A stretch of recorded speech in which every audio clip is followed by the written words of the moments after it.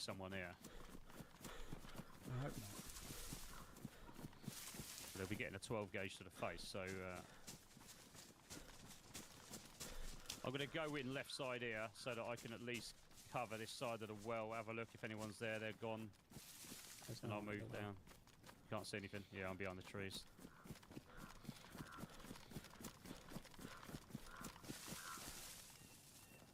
Garages look clear. Look clear. Haven't confirmed. Do you need water too?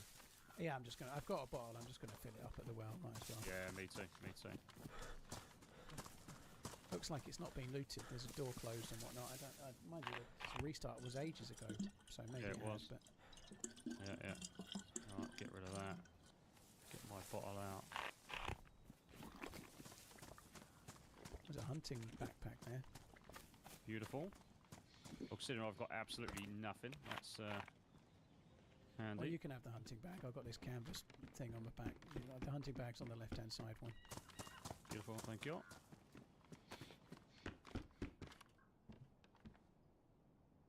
Come on. It's Mosin in the first one, which is a shame. No ammo, have we? No. That is unfortunate. Very unfortunate. Ah, box of 308. Boom. There you go. There you go.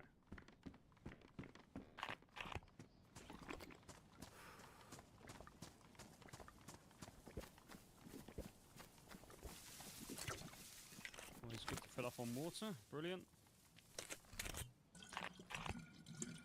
Kyle, I'm not calling you known me dude, died, but if you're in the stream now, please make sure you're not in the server anymore, right? That's all I care about. Oh, I see.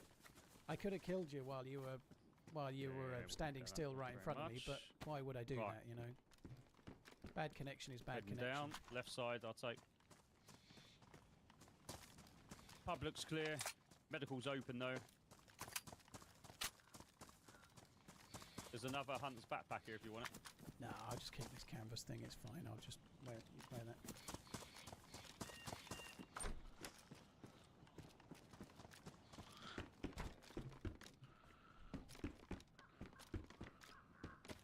I'm checking medical now. Do I not have a knife? I do. Well, if we need tets, we've got 6. I need what? Sorry. We need tets. Tetracycline. Okay, tets. Thought you were talking Scottish for boobs then. Boobs. I thought that's exactly what you was about to say. Yeah. I didn't know you were from Glasgow. Tets. Yeah, not quite. I don't think that accent suits me. Right, medical's clear. Yeah, I'm in the saloony building. Yeah. So maybe we could dip across towards Devil's Castle, check there to see if we can get you a Tundra or a Blaze, and then head south towards the briefcase. Let's do it, mate. Let's do it. Let's go.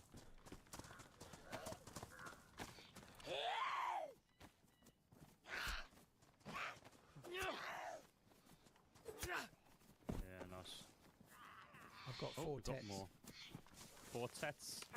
4 tets. Beautiful. That's one beautiful. more than the lady in what's that film? Oh, saying that, what? Total Recall. Yeah. Yeah, I was going to say. Did you see the? I had something flash up on my Twitter the other day, right?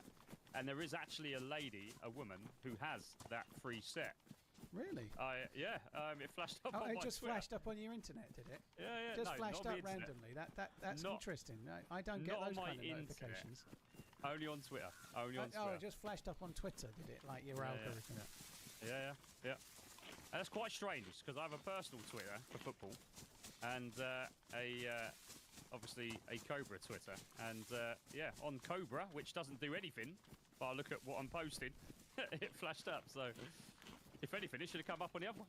Yeah. But anyway.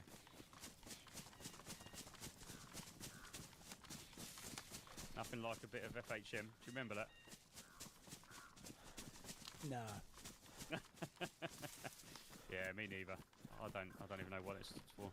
Kyle, dude, let's just move on, dude. It's all good. I think one of the things that happened is that I died in a really shifty way just before. I ran back and then I got my leg broke. So people were thinking that you were likely the shifty one that had killed me before, and you weren't. But when you turned up, you were all over the place, all kinds of skittish, right? Now, these little babies up here are generally camped, aren't they? Yeah, Loads this of greenhouse up the top here can have tundras in it, so we might as well check this. Yeah. We might get you a gun. Alright. Yeah, the lads Yeah. mags they don't do them anymore, like FHM and Loaded and all of those, you know. I never really was a buyer of those, not my thing. Well, I mean, I guess if I'm honest, when back in the teen days, I was partial to a little FHM. I guess now you can look at 3 boob ladies on the internet. If there's no need for FHM anymore, is there? You know. Well, I kind of thought that's pretty brave to post that, but then again, in today's world of social media, bloody everything goes, doesn't it? So. Oh, there's a mag for your CR527 in the top, so someone's got the Tundra and left the mag and the gun. Beautiful, beautiful. I'll have that. Pity I haven't got any more ammo for it, but that's something. That's good. Why am I light blue temperature? I am too. Are we wet? Quite a lot of clothes on. Maybe they're not the best condition, but I've got quite a lot of stuff on, and I'm still not even wet. I am a bit wet, maybe. I'm not wet at all, and I'm light. Yeah.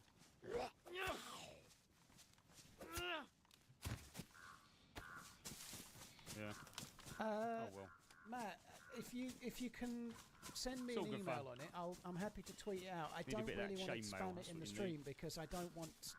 I'll tweet it out, of course, if you can get it to me in a way where I can tweet the link for it. I don't really want it to be spammed in the chat because I'm going to do my own one in December. So I'll happily share it on my socials, no problem at all. And if you're in. Be careful, dead ahead of you, Paul. I thought I just saw movement in the tree line right to left, and I've lost sight now. Okay. About 2 meters in. Okay, well, we'll see. I'll have a little look. Yeah, I've no issue sharing it. They'd probably be going up to the feed shack if there was somebody. I'm just going to double check. I'll clear this side. Are you going for the hunter stand, yeah? Yeah, I'm going towards the feed shack to the left. Yeah. You said right to left, right? Yeah, right so to left. they're kind of running towards the castle, yeah? Yeah.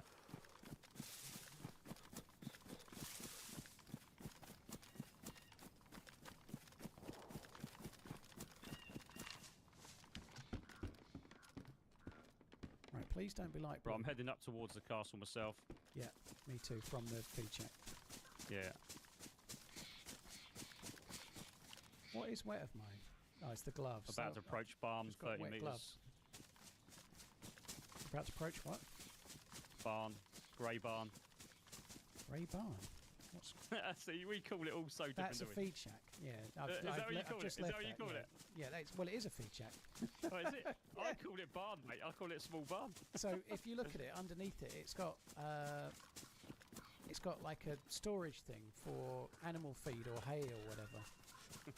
So you could actually feed animals underneath it. Underneath it, yeah. But anyway, it doesn't matter. If you so I call it feed shack, I guess, but.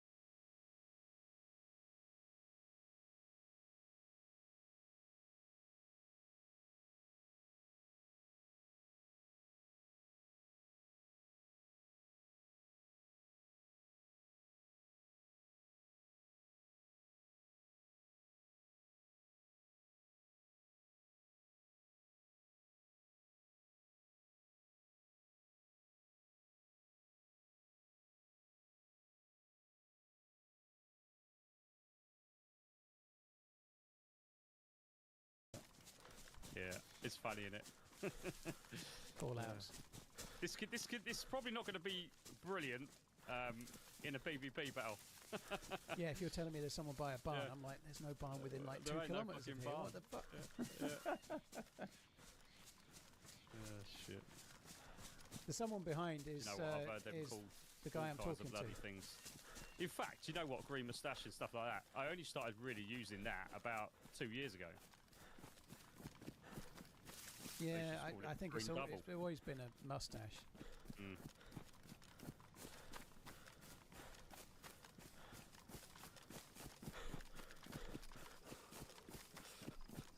Right, I haven't seen anything floating around pub down there either, so...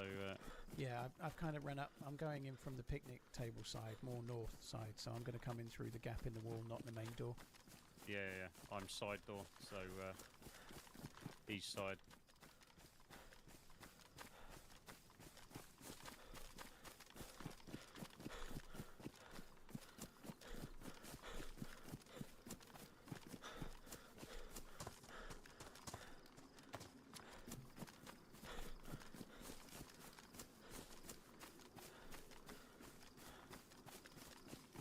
So I assume you're normally 8-hour streams, are you, Paul?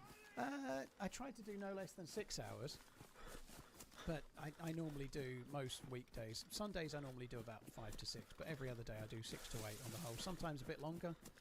Yeah. Like if I'm still trying to do that quest and it's getting on later, I just carry on. But 6 to 8 hours normally, yeah. Yeah, I'm normally more of a 4 to 6. Well, at any point, as and when, you know, like if you're ready and you want to call it, you don't have to stay on just because I'm carrying on, dude. If you want to... Oh, no. I'm just saying, like that's what I normally do. Yeah, well, I'm good, though.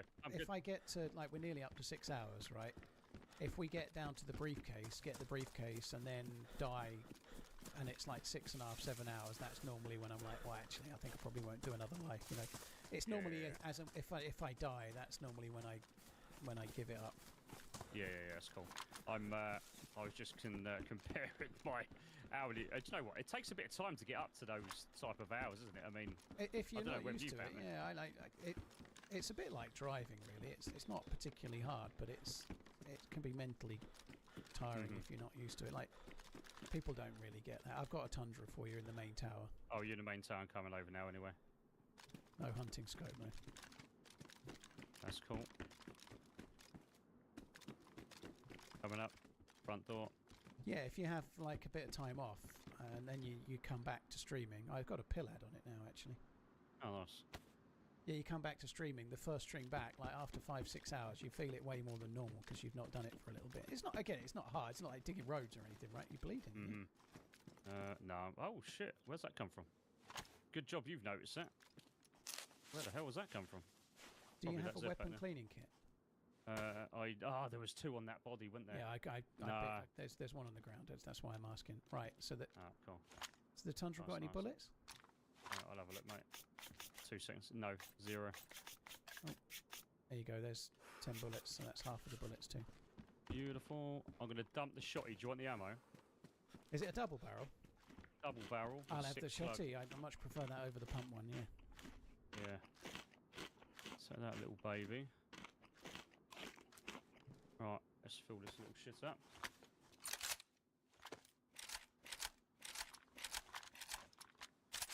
I feel we're in a good place.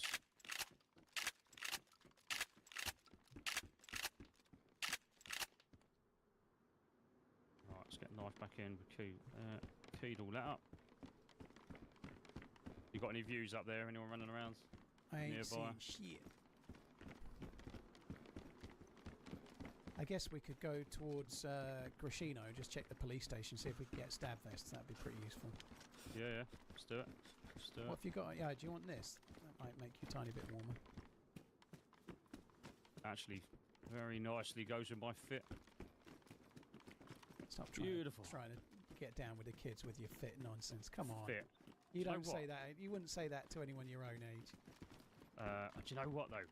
When a lot of the audience is a lot younger, I kind of find myself saying this shit. Oh, yeah, so you're trying to get down with the kids. I wouldn't put it that way, mate. No, I wouldn't put it quite like that. You do change what you say a little bit. Like there's gamer speak as well, right? So like, yeah, absolutely. even stupid things like butthurt. Nobody in the UK uses butthurt. Nah, hell right? no. But to the point where if I use it, somebody's like, "What?" Like in like real life. Yeah, I'd never say that shit in real life. Your shoe's not ruined, no. No. They're pristine. How We're did good. you get a bleed then? Didn't I think what it was, I just slapped a Z and I looked at it and I wasn't cut. Well, I didn't think I was cut, but obviously I was. So yeah, crazy. Oh well. It's a bit like that for me on here today. You know, I'm looking at something and it's like. Apparently, I just dropped the key. Ah. Okay. How did I drop the key? I've not got one. I don't have the key. Where did I drop the key? Oh, I think I did it. Oh bollocks! In the main tower. Main tower. I would have left controlled and clicked the wrong thing and dropped not half the bullets and dropped the key.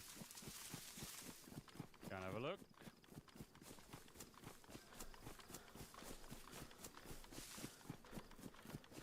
Oh, damn hot. God, that sucks.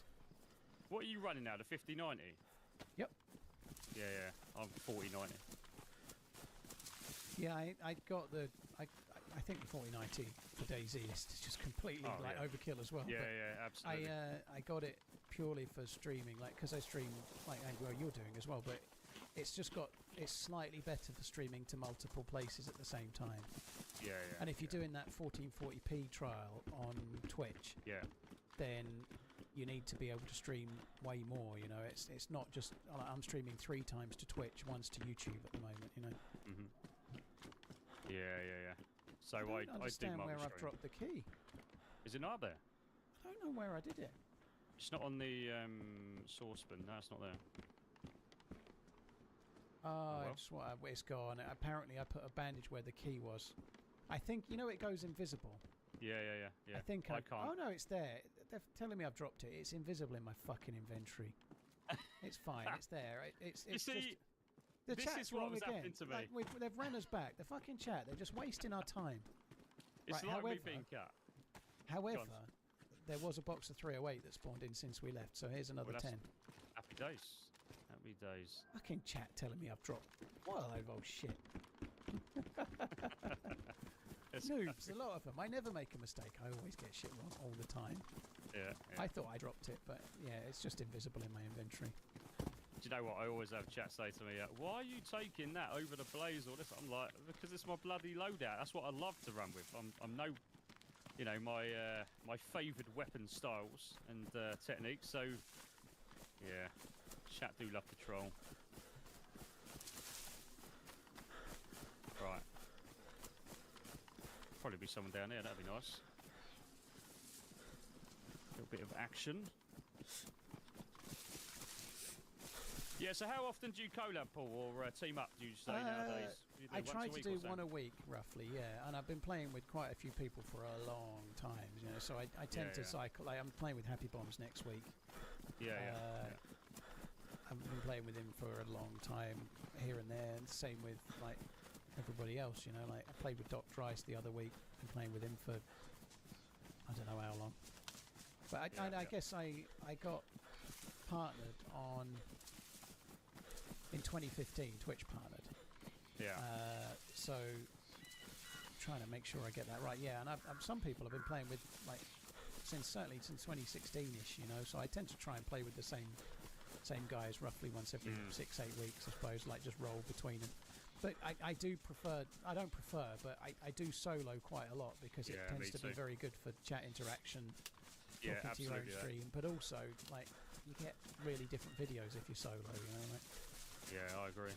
I mean, I've kind of stayed away from. I've had, I don't know, quite a few. I say quite a few, not loads, but I've had a few requests for collabs. We could run to the right and just quickly check these 2 things. Yeah. There's 2 down there, isn't there? So together, I think.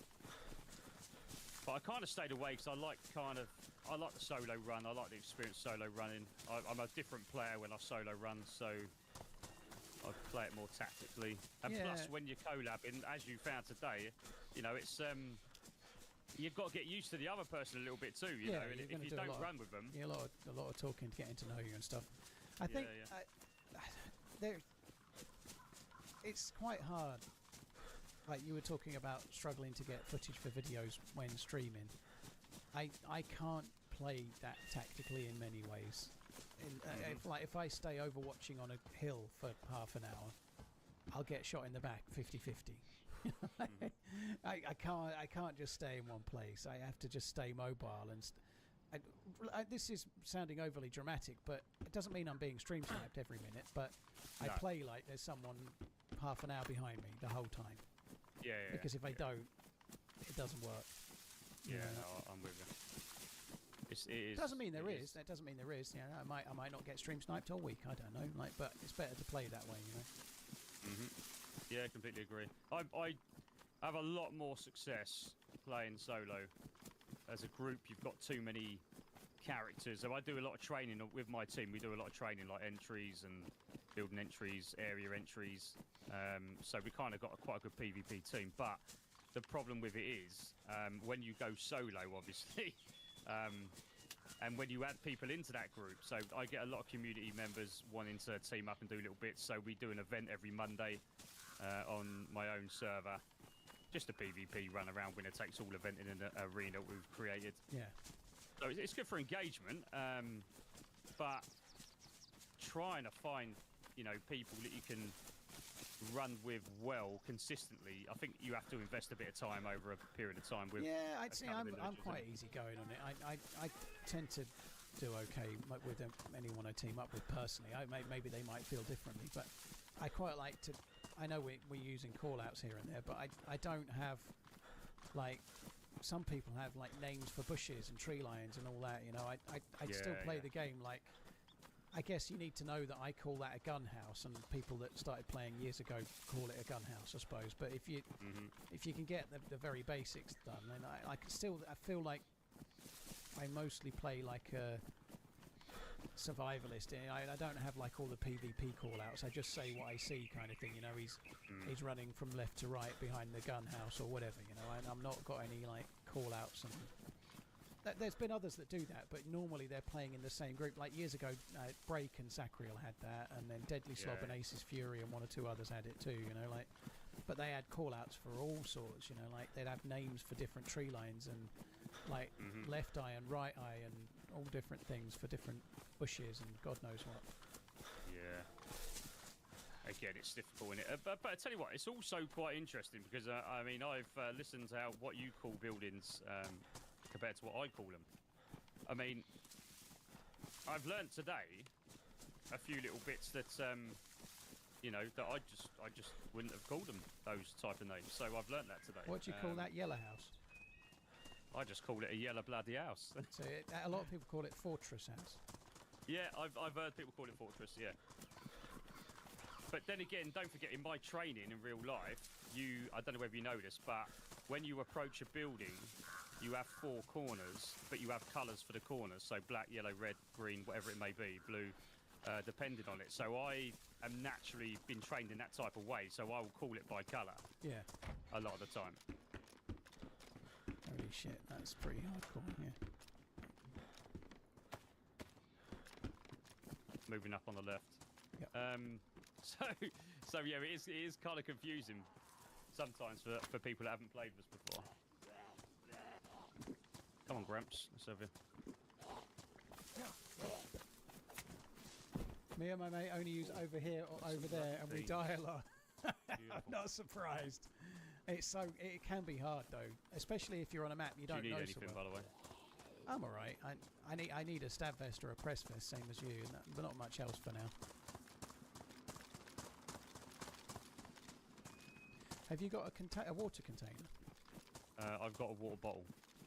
I think we'll be okay actually. I'm just thinking about fuel for the generator, but if we get the briefcase, it's got a cooking pot in it. Yeah. Cool. Right, I'll do the middle floor where all the good loot is. There's actually loot down here too, so it's all good. Yeah, it's fine. What we got here? Do you need some more 12? 12. I'll take red shells. I got a red shells, I suppose. I don't really need them, but I've got a Glock with a suppressed pistol with a suppressor. Nice. I'll just change my top here. I'm going blue top. Jacket. Why not? Is it because of that? Oh, do you know what? Screw that. Can't be bothered with that. That'd do. Yeah, there's a I'll sort this out. Did you get a stab vest? No, not yet. Hopefully there's one on his head. Oh no, I thought there was one upstairs. It's a fucking bushlat. Yeah, I'll check these out, yeah. How am I still light blue? I don't understand. Do you know what really fucking annoys me with, unless you're keybind, well, I keybind anyway, like most people, but it's always, every time you try to drop and drag into your hands now, it's been like it for a while, isn't it, where it's like, you have to do it twice. It's never as simple as just a single drop and drag now. And that is the difference between bloody life or death sometimes on here. Yeah, there's nothing else going on out here. Yeah, I don't like that. But never mind. I'm gonna go up to the well. Yeah, I'll be there in a sec. Clear out some Zeds. I'll go and do market too. You never know. Might find something half decent. Yeah, I'm heading over to the well. Cool, cool. I'll be back there in a sec. Check this out. Let's go check this out. Come on, give me a hunter's scope.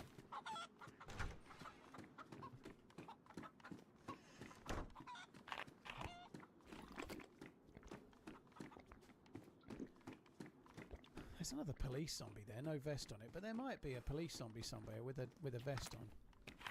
There's two police zombies here behind this red double-fronted house, but there's no vest on either one of the fuckers. Yeah, there's nothing there. I've killed a couple. There's nothing there for me either. Oh well. Oh well. Running Man's is back. I was here yesterday. And the day before. Well, at least we're not being shot at. Massamid, thank you for the prime. Cheers for the support. Lassica, thank you very much too. Mr. Slim, thank you too. Fugazi, cheers for the support, dude. Cheers very much. Thank you.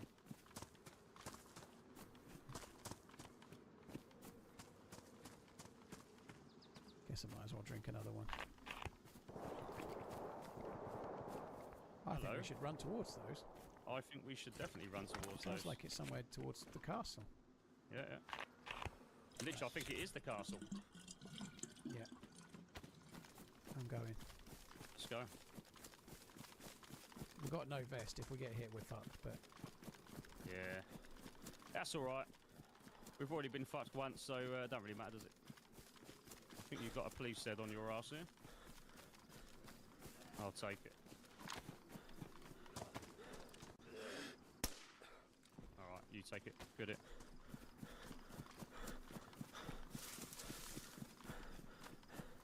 Quite a lot of shots, wasn't it? Like, maybe somebody just came up the stairs of the castle or somewhere near to it, but it sounded more like a desperate close-range thing than a... And maybe it was a bear, perhaps, I suppose. It could have been that. Well, I thought it was more over that way. Over to your left a little bit. That way. I don't know. I thought it was kind of just about where I'm running, but if we keep going this way, I think it's not... we're not far off. We're not far off, yeah. It better not be the same fucking tree line we was in a little while ago. It's not far from it. I know. I was looking directly at it from the side of the house while you were at the well. Yeah. I think it's this way. Yeah, sounds good. Sounds good. Glad to get Bullet, rid of thank the you. ads. Cheers for the support, dude. Thank you very much.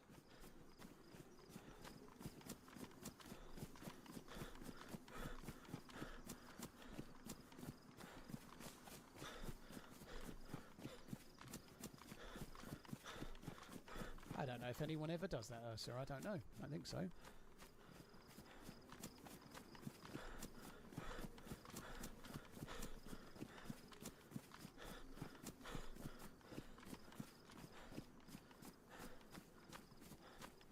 Could really do with him shooting again here.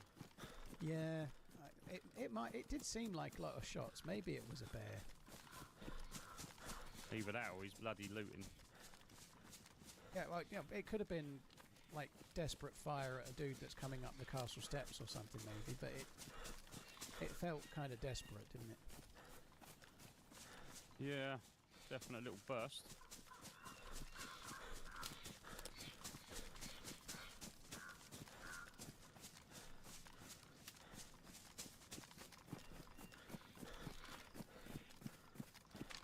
We should hopefully get a bit of a view now.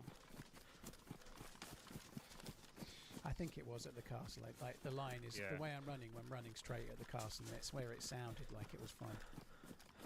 Well, I doubt if he's on top, but if he is, we'll have a shot here too.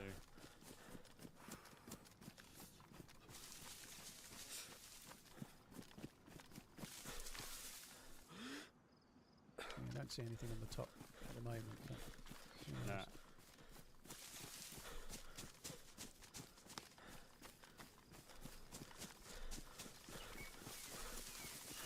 Well, I'm sure we're about to find out. He's probably still there. It was quite close. Yeah, if he's got a kill, he'll still be looting it, you'd have thought. Maybe, with the amount of shots, he might have killed 2, you never know.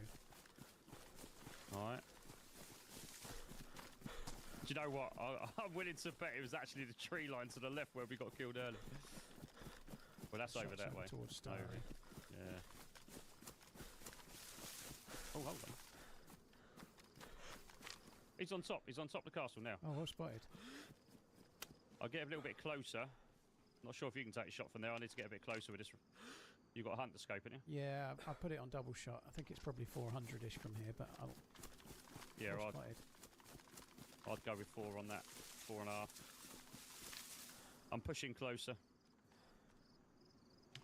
I got a bit closer now. Can't see the fucking top of the tower. If he stays up there... He's not up there anymore. Mother... Almost want to fire. I might just fire my pistol. Let's have a little look. Hold. I'll fire my shotgun. Mug, I want. You might pop back up. I'll post the pic later and tag you. Come on, pop Thanks up. again. Keep running. Pop up. Come on.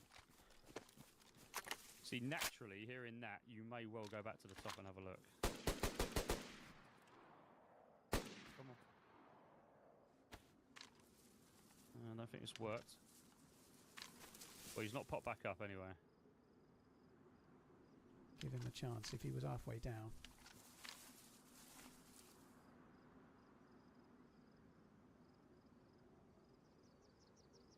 I'll end up getting killed by somebody else. Yeah, no doubt. I only need one shot here. Okay, I'm going to push a little bit further on.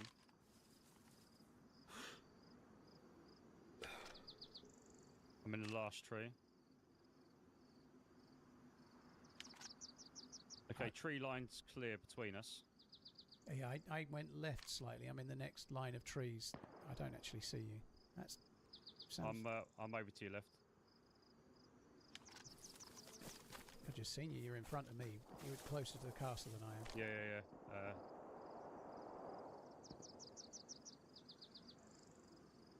I'm coming to your tree line. You'll hear running in about a minute. Yeah, that's cool. He's still there. What, on the castle? He's in the castle. I think that shot just come from there, didn't it? I'm pushing up. Yeah, he's still there. He's not on top, but he's still there. Maybe he knows that we've baited him. He's trying to bait us. I don't know. Let's let him do it, though. Trying to see if I can get any kind of shot here. Hunter scope, he'd be dead by now. I don't even know where you are now. I'm just running close to the castle. Yeah. I'm in the middle of the field, mate, going by the castle. You can't see anything because I'm underneath the tree line. Heading towards the castle now. About 30 metres from the tree line to the castle. I dropped the pistol because I fired the bullets out of it. I've got a Glock with a suppressor, so I don't need the 1911. I just fired a few bullets. I'll wait for you on the nearest tree line to the castle. Because you've got to come this way anyway. I think I'm just running through it now. Oh, okay, cool. There's a few trees. I presume you should be around here if this is where I think you are. Hello? No, I've just left the last couple of trees and I'm heading towards the tree line where the castle is. Yeah, I'm there. I'm actually at that tree line where the castle is now. Alright, I see. What I'm going to do is... I see you now. Just keep going. I'm 50 you see me? behind. Yeah. Cool. So, how do you want to play this? Shot on the front door? I don't think we go in the castle. I don't think he's in there now. I feel like he left, but I don't know. I thought those shots sounded outdoors, not indoors to me. It's hard to say for sure. Yeah, but he's either around. He's definitely close by if he ain't still in it. Definitely wasn't shot from inside the car, so I'll agree on that as well. So whether he's front door and run off, or whether he's gone back to the top, I'm not sure. And he might have got killed by another, like, whether if there was a fight, it might have been a third party. The guy we saw might be getting looted right now, for all we know. Yeah, absolutely.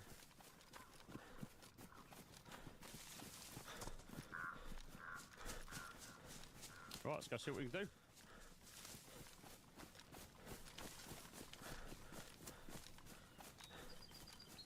Kimmy, you watched The Running Man. Very cool. It's a cheesy film, but decent. Scope off. For its time. Okay, got sight on the front. Moving around right. He's out of that castle now. By the bush. Going back in. One shot miss. He went back in. Yeah. We can talk to those guys. Right, I'm just running around the change the angle. Yeah, cool. I'll Going around to the right. I can explain. What are you saying, buddy? Still inside. Yeah, he's in the front door. Please, let's talk about this. I'm scared. He wants to talk. He says he's scared. What's your name, buddy? Please, I'm scared. Yeah, please doesn't help us. What's your name? I don't want to tell you my name. You're gonna kill me. Well, if you don't tell me your name, I'm gonna kill you. You're gonna kill me You're gonna kill me anyway, fucker. He's not on the right side. He's upstairs, second floor, I think. But I'm gonna run in and hold the bottom. 3, 2, 1. Yeah, he's up second. Yeah, he's on the second one there. Running up. That's where he sounded like he was. Yeah. I'm running up with you. Oh, he's hit. I'm hit through the floor. Fuck off. This is my house. Yo, let's go. This is my house. Ain't fucking anymore, mate. Nuh-uh. I have 4 bleeds. Go away. I need to bandage. I've got 4 bleeds. I'm going back down. You guys suck. Oh my god. That is... Oh my god, you suck. Jesus Christ. Just cover for a sec. I've got a bandage. 4 bleeds.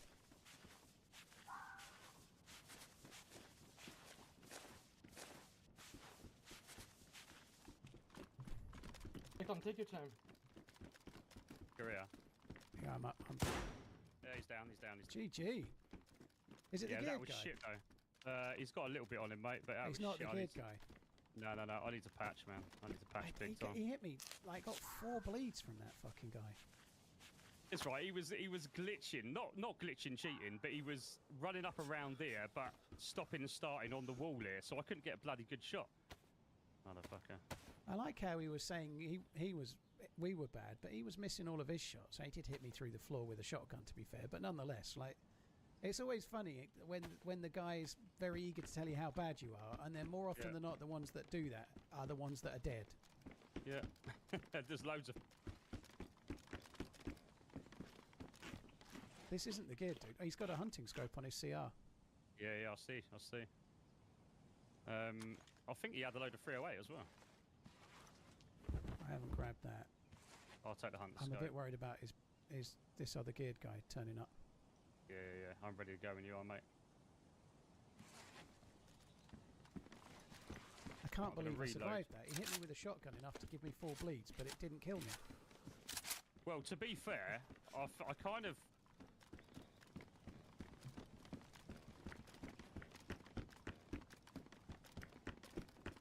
It's really difficult shit.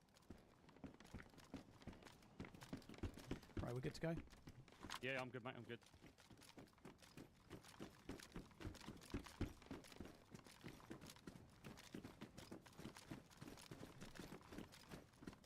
So I was shooting and bloody a half a second later, missing. Motherfucker. Right, where do you want to head? South. Let's go, mate. Let's go. Back the route we took when it was dark, basically. We'll go back to where we put the briefcase. Do you mean the one where I got absolutely turned around? Yeah. That one? With my map knowledge, that one. Yeah, let's go. I like that. I like that plan. I need to go for a piss in a sec, though, so let's just... yeah. There's a little green caravan thing here. I'm just going to go in there and go AFK for a sec. Hopefully the dude that was here that was geared doesn't show up. Yeah, cool. There was some shots from Starry Hill, so if we... I won't be long, but if we just get on the hill, we might see some snipers around there. There's a convoy spawn and a heli and whatnot. Yeah, still going now, so... Right, I'll cover you while you're having a piss. Yeah, I'll only be... it's just next door. I'll be, like, 90 seconds. Oh, I thought you were coming in here. I'm going to shut the door. No, you do it. Yeah, I won't be I'm long. covering you.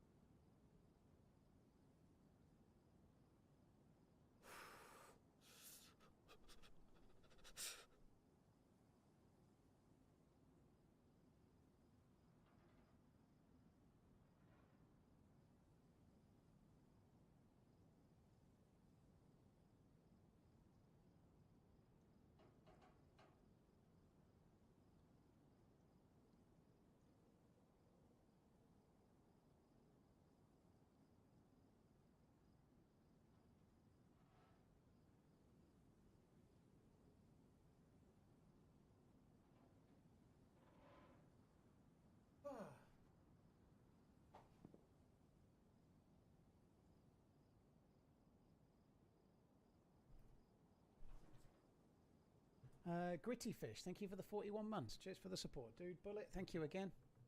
I'm back.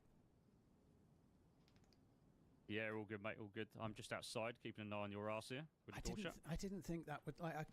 I was just still pressing him there, and I was like, well, I'm bleeding, but it'll be all right. And then I realised it was 4. It was... Yeah, we got him in the end. Got him in the end. That was horrible, though, with that little bit of lag or whatever. That's horrible. I'm not really... I don't enjoy pushing that building at all. It's not a good building to try and push people in, is it? Nah, not at all. Oh, dead ahead. That is that Sniper Hill, I think. Yeah. Let's go, man. Let's go. Now, the only slight issue here is they're going to be the other side of this hill. Well, if we just sort of sit halfway in the trees, hopefully we'll see something. Yeah. Still going. That's helpful, though.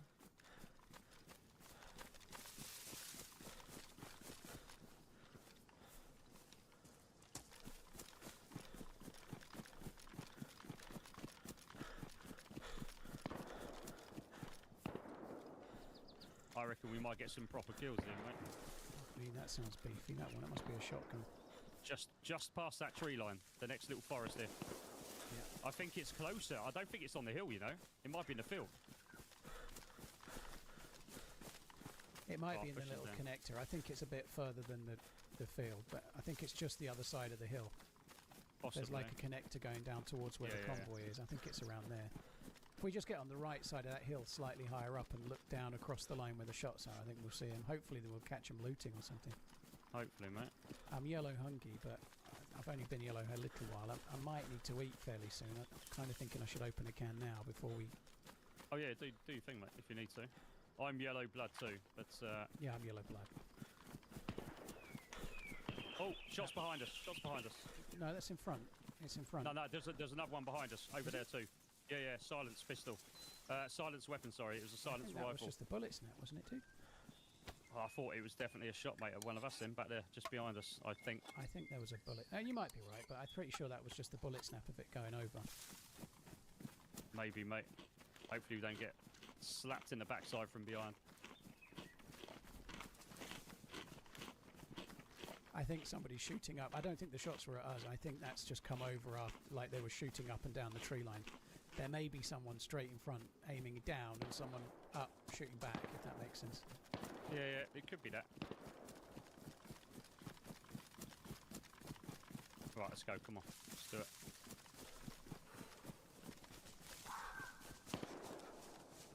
Well, at least we can pinpoint them anyway.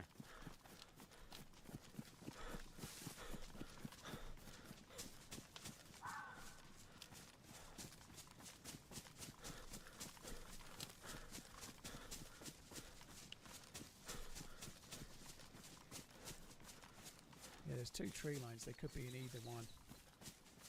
Player here, right in front of me. Shot him once, he's down. I think I'm on con. Guy dead ahead of me. He's on con now. Right, he's dead, he's dead. Nice. I'm about a metre behind him. Yeah, I haven't done anything with you because there has to be others. Yeah, don't worry, mate. You carry on. You're up, yeah? Yeah. It's cool. Got Good 3 shot, cuts. by the way, dude. That was a no scope. I had no choice. Straight to the face, though. Right, okay. That should have me straight. That can't be the only one. He must be in a fight with somebody else. Well, he's just killed someone here. Oh, mate. Oh, mate, come here. Come over here. Fuck When me, you done there's that SVD Yeah, and yeah. AKM on this guy. Yeah, I told you, like, look, this guy's kitted the team, man. This guy's kitted. Where's the other dead Right. guy? Right here.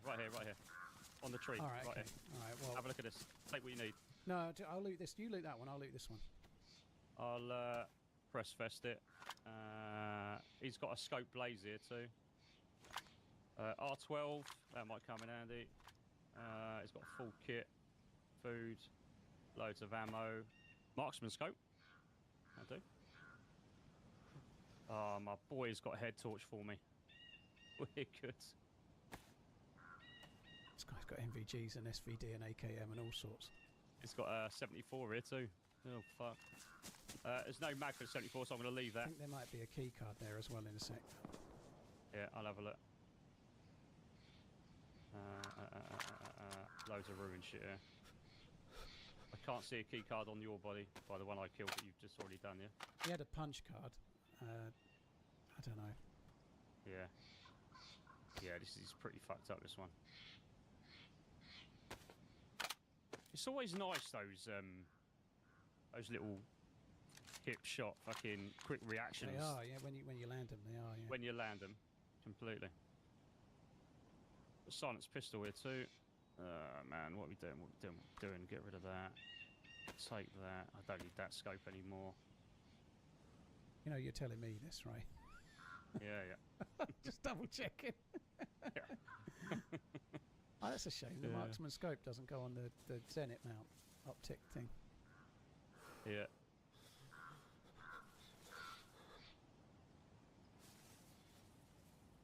Yeah, I see. I thought I was confident that there was something else going on here, closer than that. Right, I think that's all I can take from those. I've got you covered here. I am serious food. Red blood.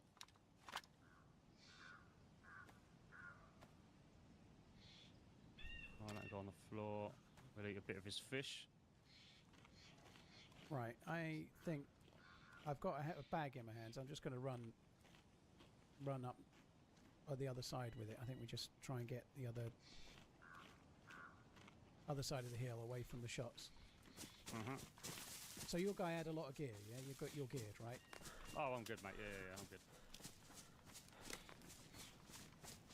Right, I'm on your ass, on your 6. Yeah, I'm just going to get further away and just stop in a tree somewhere that's not where all the shots just happened. Yeah, we don't need to be there now.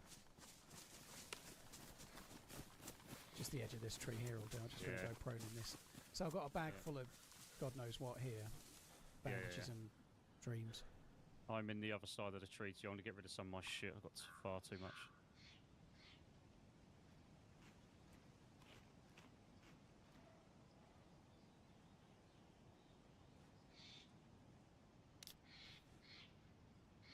Dude's got an NVG scope. You don't see them very often.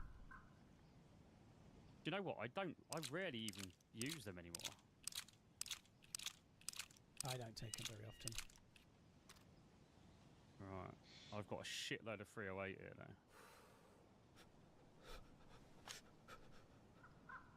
Right, I'm just going to get rid of a load of shit that I've accumulated now. Sailing for my buddy. We're both yellow blood. We're both yellow blood. But Do you guys, need any just food, or are you let me good? get through to it. No, I'm good for food. I've got shitloads. I'm all good.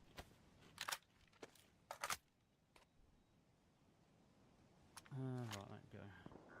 Right, what, are you yellow blood still? Red. Right, yeah, there's a saline here. Beautiful. Thank you. That will do.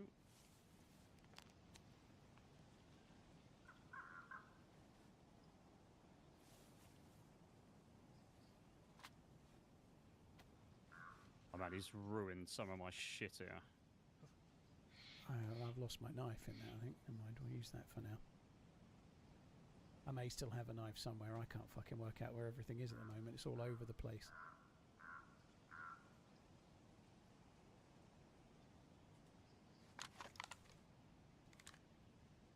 Right, scope-wise, do you need a PLAD or a marksman scope? I've got a PLAD on the SVD.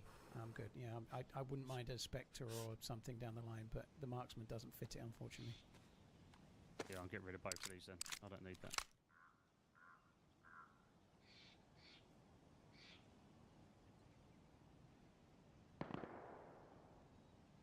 That's behind us. Behind us. Yeah. That's what I said. That's what I thought earlier, man. You know, maybe they've just come over, but I swear that one of those shots was there. Guys, just let me get there, right? Like, people keep telling me to do stuff. I'm just doing it. Let me do it. Like, fix vest or whatever. I'm getting there. I'm getting there.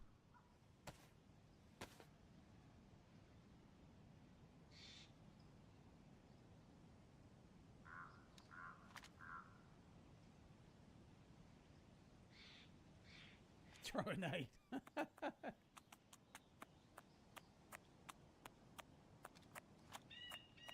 That guy had a hit pack with a canteen. Yeah, I saw that. I don't need that, dude. It's all good.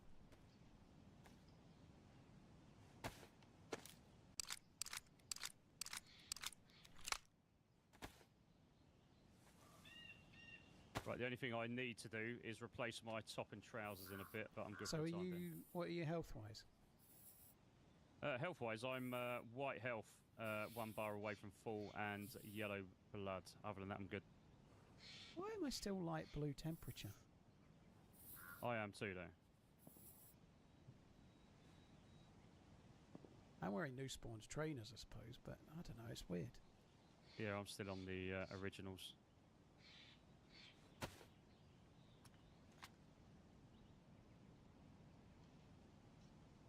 Right. So where do we think we should head towards for the next shot, then? Well, I think there's a couple behind us, I think, which is easier than going dead down to down south, because there's going to be 2 or 3 down there. Up to you, though. I'm good for both. I'm just thinking about my health right now, that's all. Well, let's just go along this tree line for now. Well, we can have a look back towards where the shots were, just a bit further along, I guess, and just see down the tree line towards where the convoy was, see if there's anyone around. Yeah, let's do it. Sounds good to me.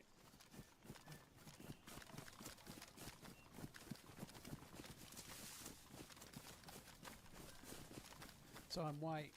I'm not full health, but it's full symbol, and it's just on the way up. Yeah, I'm not too far behind. Anyway, GG's. That was good, yeah, good hit. Right.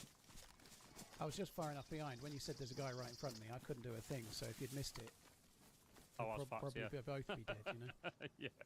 Yeah, I was proper screwed.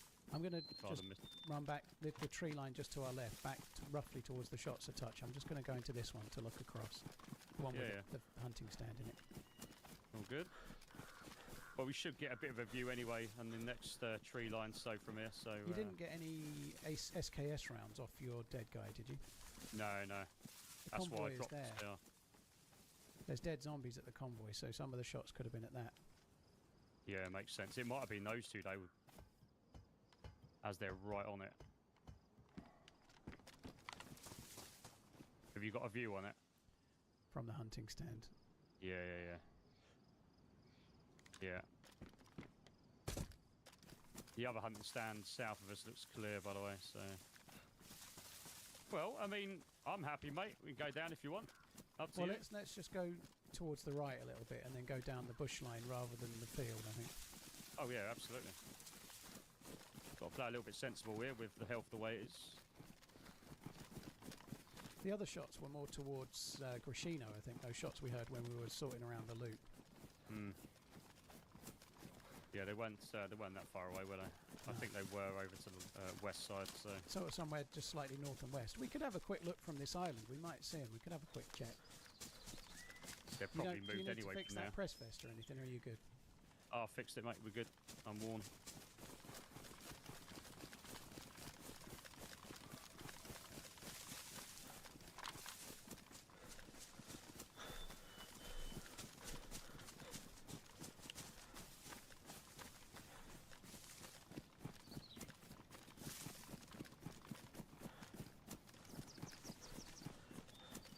So we should get a good view from here, actually, over the whole Yeah, that's field. what I was thinking. Yeah, if we We might even get a view.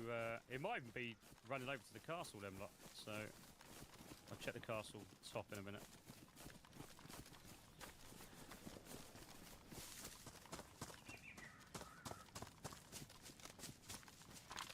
Well, left side's clear. I can't see anything tree line or field.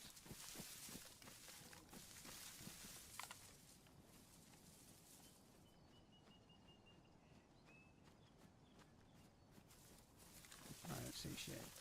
No, me Unless it's neither. maybe somewhere near that picnic table over there. Otherwise, I don't know. Yeah, I can't see anything, mate. There's nothing down. I can see picnic tables, nothing there. Right, let's just start heading south, go back towards where the briefcase is. If as we come down this tree line, we may see somebody else. It's probable that those two were the ones shooting at each other, and he's come up to loot him. The guy that's won is the one that's you've killed, you know. But I still think there was further people down towards the convoy. I think, yeah, I'd go with the guy that looted the convoy, the guy that died originally. This other dude's cut because he was behind the tree when he got shot. So guys come up, slapped him.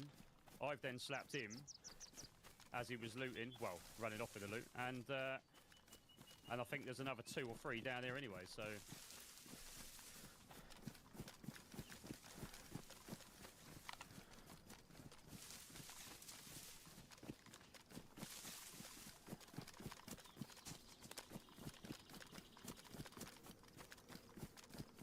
Duke, thank you for the prime. Cheers for the support, Duke. Well, Thank you there's very much. deer in the field down there. Have you gone down the tree line, yeah? I'm going down the tree line a little bit, yeah. Yeah. See ya. On your right, 2 meters behind.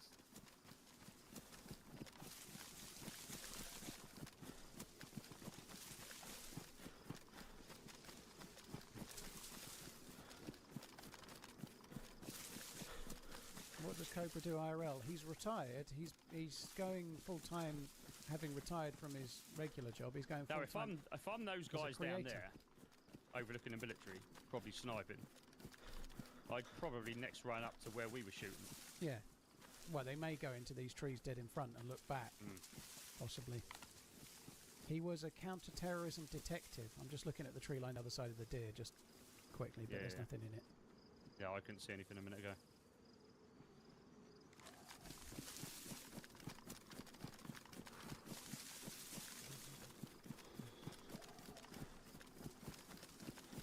Hunter's stand is clear.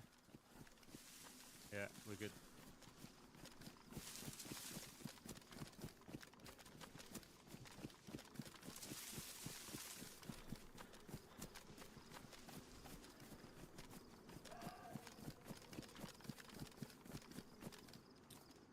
Okay, I've got nothing, no line of sight anywhere here. No movement anywhere, left, right, forward, behind. Yeah, I don't think there's much going. I think if there's anyone left, they're just the other side of the curve I'd that we agree. can't see. And I think we just go down this tree line to the right and make our way over towards where we ditched the briefcase. We don't really need to now, though. Like, I don't know what you got. You've got a Tundra. Yeah, I'm good. Well, good, maybe mate. let's get round into the trees. We don't need to do the thing. We can just try for some PvP, get into these trees, look back to where that guy was, and we'll have a look around. Yeah. Other people I'm will be good. coming because of all the shots. There'll be other people showing up. Like, if we go to try and do the quest, I think you can get an SVD or a DMR, you know, like, well, we can do that if you want, but... Nah, I'm good, mate, I'm good. And by the way, if you want this SVD over the Tundra, you killed the guy, you know, I just finished him off. Oh, mate, no. Loop's loop, mate, I don't give a shit about that. I'm good with the Tundra, mate. Give me a hunter's scope all day long. That is my favourite load, so...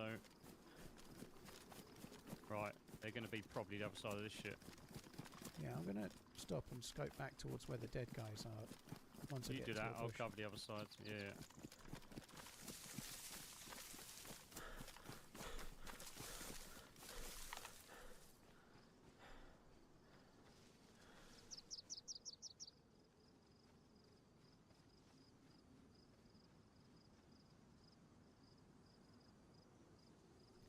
I can see the dead body.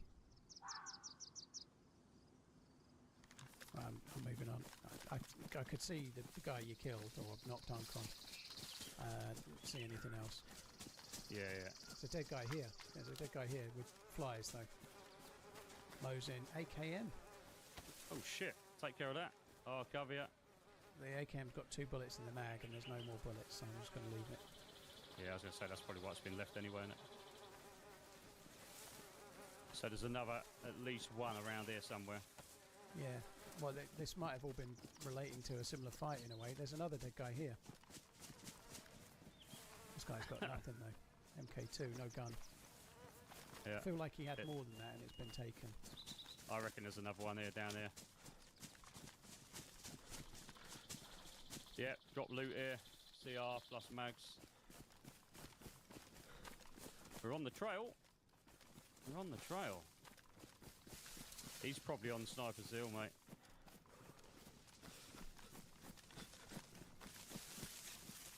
How am I still fucking light blue? I'm the same. I don't understand.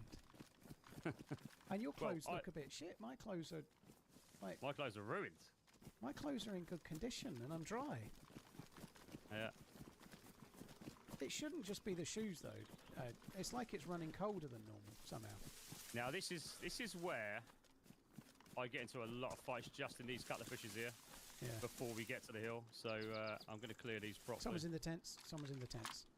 Excellent, excellent. Our side. He's in the last container on our side. There's 2. Cool. Two. Right, I'm moving down. They're now down. running towards the town side. Yeah. Going to the nearest bush. Right side. Opposite the barn, yeah, long these barn. are pretty geared. They're going, yeah. See them? Oh, where are they now? I lost them for a sec, getting nearer. They've gone left on left side of by the bus. Oh, yeah. Yeah, heading round towards red. They're heading back on themselves. I'm going to have to move position because I've lost sight. Yeah, they're going towards the red. Yeah. I'm going to move back up on the hill. Dead ahead. Oh shit. Oh. Right, we've got to get back in for that. Got to get back in for that.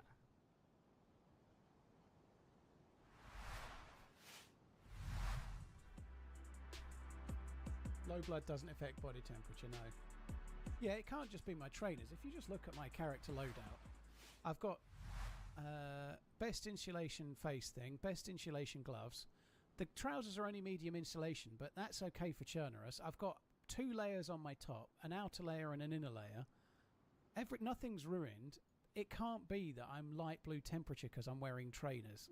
It just seems to be playing colder on this particular day for some reason, you know?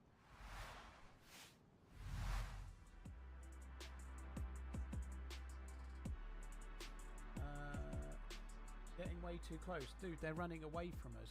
I'm not getting way too close. They're actually getting further away from me.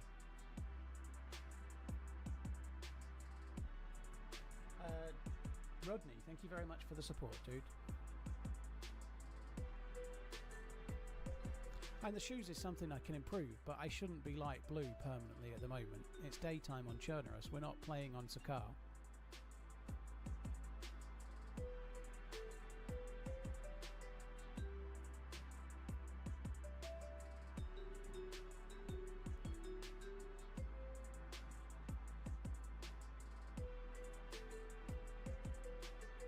I know the altitude matters, but we're in the middle of the map right now. We're not that high, dude. We're not up a mountain or in the north of the map.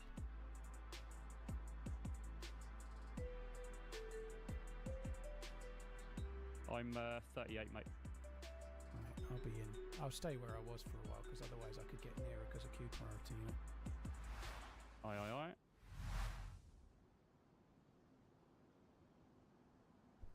This went down pretty quick a little while ago on the last one, didn't it? So. Yeah, you'll be in quick. I reckon we take these on, mate, if you're down for it. Yeah, well, I'm going to just stay in a bush and look towards where they are, but they look like they're running the other way, so we're going to lose them shortly. My bloody hunter scope won't lose them. It might be a new bug on official and all we really got to do is take one, and the other one's going to be shitting himself. So, and there's 2 of us. So, I'll have a go on that. Interesting, Phantom. That's a weird one. I'm not now after the restart. I'm not, you see. So I think it was just the temperature on the server. The temperature was kind of stuck colder than normal. I'm just looking directly where they were between the red barn and the long white barn, but they were running as if they were going to go in the red barn or around it. Yeah, I'm hoping. Have you seen any movement there yet? No, I'm looking at it now. If they log in, I'll be able to. I won't shoot them when they log in, but I'll see them when they log in. Yeah, I was going to say because they're probably in around about the same in the queue than I am. So.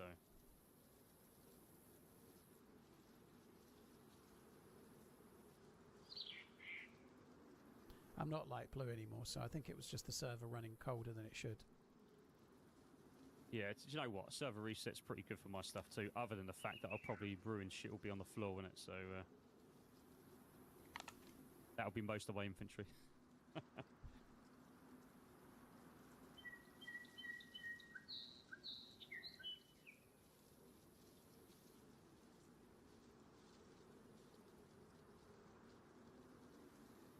They're going to have zombies around them when they get in by the look of it. That is perfect, mate. Perfect. You could have waited another 5-10 minutes. We'd have been all over there. Just hope they choose to. They might have been going somewhere to log out. You never know. You just never know. They might not even come back. Yeah, but then again, the way they were systematically moving, I think they're going to be coming back. Otherwise, I'd have thought if that was me and I was going to log, I'd have run straight for, instead of looting her out by the Humvee, I'd have gone straight for a building and gone.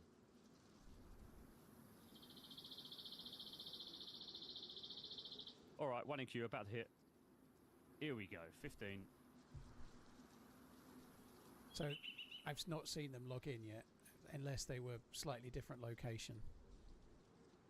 Yeah, it's a possibility though. They might have got to the back end of the red, or they may even be in red actually on the stairs or something. All right, come on. Come on. Okay, I'm in. Oh, good. All my shit's still good. Right, okay, I'm in now on the spot. All right, I'm running. I don't know exactly where you are. Just at the start of Sniper Hill. Okay, I'm coming to that then. Because you're in, I feel like I can move now. I normally just hang about for a little while because I've got queue priority, but you didn't have queue priority and you're in, so that seems fine to me. Yeah, cool. Fuck! Oh, I'm shot. Well, hold on. That was on the sniper hill. I'm dead. You're dead? I don't even know where it was. He's right on the edge of the sniper hill. I was in a bush 20 metres from the sniper hill. Right, hold on then. That sucks.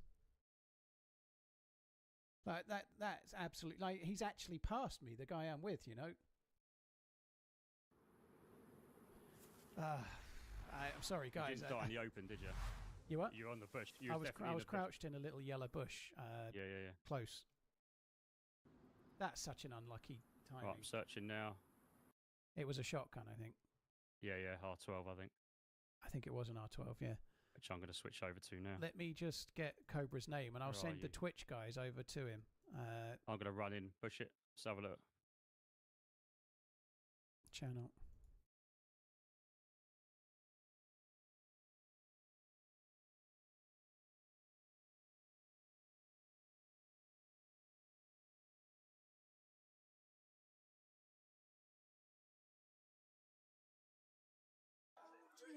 Oh, it's an open slingshot. Oh, hell no. Hold it right now. Watch your head. Yep.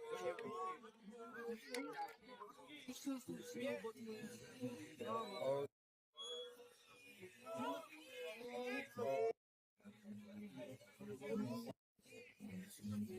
Oh.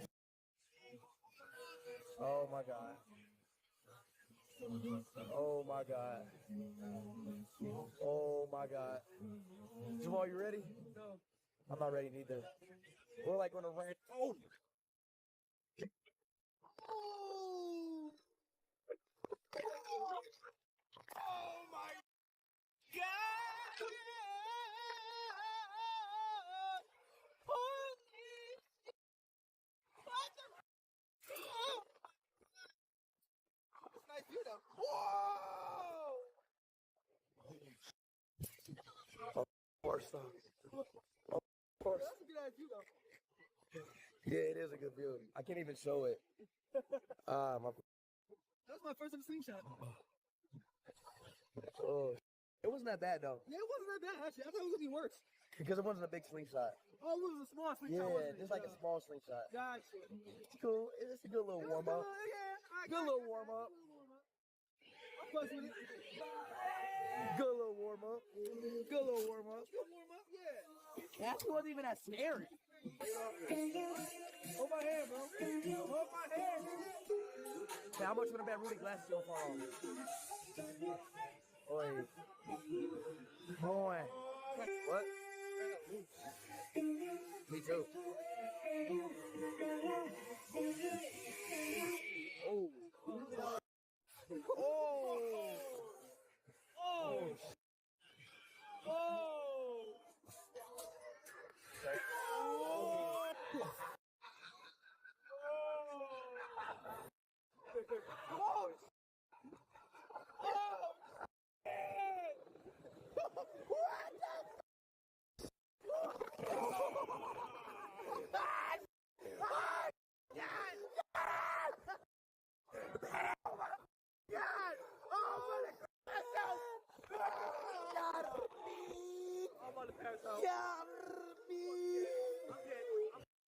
Holy. No more. Oh, I can't feel my left testicle. Oh, I can't feel my left. Oh, hell no. Oh, I can't feel my left testicle. I can smell Jamal ass. I think I shit myself.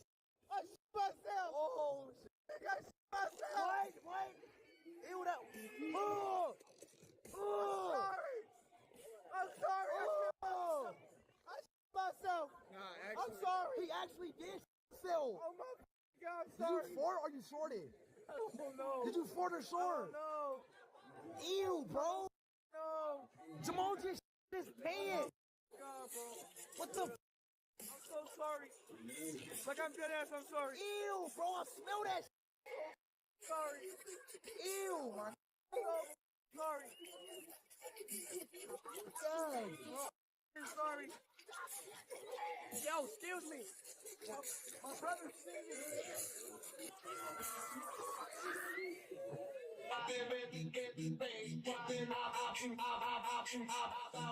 Bring the voice up, the party right. Well, keep moving your feet, don't be shy. Come on, thanks. Give it a try. This is number one.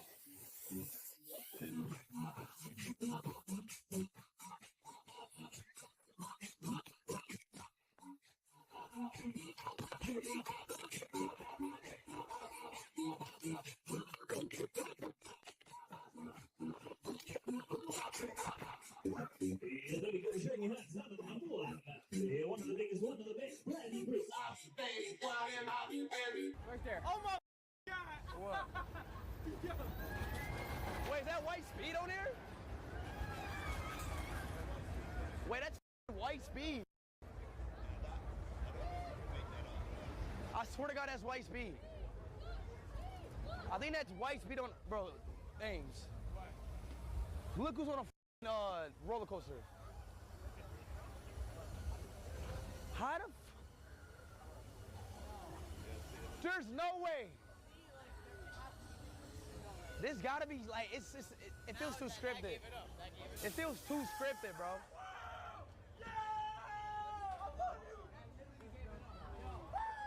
What? Nah, this feels too scripted. Wait. How are you on it? Nah. How'd you do that? How'd you do it? All glory to God, brother. What do you mean? I just make it happen. Make it happen. How did you like do that? They Did y'all set that up? No. So you don't know him? We're not too big. I'm not too big, so. We're not gonna have fun on this ride. No reaction? We're not gonna have fun. No reaction. No reaction?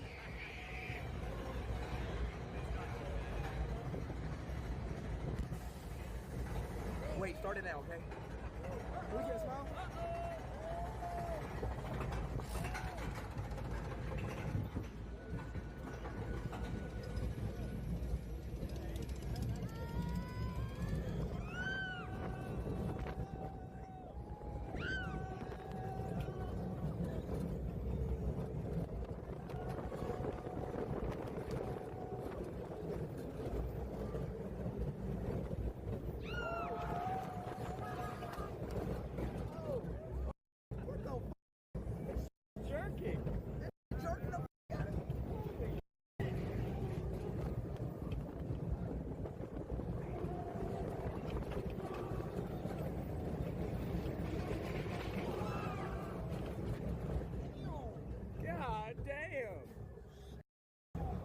can tell they made that shit in a day. Hey, bro, they had to just make this roller coaster. They made that shit last night. Oh. Oh. We're high. We're high. We're high, bro. Oh, wait, this is bad. This is bad. This is bad. This is literally bad, bro. This is bad. You ready, Jamal? Yeah. Holy shit. The skyline. Beautiful skyline, but scary ass ride. Let's do it. There we go. There we go. There we go. That wasn't that bad.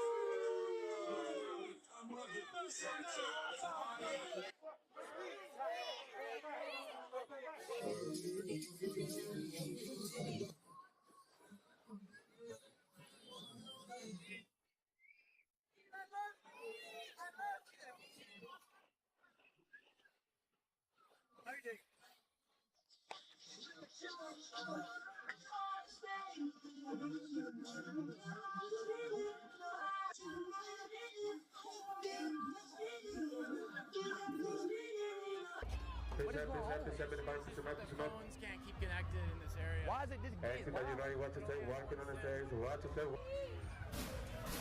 Oh my God! What is that?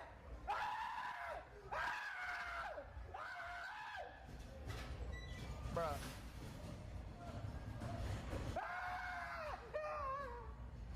Bro, really?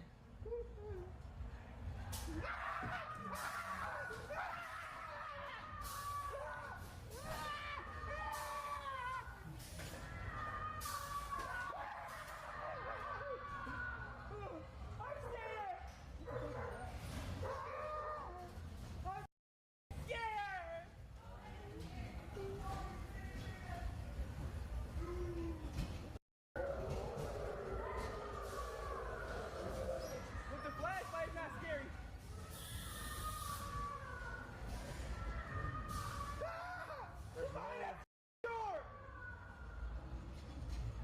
There's no way that's the ride. Oh, out of here.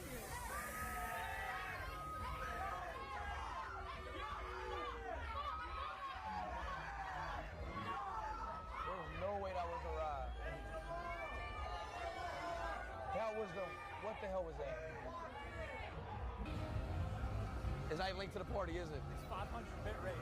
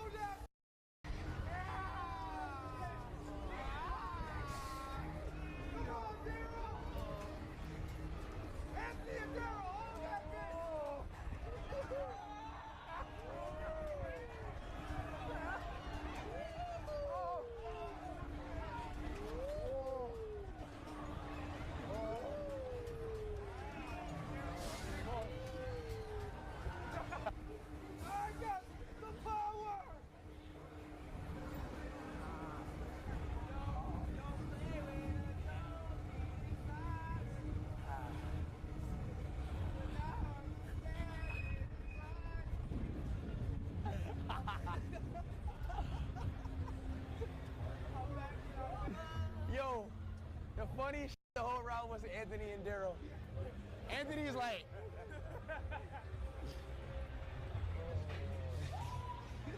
That was the funniest whole ride. It was like, I was trying to lock in. I was just like, yo.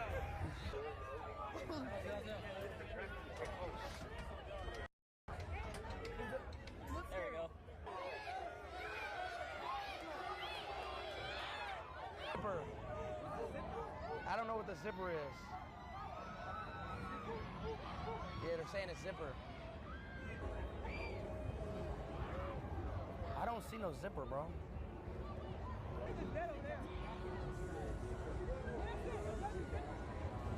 Does it say zipper? Wait, what the is that in the air? Is that a UFO? What the is that? What is that? Is that the zipper? Is that an alien? It's a UFO. What the is that? Wait, what is that actually? What the hell is that? Yo, he's on you. He's on you. What? It's a rocket? What the Wow. Is that a rock? We just got a rocket. Look, get the like beginning of it. It's a whole rocket. Holy. We just got a rocket. We just got a rocket live on stream. This is the zipper? How do you get in? How the hell you sit? What the? Let me sit that way. You share the whole camera. All right. This is weird as hell. All right. Like this? You good? Yeah. The f is this? What the hell? This shit's not going anywhere. I'm just stuck, so. Yeah, I know. I'm gonna just look at you. Yeah. What the f is this, chat?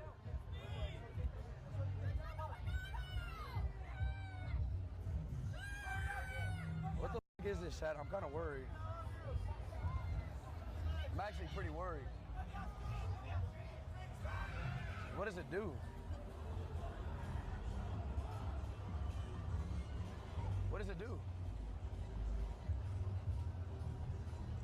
Does it just do this? I know. We're like super clustered in this shit. We're dumb clustered. What does it do? What does it do? Hold on to what? Ain't shit happening.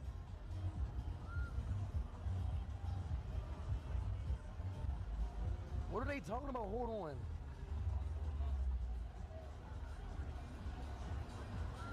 Make it flip? Oh, like that? Oh. Is all it does? Oh, like that. This is not scary though, chat. Bro, I'm about to get off this. This is mid.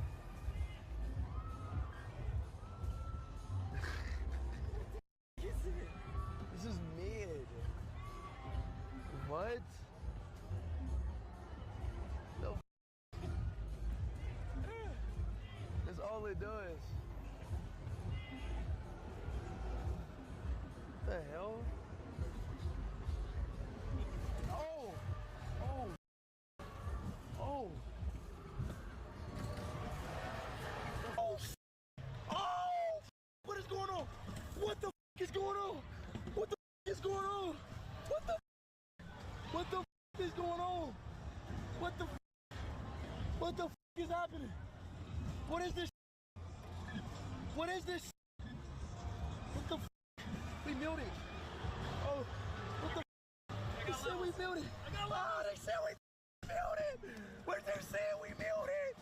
Oh my God, what is this? Chat already muted.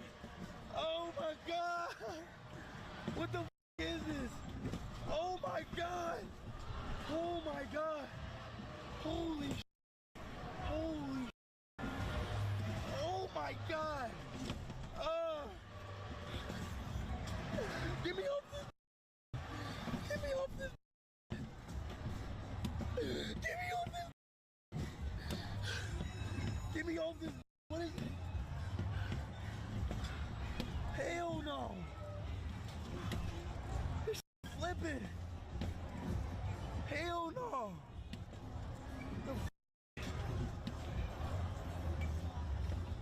off, bro.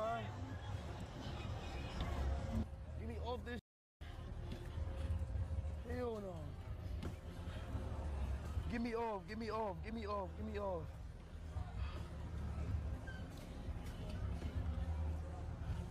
We were doing like backflips on this.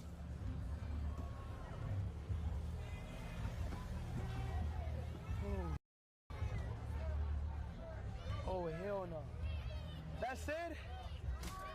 Oh, hell no.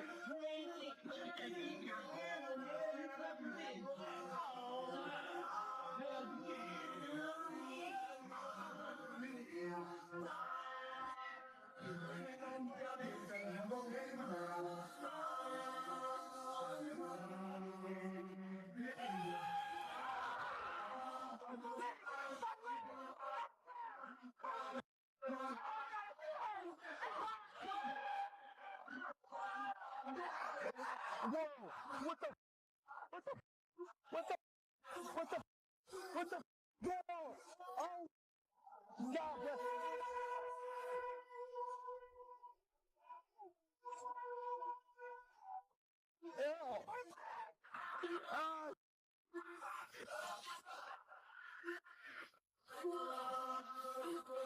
Oh! God! Welcome to the rave wave. Please read all four outside of the vehicle. My legs!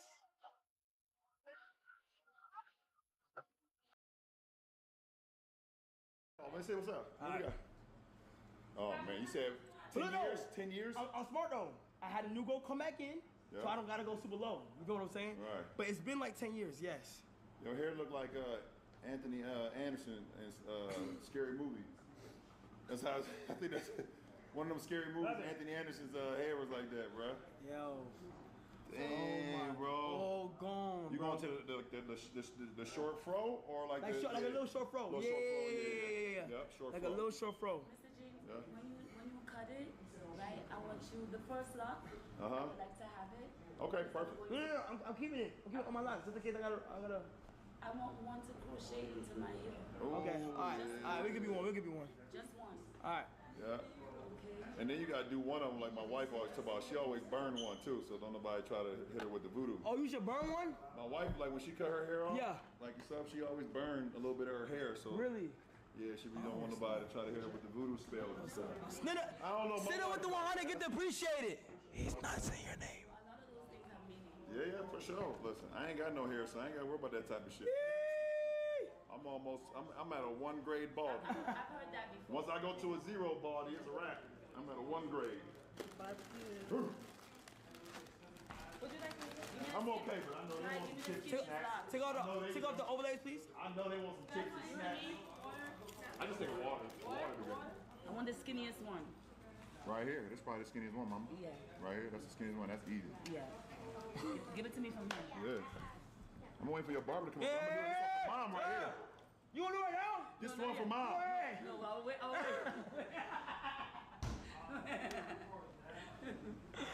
You see? Oh my God. I don't even look that bad. How you feel? I feel good. I'm having mad fun right now. It's like a little. My son cut his hair knowing that his mom has dreads. My heart is so. This is fire, bro. Oh my goodness.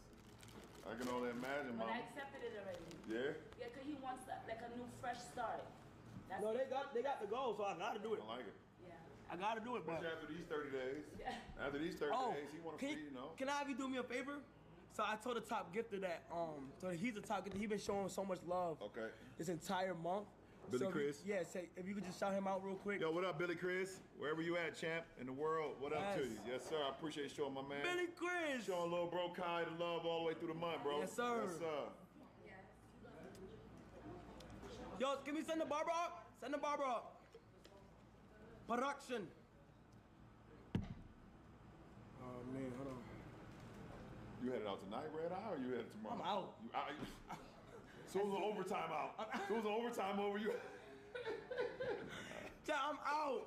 I'm out. Yeah. I'm out. I want to sleep, bro. I don't blame you, bro. I want to sleep so bad. You gotta get into a bed that don't move. That's what I'm don't saying. Fold your hand. Bro, the first night be the most quiet night ever, bro. Most quiet night ever. Hold on, let me tell you.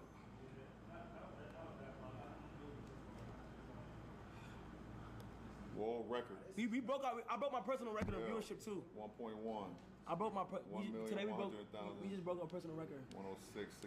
My viewership record was like 715, and we just broke it with 727. That's crazy. In viewership. Crazy. Yeah. I was like, you do it right there. We can send the barber up. Yeah, he's ready. Tell him come in. My guy, it was good. Good? Good, gang. Nice to meet you, man. Nice to meet you too, then. Yep. So yeah, that's Mom Finette. Hi. Billy Chris with another 200.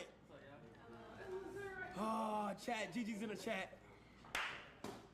You ready, bro? Yeah. He said he ready. You gotta do the last shake. Shake your dread, man. Oh. I'm telling you, you got Bay Area on that. Mom said she got to get the first one too. She said she want the smallest one. So yeah, okay, best Celeste. Mom she want the smallest one. She want this one. Wow, y'all. That's the one we started. If you were here, say you were here. I'm not even that tall, bro. Oh, I might be a little tall. You got me going. Sit back down until we get them scissors out. I'm crying. You give me the top. Gotta get some lip balm. Senna with the 100 gift. Appreciate that, Senna. Mama sad, low key, bro. Yeah, I know. Mama sad, bro. She trying to hold her composure, man, but Mama sad, man. look, yeah, Mama sad, bro. Chat, she's sad. It's alright though. Mm-hmm. I got bad news, bro. What? They lost my clippers at the airport. Stop, my boy. You just trolling, bro. Come on, stop, bro. We don't got time for the trolling. We gotta. Hey, this is probably haircut of the year right here. Please make me look good, gang. It's my boy Reggie right here. What's up, Reggie? What's going on, bro? You good? Nice to meet you, bro. You got a hell of a stare. Nigga try to look the soul out of you. Mama, you got the first one? All right, here we go. Yep. Make sure you said you want the small one though. He gonna. Yep. She want the small one. Oh, chat. Here we go, y'all. Mama, you want picture and video? I got the video. Oh, you got the video. I got the picture. Nice like that. I got you. That's a good guy. He's gonna take. Wait, hold on. I don't like to do that. Hold on, we about to get into it, y'all. All right, wait, hold on. What did I say? Okay, wait, hold on. Wait, hold on. Everybody, hold on. Monte. Yeah. No. Pull up.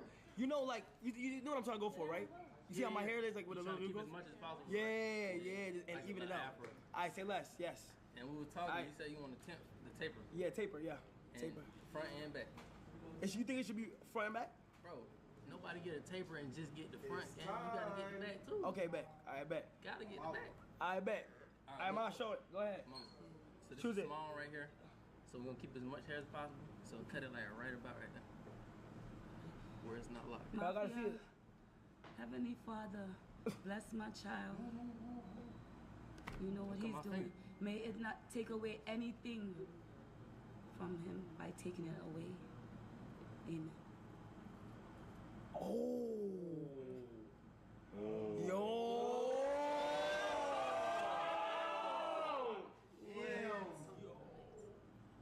Let me see. Oh my gosh. So it's gonna go on to here. My most important lock. I'm gonna crochet it on, guys, so when you see me, you can touch it, okay? Now, Braun. Thank you. All right. I'm following your lead, champ. What we doing? Braun, it's your turn. Yeah, we getting now. You couldn't we getting to it. We getting to it. All right. Braun, you got the rest? Yes, sir. Here we go. All right.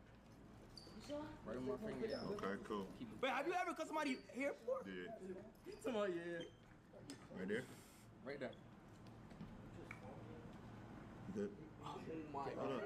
Let me try, Mom. I'm trying, Mom. Do it the other way. Bro, don't mess me up, bro. Flip it around. Yeah, there you go. bar back again. There you go. Cool. All right, cool. Cool. Everything. Oh. Put that shit in my hat. I got the first one right here. Put that shit in my hat, champ. Let's do it. Yeah. No. Yeah. Oh my gosh. Trash, Joe. My locks. Shit ain't going in there. Okay, there we go. All right, here we go. There we go. Same thing. I love it. Same thing. Bro, no way. Right there? Yep. Oh. Let me hold it. Oh. I'm gonna hold the rest. Yeah. Man. She gonna do two at a time. Yeah, we do 2 at a time. Take a picture of everyone. So like right here? Yeah, that's good. Oh my gosh. What is it? Kyle, you cook, bro. Don't say I'm cooked, You're boy. not cooked. No, you ain't cooked. Oh, We just I got licked a little bit. You do, champ. Right here? Le Barber. Yeah. Okay. The barber. Okay, Le Barber. Well, what the chat saying? They saying W's. Mafia. Oh, it's like I don't have no hair no more. Yeah, it's gone, champ. That's a big one. Chad, it's a new art. Oh, a little super bar. Right here or the? Yeah, right there. Right And the there. thumb with the 20. Oh my gosh. You locked in right now. Hey, we gotta get you together, champ. What's up? Oh my gosh. Crazy. Probably right here. Oh Okay, keep them my together good. gosh. Because you're going to use it again. Alright. Monday. Yeah, I need to put it in a Ziploc bag. Yeah, Kyle, we have no Ziploc bag? Okay, take Thank a you. picture. Put that in the man for a picture. We're going to get it. Kyle, going to get it for you. W. Braun, Kyle, y'all. rest them here nice. That's crazy. This is history right here. Yeah. Short hair, wow, like. Oh! Oh. Kyle, that's you when you was a younger boy, though. Okay, pause real quick. You just went back younger. Diddy. No, leave him alone. You look good. Oh, you look It good. ain't that bad! Ain't done yet. Okay, hold on. And if you just put this right here, you look good. Nah, yeah, not bad. My child do not like Damn. Diddy. I'm so sorry to tell you. Kyle, look to this Oh my side. God, boy! That's my mohawk. That's all you look good. You Oh, look good. It ain't that bad though. Yeah, I'm gonna switch sides with you. Le Barber in the building. Damn, son. What did you find out, man? You can do a little bit lower. Yeah. Yup. Yeah. Yup. No, we got this one right here. Oh, what's this? Yo, that don't have no hair. Yes, Kyle. Yo, this Kyle. What? Stop panicking. He didn't even get me right yet. Watch when he get me right. Okay. But you have a mohawk. Kyle, you know, I know. how you love your dreads. Oh yeah. It took forever to grow. Everybody your spam new hair. era, chat. Everybody spam new era. New character unlocked. New era. Shit ain't bad though. I can't. Come on now, Desi. It's not bad. I am telling you. I'm not glazing, P. He's moving now. Yeah, he Oh my Hey, yo, goodness. he don't know. Wait, Yeah, nigga. that's the last? Nah, wait. Wait, what's the last one? The last one. Hold on. Last one. All right. Last one. All right, go. Last one. Last one, guys. Last one.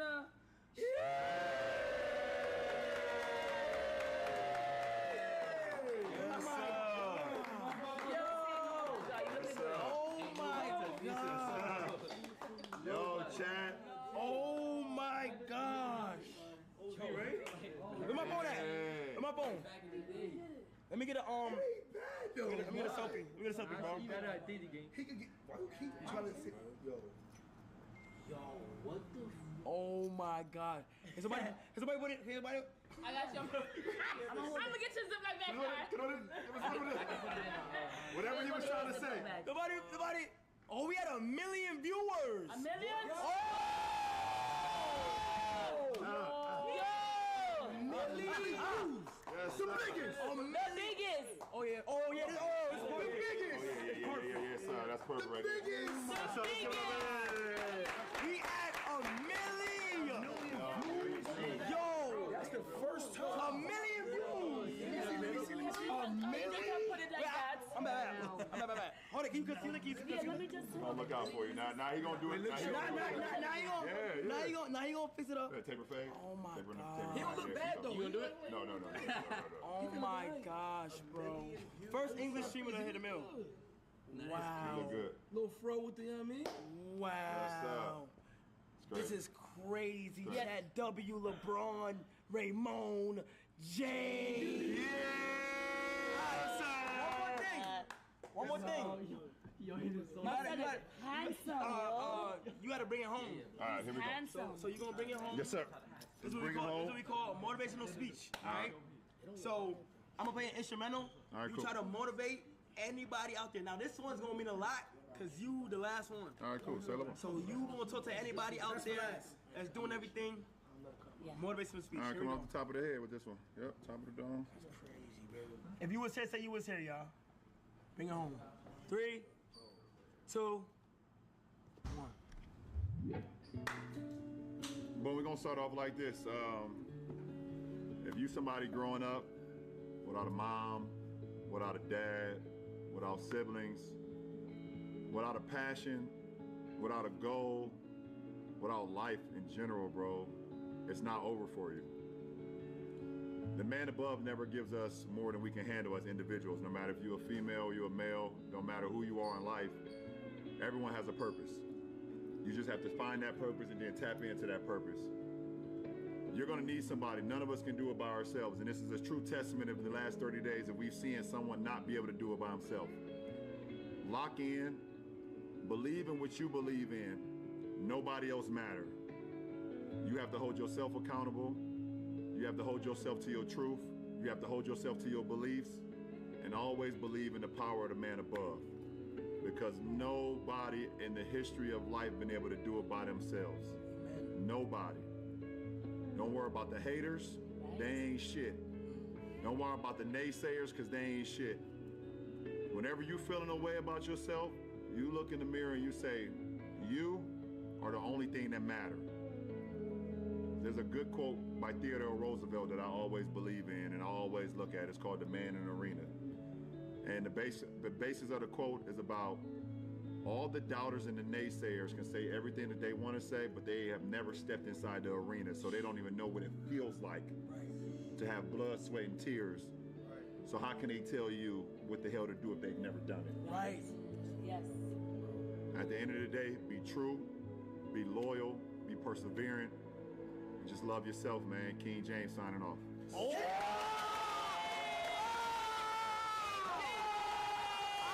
my gosh! King James. With that being said, Yes, get ready. I'm gonna get my hands right. Shut. But everybody say W, LeBron, Raymond. James. How do you just find a PC real quick? Hey. Hey. Oh, yes, sir. Hey,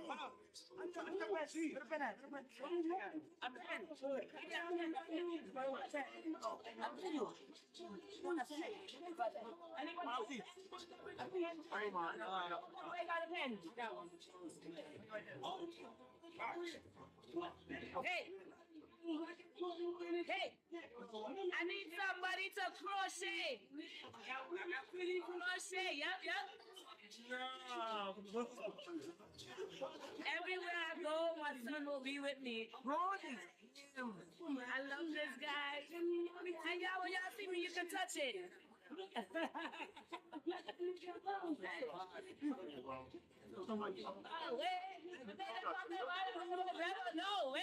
I never I'm a boy. I called that shot. I'm gonna put the blood. Look right at the camera. Bitch, I'm a ball. Oh my God. I'm a boy. Oh my God. I'm gonna go right now. Hey. I'm a boss lady. I'm a boss. Me and Tota. We from Brazil. We love feeling. Where's Pile people at? Y'all know Pile. From Brazil. Hey. I'm a boss. So my haters at. I love you anyway. All day. All night. 326, 27, 326, 27, 326.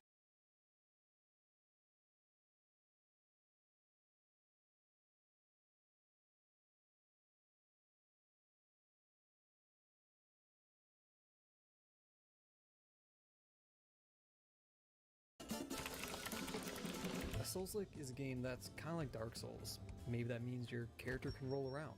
Maybe you have to worry about a stamina bar. Or maybe big monsters just want to sit on you. Whatever it might be, I like to find Souls-likes that you probably haven't seen. So if that sounds interesting, this is episode 30 of Steam Dumpster Diving. But first, here's the sponsor part of the video, with Displate. At this point, most of you know what Displates are since they keep deciding to sponsor me. And I've even commissioned several pieces of art for custom Displates that are, quite frankly, sick as hell. In case you haven't heard of them though, Displates are metal posters that you can hang on your wall with easy to apply magnets. And as a brand new feature, they're now offering custom Displates for everyone. A fast, simple way to turn any image into a premium metal poster. Upload a photo, artwork, or graphic, get an instant preview, and place your order in minutes. Right now, there's a big sale going on for both custom Displates and the regular Displates. My personal recommendation would be to check out any of the 4 FromSoft inspired Displates I've made, but there's lots of other good stuff too, like Vadi's whole collection for example, or the official Dark Souls and Elden Ring collections. If you're interested in any of this, use my code IRONPINE or check out the link in the description. And thank you again to Displate for sponsoring. Now here's the rest of the video. Alright, first up, we have the demo for Chained Beasts. So last video, I featured a game called Soul Chained, which was essentially chained together mixed with a Souls-like. And Chained Beasts is basically Soul Chained, but more stylized, seemingly more polished, and a roguelike. It's a game about fighting in a gladiator arena while being chained to your friends. It also apparently has some goofy stuff like potions that give you crazy side effects. It's not marketing itself as a Souls-like, but it's got a dodge roll, it's got stamina management, and blah blah blah. You know that's good enough for me. I invited Vadi to play with me, so let's check it out. Alright, let's go. Oh, dude, we're caught up. Go off to a great start. That's so cool. Press Y to pick up a weapon. Oh, we have to pick the weapons up off the ground. And then attack with X. Dodge with A. We got the dodge roll. Hold B to aim and throw your weapon. Oh, I just threw at you. I'm sorry. I was like, why am I bleeding? Well, we got friendly fire, we know already. Wait, can we wrap this guy? Yeah, let's try. Oh, it trips him. Works. Wait, that's so cool. Just try walking directly to the right. Like, don't wrap him. See if that trips him still. Okay, cool. So, like, any form of that works. Damn, this is so, like, smooth the way it plays. I like it. Put this on. Grab a weapon. Make a spectacle. From now on, the crowd will know you as a chained beast. It tells you what they do, like long range, charge. Check this out. Whoa. Whoa, okay. All right, spin to win. Let's go. Ow, we can hit each other, though. We gotta be collateral careful. damage is so scary. Trip him, trip him. Nice, now get him. Trip him again, trip him again. We know the tech. The other game trained as well. Yeah. Ow. There we go. Hell yeah. Nice. Dude, this is so fun. Oh, we get scored. Oh, wow. Interesting. Dude, I got more than you. Crazy. Rough first battle, huh? Choose one of my potions to heal yourself. But beware, they each have a permanent side effect. Whoa, that sounds fun. Oh, look at this. Like, see a copy of everything you hit, can't walk straight, throw a little to the left, rarely drop a weapon. Dude. See a second copy of everything when hit. What could that be? That must be really annoying for it to be that much healing. My guess is that like when you get hit by something, it creates an illusion of the enemy and you don't know which one is real. That sounds cool. Do you want that, or is it might make things confusing for you? No, it sounds cool, but we don't need it yet. If you look at the missing health we have, we only need 13 and 16. Wait, so water must have 20 or more health, like, or what? No, it's basically saying you pick water if you don't want any of the potions. Yeah, so let's do broken finger or sweaty palms. Which one do you want to do? All right, just this. Sweaty palms. Let's do sweaty palms. Oh, we can't choose the same one. Oh, I didn't mean to do that. You picked water, okay. Welcome to my gym. Here, you will train your body to level up, increasing your health, damage, and unlocking a new skill. Oh, sick. Oh, we're training. Okay. Just like a little training montage. So we got damage and health, and then we get to pick up skill. Yeah, so if we swap, does that mean I swap with you? Can we try that? I think it means you swap with the one up top. On ally kill, guarantee next attack is a Okay, crit. hold on. We're not gonna kill each other. What the fuck? Let's not pick that one. mean, if it's for the strategy, we might. That sounds insane. I must be misreading. I wonder that. what happens if you die. Oh, we're not chained together this time. Okay. The crowd loves it. Oh, nice. Nice, sick. dude. Oh my god, dude, the charging spears shit. is crazy. Careful. Dude, my sweaty hands made me drop it. Oh, they hit each other. There's friendly fire. The friendly fire extends to the enemies. Yes. Okay, this is getting really tricky. Dude, low-key. Okay, the sweaty hands thing, dude, makes you drop your weapons a lot, by the way. It's happening frequently. Oh, the crowd just threw a rock at me, dude. Oh, they're booing you, dude. Did they hit you? Ow, you hit me with a rock. Almost. Maybe because we were taking too long, they're like, fuck, these guys are boring. Yeah. Okay. They're booing, you can hear them. Objects near you are blurry. Oh god. Occasionally attack allies if they get too close. That's That's awesome. That's funny. I think I need to take the huge one. I can deal with blurry objects, I think. I guess I'll take random minor injury. It doesn't really say what that does, but I'll take it. Sometimes trip when moving. Oh, Jesus. I got a special offer for you. Listen very carefully and we'll both get rich. Take at least 5 hits before you take out the last enemy. Get it done and your cut is $60. But screw up and these guys will break your legs. What? Dude, I'll do that accidentally. I got hit 5 times last round anyway. Oh, only 1 player. You want to do it or you want me to do it? If I take it and I get hit, I can play it off like I did it on purpose. Let me know how the blurry vision works out. Bro, I'm chained. Oh, I'm dude, chained that and you're not. Sucks for you, man. That sucks for you. Oh, that guy just... The blur is so strong. Is it? It is insane. Can you see anything? How bad is it? In a sphere around me, it is like looking through water.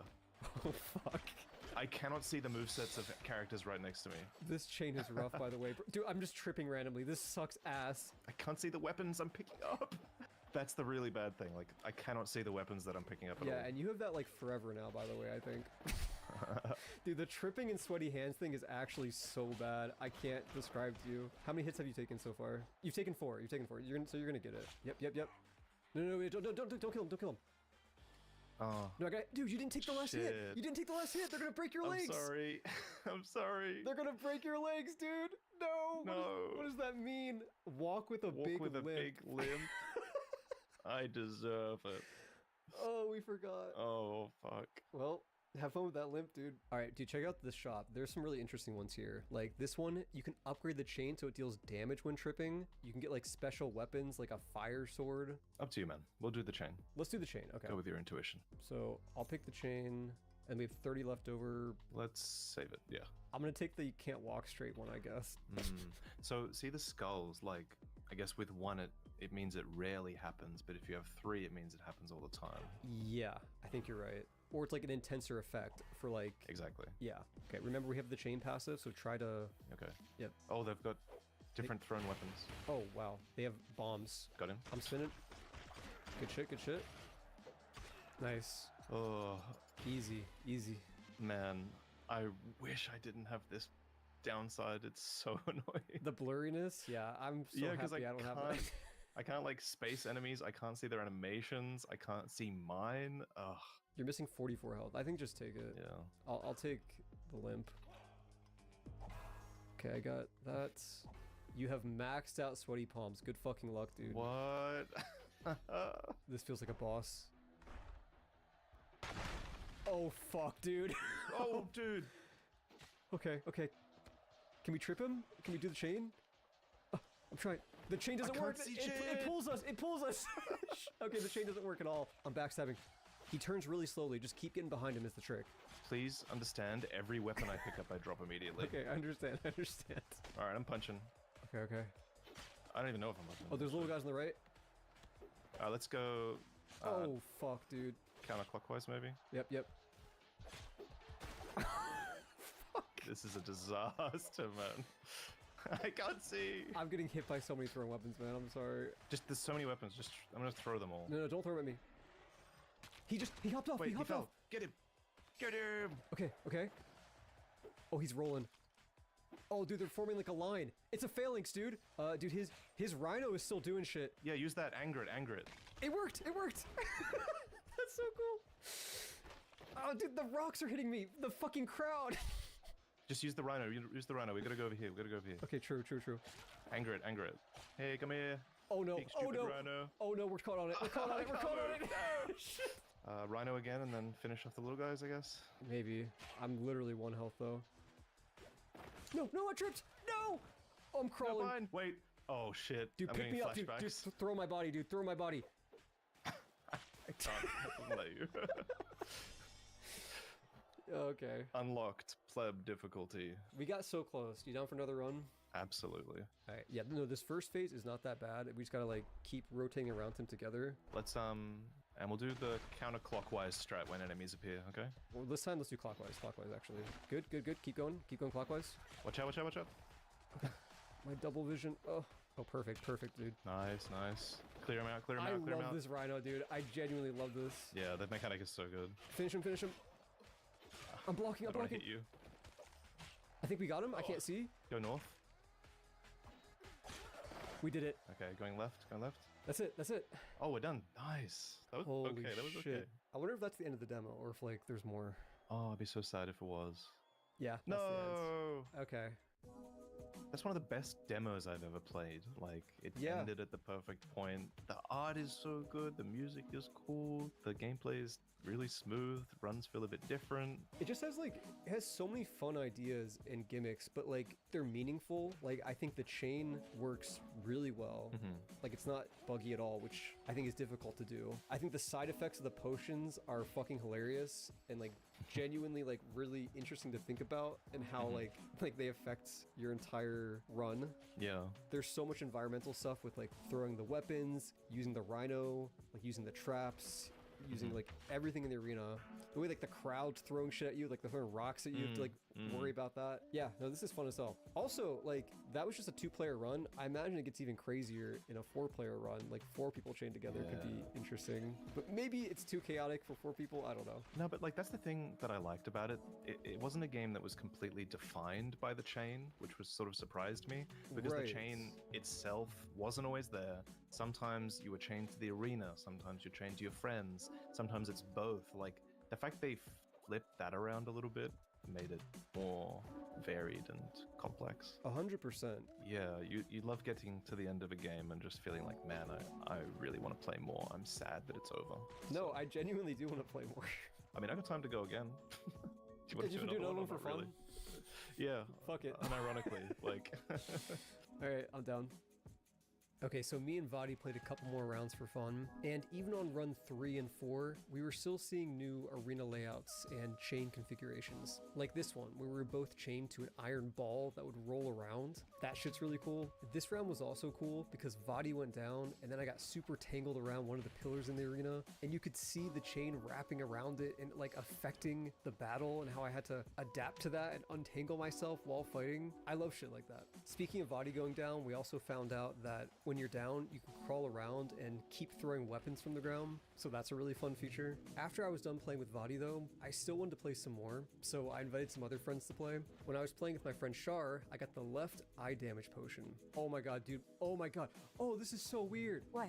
So it's the left side of my screen, but it's relative to where I'm moving, so it keeps moving around the screen. In that same game, by the way, Shar was nearsighted and had a motion blur side effect, so here's what her screen looked like for most of the game. Super funny. And then I kept playing some more with another group of friends to get a feel for how 4-player mode would work. With 4 players, it's definitely more chaotic, but it actually works pretty well and is definitely manageable. And what I really appreciated about the 4-player mode was that the chain configurations were still changing. Like on one round, we'd all be chained in a line sequentially in one long chain, but in another round, we'd be chained in kind of like a square formation. And both of these would meaningfully affect how we had to play that round. So yeah, once again, great demo, really excited for the full release. Alright, next up, we have Bone Lords. Rather than explain this game myself, I'm just gonna let the trailer play. Bone Lords, the roguelike, Souls-like, Terraria-like game that leaves players hooked. Playing the same old games is boring. Gaming alone will leave you snoring. And look at the mess! Instead, play Bone Lords. Order in the next 30 minutes and get the Wizard's Tutorial Pack completely free. Have the Wizards guide you into the lands of Spegheim. Also, this game does have co-op, but unfortunately it's local split screen only, so you need to use Steam Remote Play to actually play it online. And for that reason, I'm just gonna go solo. Let's check it out. Welcome to Bone Lords! Oh, good. We are the great wizards, and we need your help, traveler. Okay. That's why we have the fort. The dastardly bone guys will try to attack us. If you safeguard the stronghold and What? the tempests that assail it, the path to our ultimate Do we need destination the AI shall be anime revealed. girl? Together we Press jump now. I did it. I'm doing it. Good job! Yay! Press left click or right bumper to attack with your weapon. Some weapons may even let you hold the button down. Now, Okay, I most thought I weapons just can canceled the be whole aimed. tutorial. Also, you can hold down Q to open the weapon swap wheel. Now, if you're on controller, then you Why can did they crack an egg? now open the menu with the pause button or tab. Then, mark that you're ready for the wave. This first one should be fairly easy. Okay. So, don't worry. I'm sure you got this. Thank you. Great tutorial, man. Honestly, kind of funny. Okay, wait, they're coming from both sides. So run in, kill them. Okay. Yeah, it is kind of like Terraria. Oh shit, the guys on the left are approaching rapidly. I'm not gonna make it in time. Oh, I have like a grapple hook? What is this? Whoa. Leave my fort alone. Let's try using this magic spell. Oh, this is so much better. What the fuck? Oh, but it uses mana, I see. Oh, do a special. Whoa, whoa, whoa. Oh, I parried him? Oh, that's cool. If you attack the weapon, it parries. 1743 bones for all. And then I pick a blessing. Press tab or pause to level up. It costs bones, and you have different stats. Let's actually build some defenses. So, I'm thinking like, just build some walls here. Maybe like this. Oh, structurally unsafe? That's a thing? Really? Interesting. You actually need to do support. Also, I have a few spike traps. Let's try placing them near the fort. Maybe it's place them on wood? Okay. I kind of like this. I kind of like this actually. Oh, something's really fast coming from the left. What the fuck? Oh my god. The traps are getting them. So can they actually just get stuck then? Oh no, they're breaking the wall, I see. Press shift or on controller the bottom button to shoot out your grapple. Yeah, I tried Hold that. it down to swing. It's Hold very it? hard on controller. Oh. I guess it just doesn't work on the ground. Simply hold jump as you release the grapple. You can do it! Do it! It's essential for wall climbing. Oh, I see. And totally mathematical. Do it again. You need some practice. I got it. I got it. Thank you, man. mastering this synergy between your weapon selection. Okay, I get it. While jumping in the air, Hold on, hold on. you can then dodge into the ground to do a wave dash. Oh. This will move you with hella speed. Wait, how do I move down? And you can Oh, easily dude. chain them together. I feel like this game was just made by like a group of college friends who are a fan of Dark Souls, Terraria, and Smash Bros, I guess. I love that. Man, dude, this game needs online multiplayer. It has the Steam remote play thing, but yeah, I don't know. Oh my god, that thing is scary. Okay. Oh, look at that sword. Yo, give me that. Disavowment? Fuck yeah. Oh, that's awesome, dude. 200 damage? It's grown on me, man. It's grown on me. Immediate feedback. These blessings I'm choosing between, I think they're almost too minor. Like, minus 4% damage taken. You know what I mean? I feel like these are infrequent enough that they should be a little more substantial. Time for the boss wave. Oh, shit. Get ready. Thank you for the warning. Don't worry about the fort, but you have limited respawns. Be careful. What do you mean don't worry about the fort? Oh, shit. Bro. Oh, can the fort not die on this one? Okay. Heal, heal, heal. Oh, I keep forgetting I have a dodge button, dude. I'm so used to playing Terraria, I'm like not pressing the dodge button. Almost got it, almost got it. Switch back to magic. Oh, I got it, I got it. Alright. Oh, no, I did not get it, I did not get it. Okay, let's go back to the bow. Go back to magic. Got it. Praise Delvin!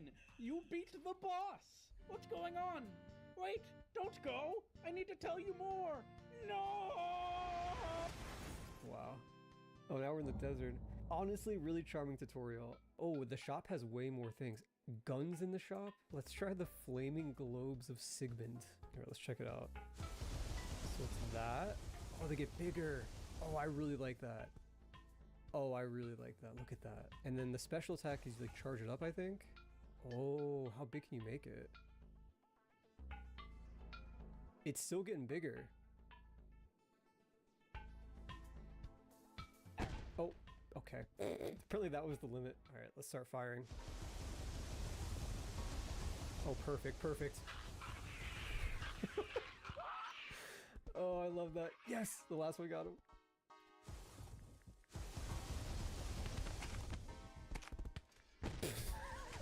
This sounds awesome. I fire shapes and it says damage is multiplied based on how many sides the shape has. Is that just RNG? Let's see. Yeah, it is. And I can also charge it. Oh, look at it. It keeps forming new shapes. That's actually really cool. That's really cool.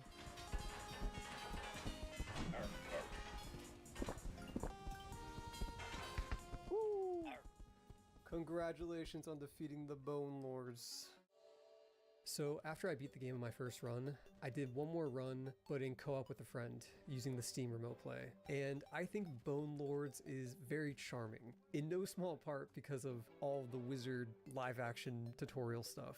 This is a simple game, but clearly it was made with a lot of passion and a good sense of humor, and there's a lot of novelty here. It's not every day you get to play a Souls-like, Terraria-like, roguelike, where you shoot gorillas with a minigun. I feel like you can see basically everything in the game in a single run, like in terms of enemy variations and weapon types. But for that single run, for that 1 hour that you'll be playing, I think it's neat and fun, albeit a little simple and underbaked at times. Is it unfortunate that the only way to play co-op is with split screen Steam Remote Play? Yes, but if you're a fan of Terraria and you can get a group of friends together, I think you'll have fun for at least a single run. So yeah, this game doesn't really work as a roguelike for me, but it does work as a little one-off experience. Super charming game. I hope they make another. Alright, next up, we have the demo for Sword Hero. This is an open world RPG heavily inspired by the Gothic series, and I have been very excited to try this for a long time. It's not literally a Souls-like, but it's a third-person action RPG with methodical combat, stamina management, dodging, all that stuff. So I think it fits pretty well. Also, I believe this game is by a solo dev, which is kind of wild given the apparent scope of this game and just how good it looks. I don't know, man. Let's check it out. Only this pre-alpha combat demo will have preset characters. These characters represent different early game builds, but doesn't include all the possibilities that will be in the game. Let's start with the warrior. Oh, hell yeah. Oh, dude, look at how good this game looks. Like, genuinely. Dude, look at this fuck-ass face. I actually love it. Alright, I have no idea what the controls are, but we're just gonna figure them out. I can pick up. Okay, cool. I can also press R to lift. Oh, lifting it just puts it in your hand right away. Kind of like I throw it, maybe? Oh, hell yeah. Alright, let's go. Oh, who are you? Arena Keeper? Hail, traveler. Want to try your luck in the arena? Or perhaps can I interest you in my wares? Let's fight in the arena. You seem like a newcomer, so let me tell you. Here in Westport, the matches go until death. You'll first go up against some unlucky bastard who drank himself strong. Come back for your money afterwards. If you win, that is. Alright, we're going against a drunk guy. Whoa, dude, this looks so cool. Alright, to unsheath your melee weapon or fist, press 1 or 2. Okay, press 1. Oh, dude, I was unsheathing. Okay, do I just click to attack? Oh, it looks like there's directional attacking at the bottom, like depending on which arrow key, or depending on WASD. Yeah. So let's do forward. Dude, what the fuck? I was still learning the controls. Okay, this time let me look at the actual controls in this menu. Alright, so this time I do have a dodge, like this. And I can also block like this. And I can time it for a parry. Yeah, to perform a parry, you need to begin defending right when the enemy's attack would connect with you. If you succeed, you receive a big amount of psi, and your enemy will be stunned. Okay, yeah, look, so this is like my psi menu, I think. And my only skill right now is heavy kick, but it needs 50 psi. And I think my psi meter is in the bottom right. So I need to parry, or maybe there's other methods, but I need to parry to get the psi points, and then I can do my kick. Oh yeah, also, we have a freaking jump button. Dude, this jump is actually so cool. There's like this weight to it. Ooh.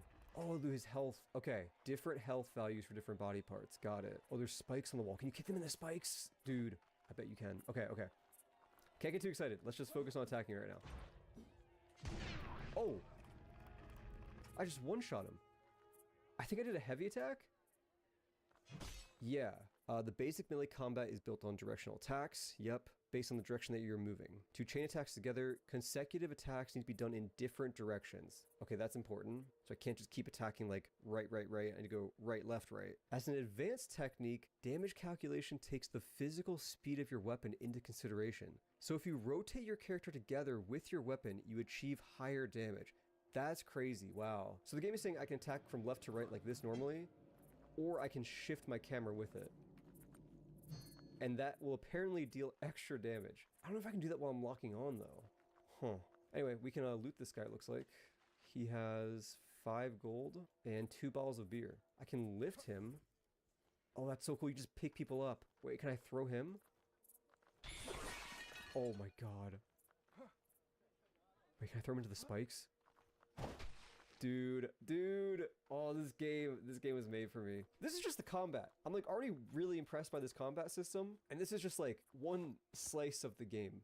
How the fuck is this solo dev? What the actual fuck? So I do have money and this guy's a shop. Yeah, I can't afford most of this stuff. Well, actually, hang on a second. I can afford lockpicks. And I saw a lock chest out there. How does lockpicking work? Whoa, look at this. Okay, hold on. Is it just like Oblivion, maybe? So, yeah. Then we rake it. Oh, is it in order? Wait, so it's like this. Oh, okay, it's just Simon Says. Alright, well, I got the chest open. And I got a helmet and a strength elixir. I'm sorry, I really like all the UI of this game and all the systems. Look at this. So we have body part health. Oh my goodness.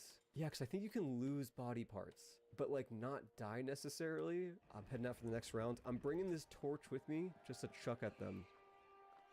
Go. Did that hurt him? Did that even hurt him? Oh, dude, oh shit, they're little rats. Oh, nice. Oh, I like these little creatures. There's a couple big ones though, I gotta be careful. Be patient, be patient. Oh. Oh, shit. Okay. Okay, got him.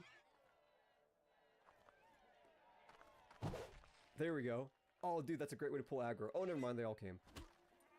Okay, there we go. Actually kind of tough. For the next round, we have this weird fella here. You see, he has a bunch of trained dogs. Take care. Let me try eating this raw meat and see if it heals me at all.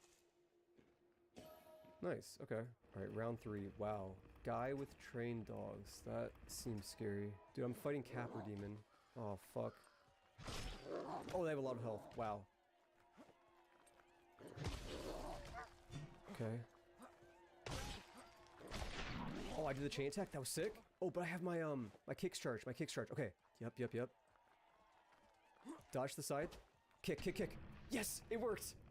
Yes! Dark Messiah-like confirmed. The next bout is somewhat special. A group of Grayskin. Yeah, actually, you know what? I have enough money to afford the bastard sword. Let's get that. Look at these little freaks. Oh my god. Whoa.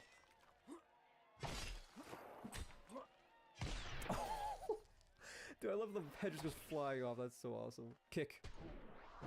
Oh, almost kicked him. Oh, they caught on fire. They like tripped into the fire. That's so cool. Oh, that's so cool. Do it again. Oh, that's so cool. Oh, it's so good. I can hit them while they're down too. Oof. Okay, got it. Oh, I received a wound though. You received a wound. A wound is a negative ailment you get when a body part goes below 50% health. You will lose 1 blood every second. Oh shit. Okay, I got a bandage. Got it. Okay, first let me... Wait, eat some meat. Okay, where's my bandage? Bandage. Okay, we're good. So it's my torso. It's bandaged. Okay. I can afford some light body armor. Yeah, maybe my torso started bleeding profusely because I was shirtless. I like that, by the way. I've only seen a handful of games like actually make use of both directional combat mixed with like body parts taking different levels of damage. Also, this whole arena setup with all this like reminds me a lot of Exanima. For those of you who know that game, played that, I featured it years ago. That game's still in early access, by the way, which is crazy. That game's been in early access for a fucking decade. All right, the Hunter brothers. Let me guess. They have bows, probably? Where are they? One of them's in the corner. Let's just face this guy first, I guess. Oh, I just realized, by the way, sorry, I just realized this. The body part you're picking is based off your mouse. So I can like select various body parts, but still do various swings. Okay, so like I could select the head, but still do a downswing. I was thinking like if you did the downswing, that would automatically be the legs, but it's not. Critical damage. Explosion imminent. What the fuck? What the hell? There's like a woman talking about critical damage and then we just exploded. So unfortunately, I think this demo has no save system. I think you just have to restart and start from the beginning. Also, it's interesting that there's like stuff to steal here. What happens if I just steal this? You think I wouldn't notice that? Are we chill? Oh, we are not chill.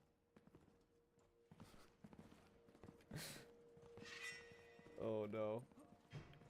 Oh, well he didn't one-shot me.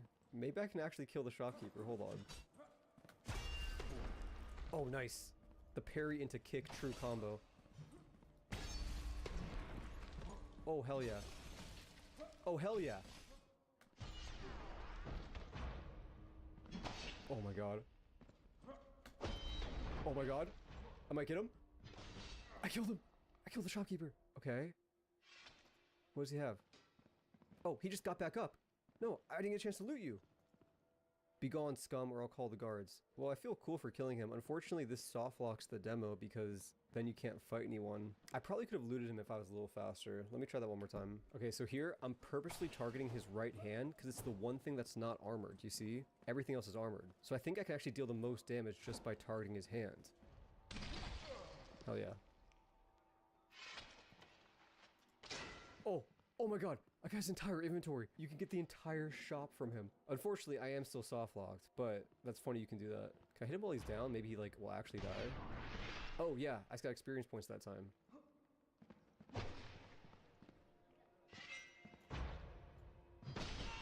This game's so cool, man.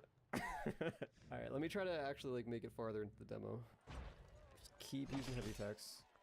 Heavy attacks break this game. It's like triple damage of a normal swing. Nice. Didn't even take damage that time. Don't get cocky, stranger. I just want to keep you alive. You see, the next foe would be none other than Sandro, a retired archlancer. Whoa. Dude, it's dark outside. Holy shit. I got a bow. Can I shoot you from here? Whoa, whoa. Oh, you have a bow too. Okay. I suddenly don't like the bow strategy if you can shoot me. Whoa, dude, his armor is crazy on the abdomen. Okay, I can't target the abdomen because he'll just tank that. Let's target the right hand. Oh no, he just broke one of the torches. Dude, if he breaks all the torches, I literally can't see. I feel like this strategy is a little too effective of just like parrying into kick. Oh, I missed somehow. Oh, is it because it's dark? Oh, wow, does dark actually make you miss? I think it might. That sucks. Oh, wow, if you miss a parry though, you get fucked. Okay. On second thought, maybe parrying being that strong is okay if missing a parry means a dude chops you in half. I'm assuming that was the final boss of the demo, and I do want to fight him again, but this time, let's try out the Scholar. Like, see if he has magic spells. Okay, so I have a sword, but I also have this. Oh, sick, you just punch. You punch lightning bolts. That's so sick. Oh yeah, and it seems like because I'm a mage, I passively regen Psi over time. Alright, dude, what's up? Oh, that's so cool. I blew his head off with lightning bolts. Hell fucking yeah. Oh, you can step on bugs? I just stepped on that. You can step on bugs to kill them and loot them. That's awesome. Even the sign has physics. Even this fucking sign has physics. So the other thing I have, though, is that in addition to punching lightning bolts, if I press F, I do something else. Oh, I can, like... Okay. Okay. So I have, like, a targeted lightning blast, it looks like, but it uses my whole mana bar. What is the range of this spell, though? Like, could I sit all the way back here and just blast those guys over there? Wow. Yeah, it's like infinite range. That's crazy. Awesome. So you do have to free aim with the magic, by the way, and like hitting body parts still matters. So it is kind of like a third-person shooter when it's like this, where I do have to actually aim for the head if their head's the weakest point. But it's not always the head. Sometimes it is, you know, like the arms or something. Yeah, and like it actually matters. Like as you see, I think it's his arms or something take 5 damage. So I really get a big damage boost for the head. This guy is like basically fully armored. I might just be fucked on the mage because, like I said, the armor matters a lot. Yeah, dude, I think all his body parts. No, well, the head. The head still takes 18, but like, wow, my damage is not there. Maybe like the big attack. Let's drink another potion, do it again. Again. Oh my god, that worked. Just spamming the big spell and potions. Hell yeah. All right, I guess I won. I'm assuming that was the last fight. Yep. Okay, that's it. He's just repeating himself. Man, what a demo. It seriously blows my mind that this game is being made by a solo dev. I actually just don't get it. I think there's so much potential here, and there's so much interesting systems-driven gameplay, where you're thinking about the body parts, you're thinking about the immersive sim elements of kicking guys into walls and throwing items around. You got range, you got magic, you got melee. There's a poise system, there's a wound system. I think you can actually lose body parts and get prosthetics in the full game. And all of this is just the combat side of things. The scope of this game is actually a lot bigger than that, where like it is like a whole world for you to explore, and there's like factions. This game is very inspired by Gothic, and the Steam page is saying stuff like a truly interactive open world packed with dozens of dynamic systems, dangerous weather types, NPCs with daily routines and memories, a robust crime and reputation system. Like, I don't know, man. This game seems so fucking cool. 1000% keep an eye on this game. I really think this game is gonna blow up whenever it launches. Amazing demo, man. Actually, you know what? Let's watch the trailer together real quick for this game, because I think it shows off a lot more that isn't in the demo. And I haven't actually watched this yet, so let's watch it. Okay, this part of the trailer is the same, but I think they're gonna show off some new stuff after this. Okay, yeah, he lost his arm. He bandaged the arm. It's like telling a narrative. Okay, he's going to get his arm fixed. You can still use our What the fuck is that? But you'll have to pay double later. Or else. Oh, this is so cool. Look at this. Yo, see the prosthetics. Dragon, 2-headed dragon. And now you want arm. There's a train. I still have this old. Look at this town, dude. Look at what I'm talking about, man. Look at how ambitious this fucking game is. So you have like little puzzles. We have wall running? Are you kidding me? Look at that thing. For your sake, hide it better. God damn, this game looks so fun, man. Alright, next up, we have the demo for Valor Mortis. This is a first-person Souls-like where you play as a former soldier of Napoleon's army, and it's being made by the developers of Ghost Runner and Ghost Runner 2, so they definitely have a good track record when it comes to first-person action games. I also want to point out that it is being marketed as a Souls-like. They are choosing those words deliberately. The dev sent me a key to play the demo early, so I'm actually recording this on August 15th, which is before the game has even been properly announced yet. But yeah, let's check it out. Scrub the bloody muck from your eyes. Napoleon? For the love of the Empire. Get up. Is the voice of Napoleon in my head? Are you kidding me? So I have a sword. Can swing it. Oh, we got the stamina bar right there. Okay. I am seeing the Souls likeness already. Okay. What is this healing flask? Press F. Alright.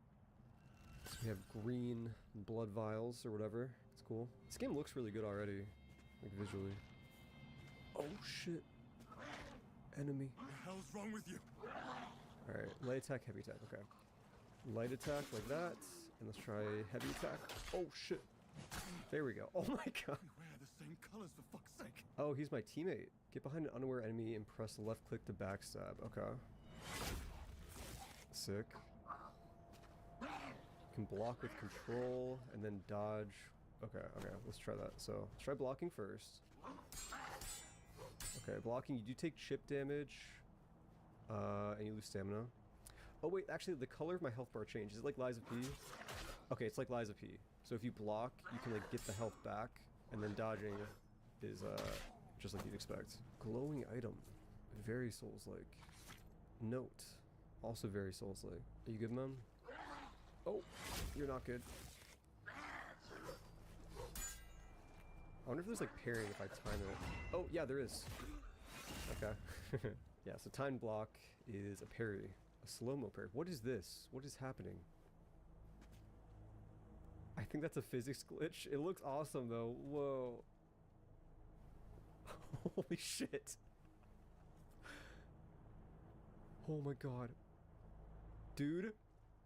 Dude, the water is freaking out. I'm scared. Alright, this is a pre-alpha. It's a pre-alpha. How do I make it stop? I feel like it's gonna crash my game, dude. Alright, I'm just gonna leave. Hopefully that's fun. Bye-bye. Target lock, okay. Lock on. Oh, locking on in first person feels weird. I don't know if I like that, but it's good for an option. It's really pretty. This is such an interesting setting for a game. Oh, parrying. Yep, I know how to parry. I know how to parry. Oh, it says it significantly damages an enemy's posture. So there is a posture system. I guess that's the bar beneath the health bar. There we go. Okay. Okay, I like it. Ooh, a gun. Pistol. The pistol is a trusty sidearm, perfect for destroying Neptoglobin weak spots. Alright, so you aim at weak spots, and you shoot it. Cool. And that's also a weak spot, yep. That's cool. I've said this before, but I really like when the games have like weak spots where it's not just the head. Like it's sometimes the head, like you just saw, but also like this setting and these like types of creatures allow it to be like any part of the body basically. And yeah, I just think like that's more interesting than always aiming at the head. Let me go back real quick. There was that one wall I could shoot. Yeah, what's up with this wall? Cool. Oh, that looks like a boss or something. What the hell? I have no healing left, so this is bad. We are both Emperor soldiers. Oh god, my gun did nothing. Okay. It's like a mini boss or something. Oh, fuck. Okay, yeah, you have to parry this guy. Jesus. I'm trying, man. I'm trying. Oh, he has a fucking delay attack? Dude, fuck. Yeah, this definitely feels like optional hard enemy encounter at start of game that every Souls-like must have. But let me get my souls first. Don't hit me. Okay, let's get a feel for it. Let's get a feel for it. I have an idea. What if I run away? Will he follow me? He will. Any chance he'll follow me to the fucking log? Okay, okay. Come on. Come on, you can do it. You can do it, buddy. Oh my god. We're having a duel on a log. Ow. I'm so bad at parrying this guy. Okay, I didn't really think I'd get this far. How do I... There's no kick button. How do I get him off?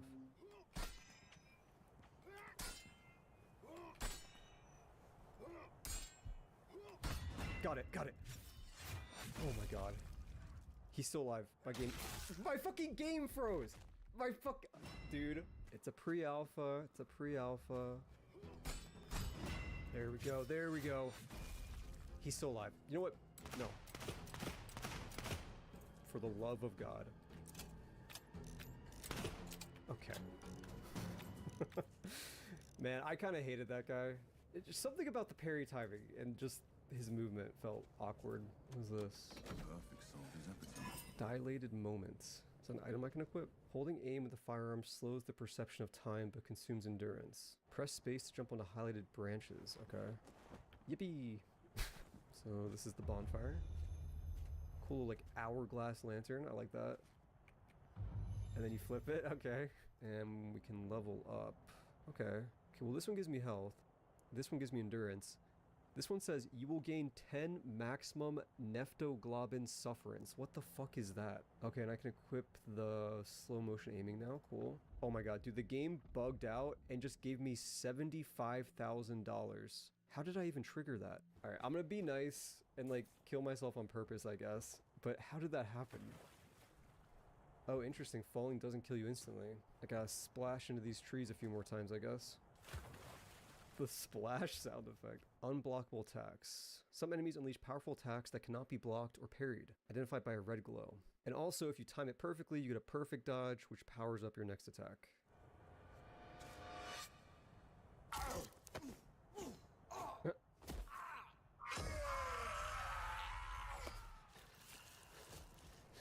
Okay.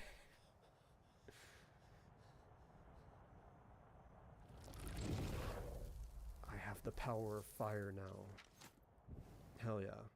Fire transmutation. Alright. Neat. Alright, fire, activate. Dude, why is the fire not working? Okay, there we go. It's gotta fill up the meter. I see. Dude, the time slow thing is busted. What the hell? Very cool scene, by the way. Like this battlefield with like all the smoke, the birds, the sky, the trees. I'm into it. Can I melt this off maybe? Hold on. Really? Oh, I see. Oh, what the fuck? I saw you strike down that officer donned in your own colors. It is not my place to judge, nor do I seek a confession. He was a zombie, dude. Let your own conscience be your arbiter. Okay. Holy shit. Hello? Is there a sniper? Oh, that is a sniper. Alright, let's climb. Dash behind cover. Can I shoot you? Aha. Alright, I like that. We're still very much in the tutorial, so like these sections are obviously really easy, but like I don't know, this game has a flow to it. I'm seeing the vision. Ooh, this looks like a boss arena. What the bloody hell is that?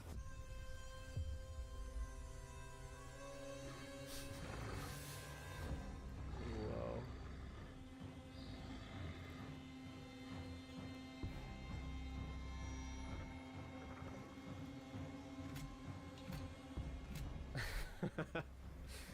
Oh, that's such a fun design. Look at this fucking guy. You have a lot of weak points on you though, so let's shoot him. Oh, ow. Oh, it's the fucking shoulder shooting at me. Right. Got it? There we go. Right in the neck. Nice. Head is still a weak point. Oh, I got him. First try. This guy was easier than the side boss. Oh. Oh, unless there's a phase 2. Whoops. Okay, he's not easier than the side boss. Hold on. Oh, I'm out of ammo. I'm out of ammo. Okay. Yeah, that's fair. I'm gonna start it with like a bunch of fire right now. Oh, it's just not enough to fill it up. That sucks. Almost, almost. He's summoning soldiers. Wait, there we go. Got the burn. Cool. Not feeling.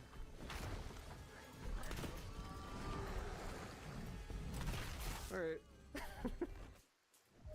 Oh, I just noticed. I think this game does the first Berserker Kazan thing where you like get XP every time you lose, depending on how far you make it. That's a good call. Are you fucking kidding me? Alright, that's pretty good. That's pretty good. I really feel like I dodged that. Alright. Maybe the dodges like don't have iframes like I think they do. Okay, got the little guys, What is he doing? Oh, he just throws shit up. Does that do something? Okay. You can shoot it out of the air, cool. Got the fire proc, cool. Yep. Yes! Okay. Alright, that was like actually pretty tough. I like that though. Oh, that's the end.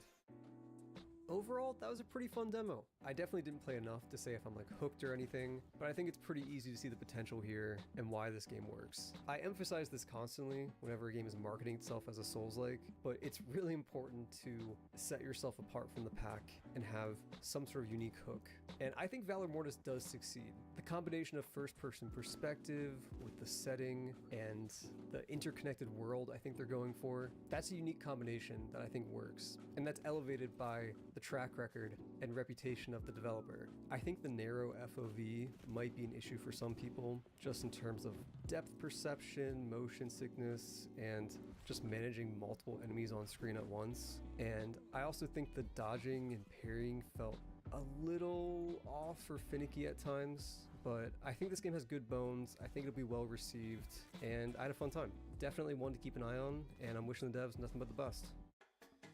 Alright, up next, we have Doll's Nest. I've had a decent number of people comment recommending I try this game out, and the way it's been described to me is basically Armored Core, but a Souls-like, but also you're an anime girl for some reason. That's definitely a new one for me. What's also interesting about this game is that the developer, Nitro Plus, has apparently only made visual novels up until now. So this is very different in terms of gameplay from what they've ever made. The footage you're about to watch is from when I played the demo a few months back before the game came out. I just never put it in a video. But after that section, you'll get to hear my thoughts on the full game. So yeah, let's check it out. Okay, so I can sprint like this, but I can also like boost myself to the side like that.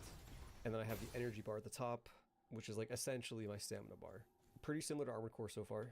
I can also jump and hover. Cool. All right, let's get some combat. Primary attack. Cool. Yeah, so it seems like as long as they're within the big hexagon, it like kinda auto aims, but like not all the shots hit.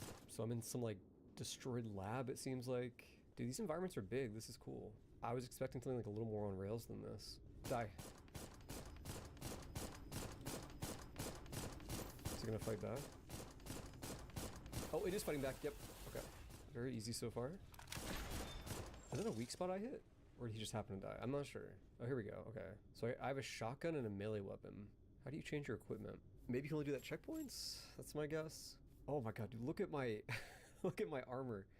I have face parts, back hair parts, front hair parts, and body parts. This is so weird. This side doesn't open. Door doesn't open from the side. It is a Souls-like. Dude, this is the bonfire. I'm gonna laugh. Touch. It's the bonfire, isn't it? It is. Okay. Okay, you know what? Actually, this is kind of Soulsy. I was thinking it was like way more Armored Core than Souls, and it is, but like, I think this isn't as much of a stretch as I thought it was originally. Wow, okay, this is very similar to Armored Core. So as far as my parts go, I don't really have any options at the moment. It's just like what I'm wearing versus junk. But I do have a few options for my weapon. I'm thinking we try some more close range combat. Yeah, let's try a sword for my primary with a shotgun. Oh, then I get rear arms. Here we go. I think this is like the missile launchers of Armored Core. Oh, you can change your color. That's cool. Dude, they even have anime girl customization. I guess that makes sense. But I don't really feel like messing with this right now. Okay, so I have a sword now. Try swinging the sword. That was it. It has a really long cooldown, I guess. But I also have the shotgun. So there you go. Let's try some melee. I'm coming in. I think there's one shot him. Okay. I wish the sword animation was a little flashier, but it is cool I can just one-shot guys. Also, overheating, like when you run out of stamina, seems like a big deal. It takes a while till you start recovering it again. What are these things? Oh my god, jellyfish? Okay. But yeah, like this intro is like weirdly slow and like atmospheric, which like isn't necessarily a terrible thing. It's just like kind of surprising, you know? Dude, this area is so big. Look at this. And like I have more than one way to go. This is neat though. Like, I mean, the combat is super simple so far, but like, I don't know. Like wandering around this like giant facility as a mech anime girl has some unique vibes. So like I want to see where it goes. I just realized the game never told me how to use my missile launchers on my shoulders. Is it Q and E? Oh, there we go. Okay, cool. Sick, okay. Can anyone hear me? Yo-Yo the Collector, I found you. You're... do you have anything to eat? Give supplement. Okay, I guess I have supplement. Oh, thank you so much. I'll find a way to repay you, I promise. Okay, got little NPC quest lines. Cool. Dude, there's a lot of like hidden loot you have to like platform for. It's like kind of off to the side. Like, look at this shit. This is scary as hell, dude. Oh my god. Oh my god, don't make me do this. Okay, I got it. One grenade. Okay, also I think I figured it out. Every time I have to reload my guns or my missiles, my middle meter at the top of the screen decreases a bit. So I think what it is like a universal ammo currency, essentially. And if I run out of that, I think I just can't fire my guns anymore. Get him, get him, get him. Sword, sword. There we go. Okay, let's get a little trickier. I'm managing 4 different cooldowns and my energy bar. Oh, we can break crates? Yo! Oh, dude. Hell yeah. Oh, please be a shortcut. Oh, that's a boss. I don't want to fight right now. Alright, let's change the loadout. I have this now, which is kind of like a shotgun. And then I also have this. So I'm firing like energy waves or something. Gets lock on. We're locked on. Firing shit at it. I am frozen. Why can I not move? Oh, I can't move when I'm firing my shoulder gun. That thing sucks ass. Why would I want to use that and stand still? Is she invincible? Like, what the fuck is going on? I can't tell if she's just that strong or my guns are that ass. Like, her health bar is not going down. It's cool design, though. Okay, maybe my guns are just ass. Look at how bad this is. Dude, this shotgun was so much better. No. Okay. Healing's actually tough in this game because it takes a long time and you're, like, walking while you do it. What is this? Oh, it's a mimic. I thought that was an item. Give me your loot. Oh, you can still take it. Oh, shortcut. Yes. Genuine Souls-like level design. Oh. That was a fog wall.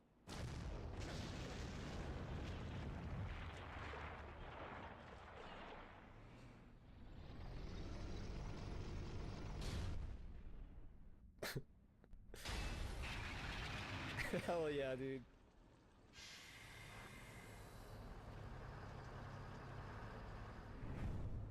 Alright, here we go. Are you fucking kidding me? Why would you end your demo there? Why would you end your demo there? Let me fight the boss, dude! Actually insane that they ended their demo before the first boss. What the fuck? Okay, whatever. Alright, so I am not a mech game enthusiast by any means, but I have played Armored Core 6 and I really liked it, and obviously I've played a lot of Souls-like games. And it does seem to blend those two things together in a somewhat interesting way that I haven't seen before, where it has this like pretty open and exploration-focused level design, where there's like a few different ways to go, you have to manage your resources, and like you'll find little hidden items around. That's cool. And then yeah, obviously the premise is very silly and funny, and is a pretty good hook for a game, honestly. All that being said, I feel like I didn't really get to see the full extent of the combat by any means, especially since it ended right before the first boss, and overall just left me wanting a bit more. I think all the weapons I tried out lacked the impact that they should for a game like this, and some of them just feel outright bad. Like, I don't know, the close range shotgun weapons seemed by far the most interesting and impactful based off what I tried. And my other main critique was that while I do like how open the levels are, there were a few stretches where it was like too empty, and I was just kind of moving in a really large environment with nothing interesting to find or interact with. Not the whole time, mind you, just a few times where it stuck out and was like, okay, this feels bad. But yeah, all in all, this is pretty intriguing, and while I didn't play nearly enough to form an opinion beyond that, I wish the devs nothing but the best, because this is weird and kind of cool, and that's what I'm all about. Alright, so I recorded that demo gameplay back in February, but I recently played and beat the full game of Doll's Nest after about 9 hours, so I wanted to give some follow-up thoughts on the full experience. Doll's Nest is not a game made for mass appeal. This game is for a specific type of person, that being someone who's a fan of old school Armored Core, like AC 1 and 2, and old school Souls games, like Demon Souls and Dark Souls 1. The idea of getting to explore an interconnected environment with tons of Souls-like influence while piloting a mech is unique and appealing, and for that alone, I do want to give this game a lot of credit. Nothing plays or feels quite like Doll's Nest, so if you're somehow like me and have also played hundreds of Souls-like games, that's meaningful and counts for a fair bit. After the first boss, you arrive in a hub area where you can walk around and interact with various vendors, including a giant four-armed anime girl, because of course, why not? From there, you're given access to 3 zones you can teleport to in the style of Demon Souls Archstones. Beyond the goofy premise of mech plus Dark Souls plus anime girl, the real hook of this game is the exploration. You really do feel the scale of this world as you roam around these giant mega structures, and one of my favorite parts was spotting collectibles in the environment that I could platform over to. There are truly an impressive number of mech parts and weapons hidden throughout levels in this way. And again, this game really does look cool as hell from an environmental perspective if you're into gray megastructures, which I very much recognize is not for everyone, but I'm one of those people it works for, and there's real beauty to it. Beyond everything being gray, there's a sand area, an area with some trees, and what do you know, there's even an area that's functionally a poison swamp. I'm not super familiar with the mecha genre, but I don't think anyone else has done this sort of level design for a game like this. The Armored Core influence is definitely here though, and that can best be seen through all the customization options. I stuck with a shotgun and sniper for most of my playthrough, but there's a lot to mess around with here. Combat in Doll's Nest is pretty slow and methodical. There are moments of intensity here and there, yes, but for the most part I was surgically removing enemies one by one without it being some high-speed encounter. It's a surprisingly quiet and understated experience, and while that's not what I expected, I think it works. Compared to the combat exploration, the bosses are a bit more intense and surprise me in a good way. Each of them has some sort of gimmick or unique aspect to the fight. Early on, I fought this cool six-legged tank that had weak spots hidden behind metal armor plates. One option is to blast the armor off, but you can also do what I did and find angles to the side where the armor isn't fully covering the weak spot. This fight also has you dodging moves like homing missiles and ground slams, where instead of doing something soulsy like timing a dodge roll, you're utilizing your jets to boost around and make use of parts of the environment for cover. This game rewards positioning over quick reflexes. I love this shit, and each boss had me noticing some little trick or gimmick so that it was satisfying even if it wasn't mechanically demanding. Several of these bosses had other weak spot mechanics too, which I think are always a great fit for these types of fights. The music during these fights also just kind of kicks ass. I desperately wish the rest of the game had some sort of soundtrack beyond ambient wind-blowing sound effects, but I'll take it if it means we get tracks like this.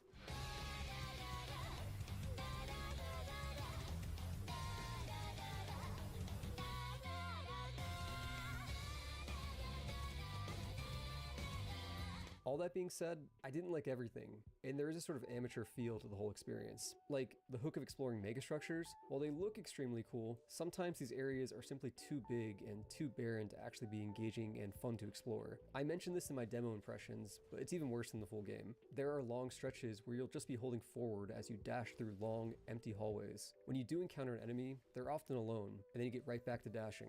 I actually went out of my way to max out my mech speed stat specifically to cut down on this aspect of the game, but even then, it didn't feel great. Now this isn't all the time, but it happens enough that it's noticeable and kind of boring. Now I was reminded quite a bit of Bleak Faith Forsaken and my similar negative feelings toward the giant levels in that game too. Some people love that game though, so I'm sure this might not bother everyone. Throughout these levels, I was also hoping for a bit more from the enemy design.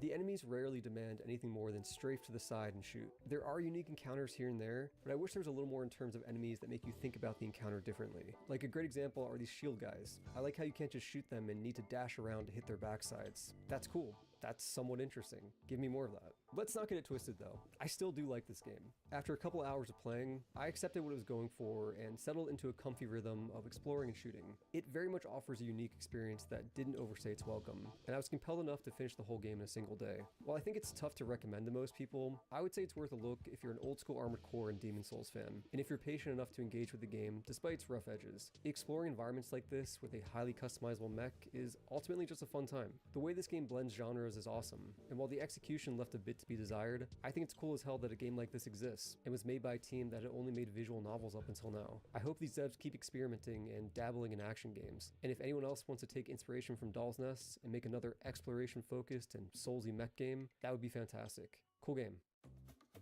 Alright, next up we have King of Bones. This is a dinosaur fighting game with, quote, physics-driven, skill-based combat. You're just gonna have to trust me on this one for why it's being put in the Souls-like video. But if that's not good enough, one of the reviews says, this game like Dark Souls. Let's check it out. Alright, we got a few different modes. Let's do training mode first. Oh my god. Dude, look at this character select screen. Oh, this fucking rules. And they all make the sounds too. Alright, we gotta go with the T-Rex. Let's do it. A button to dash gives you a boost of speed and a window of invincibility. There we fucking go. Oh my god, also the training dummy is just a skeleton. That's so cute. So anyway, I can dash like this. I have iframes apparently. Basic attacks. B button to perform bite attacks. Nice. Oh wow. This guy's bleeding a lot. Okay, secondary attack is the Y button.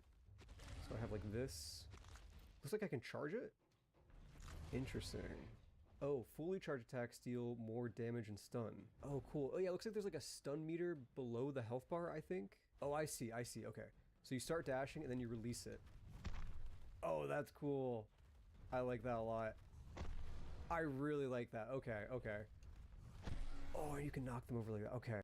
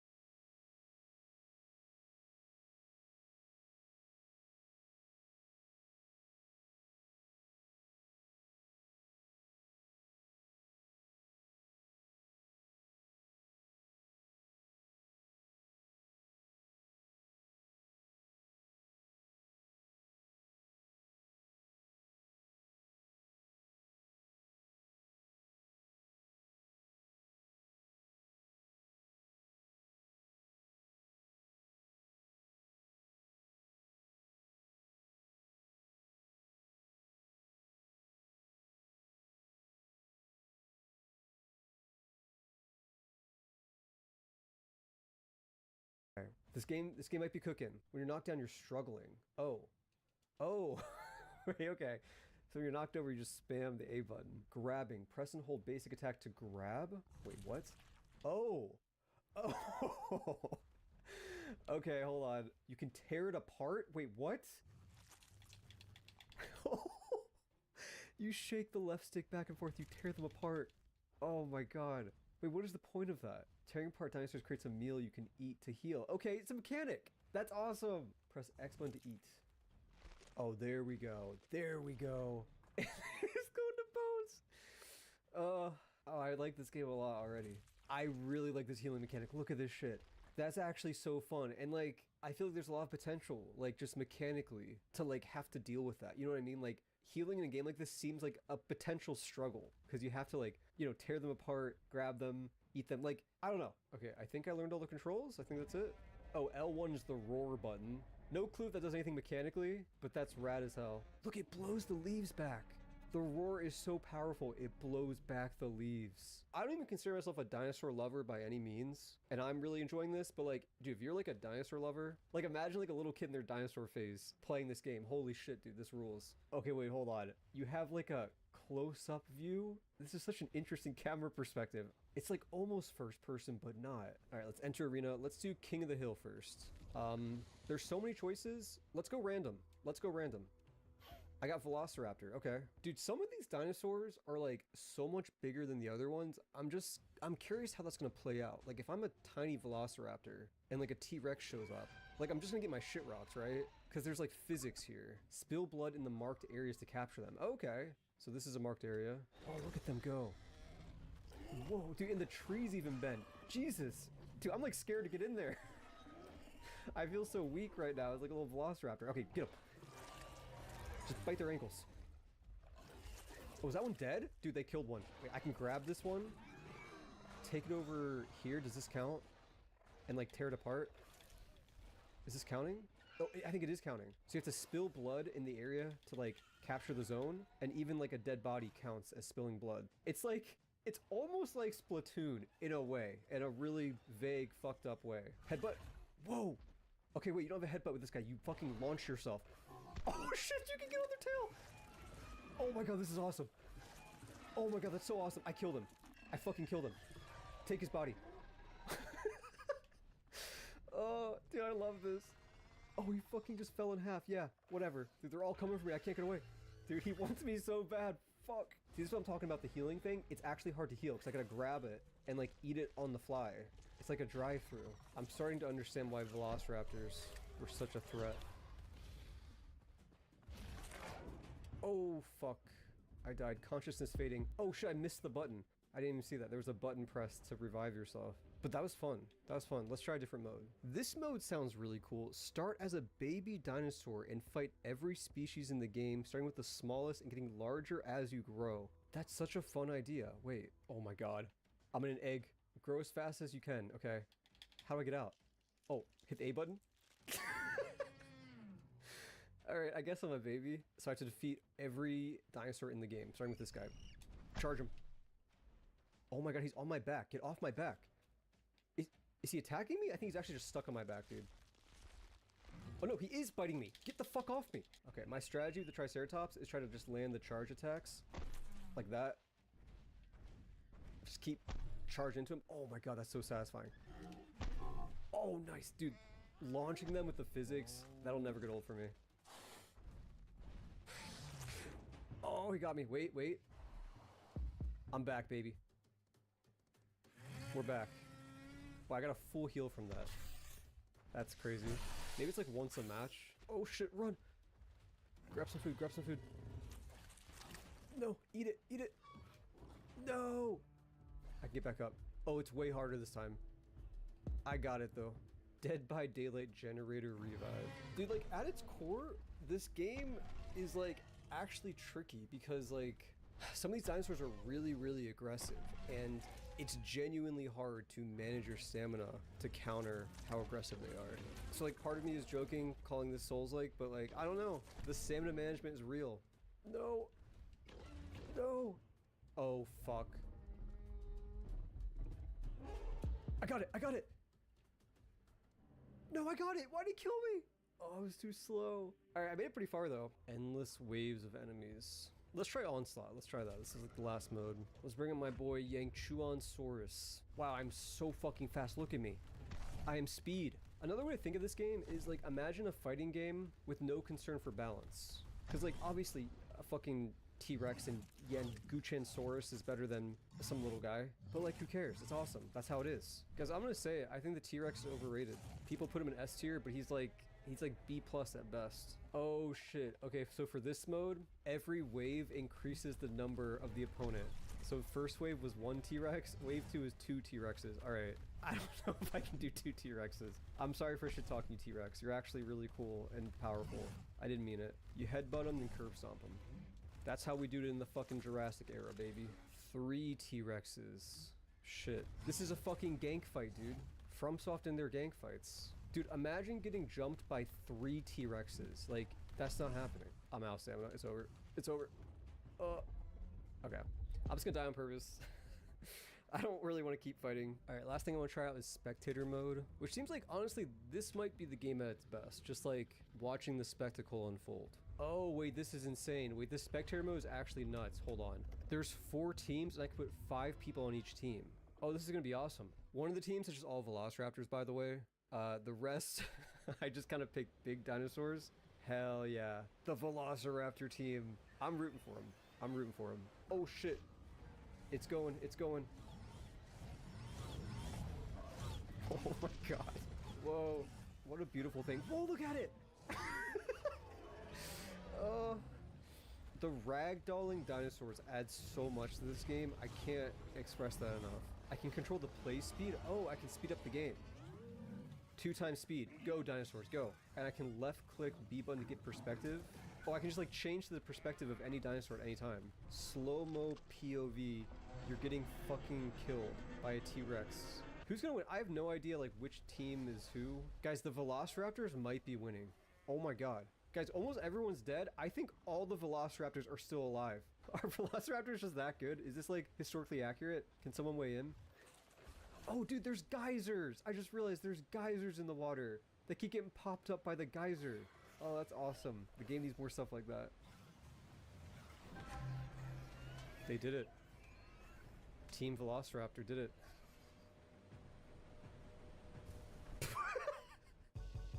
I think this game kind of rules. I played it for an hour, and I don't know if I'm interested in continuing to play beyond that, but like, that was a solid hour of fun and goofiness. And that's coming from someone who probably is not the target demographic for this game. But yeah, the physics is so fun, just like headbutting them, sending them flying through the air, trying to capitalize on them being knocked down because of the damage bonus, managing your stamina. There's a compelling game here, at least for a little bit. And like, I don't know, it's undeniably fun just like watching 20 dinosaurs just fight each other for a couple minutes. Like if you're a dinosaur fan or a dinosaur enthusiast, I feel like surely you get a kick out of this game. Like it's $8, you get to watch dinosaurs ragdoll each other. I'm into it. And also, I just want to say, like, I think it's smart how the dev approached the combat here. Like I think having all the different sizes and having like the sizes reflect how much stamina damage they deal and like way you can like send them flying. Like that's how you want to do a dinosaur game. I think just doing like traditional damage and health without the physics aspect and without the size aspect being a huge factor, it just wouldn't work nearly as well. So yeah, pretty fun game.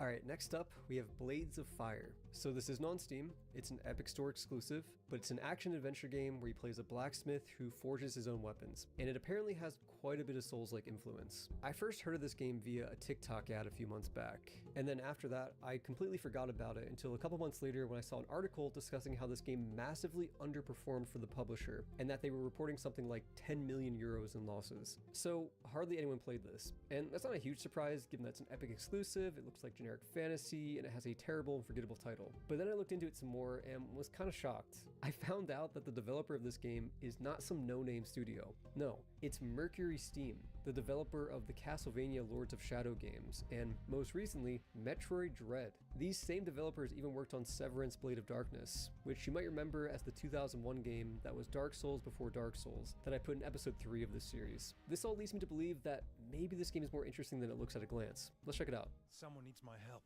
Okay, let me do the controls first. All right, so we have left strike, right strike, head strike, and body strike. Oh, and cool, it corresponds with like where it is in the controller. So for those of you who played like DK Bonanza recently, it's kind of like how punching works in that game. So we can dodge with left bumper, and then also I can block with left trigger. Cool. Oh, interesting. Blocking gives you stamina back. Like, it goes up really fast. Like, look at this. Huh. That seems kind of unique. That's like the opposite of how it works in most Souls-likes. Oh, shit. We'll see about that.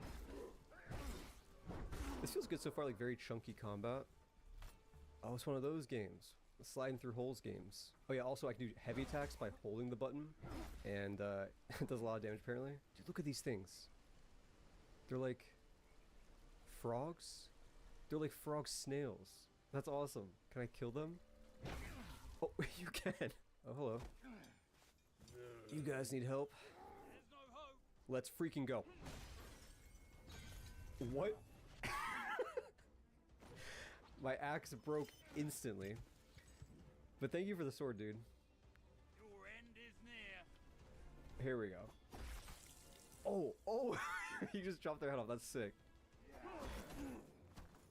Dude, the sword's awesome. Oh, no. Old man.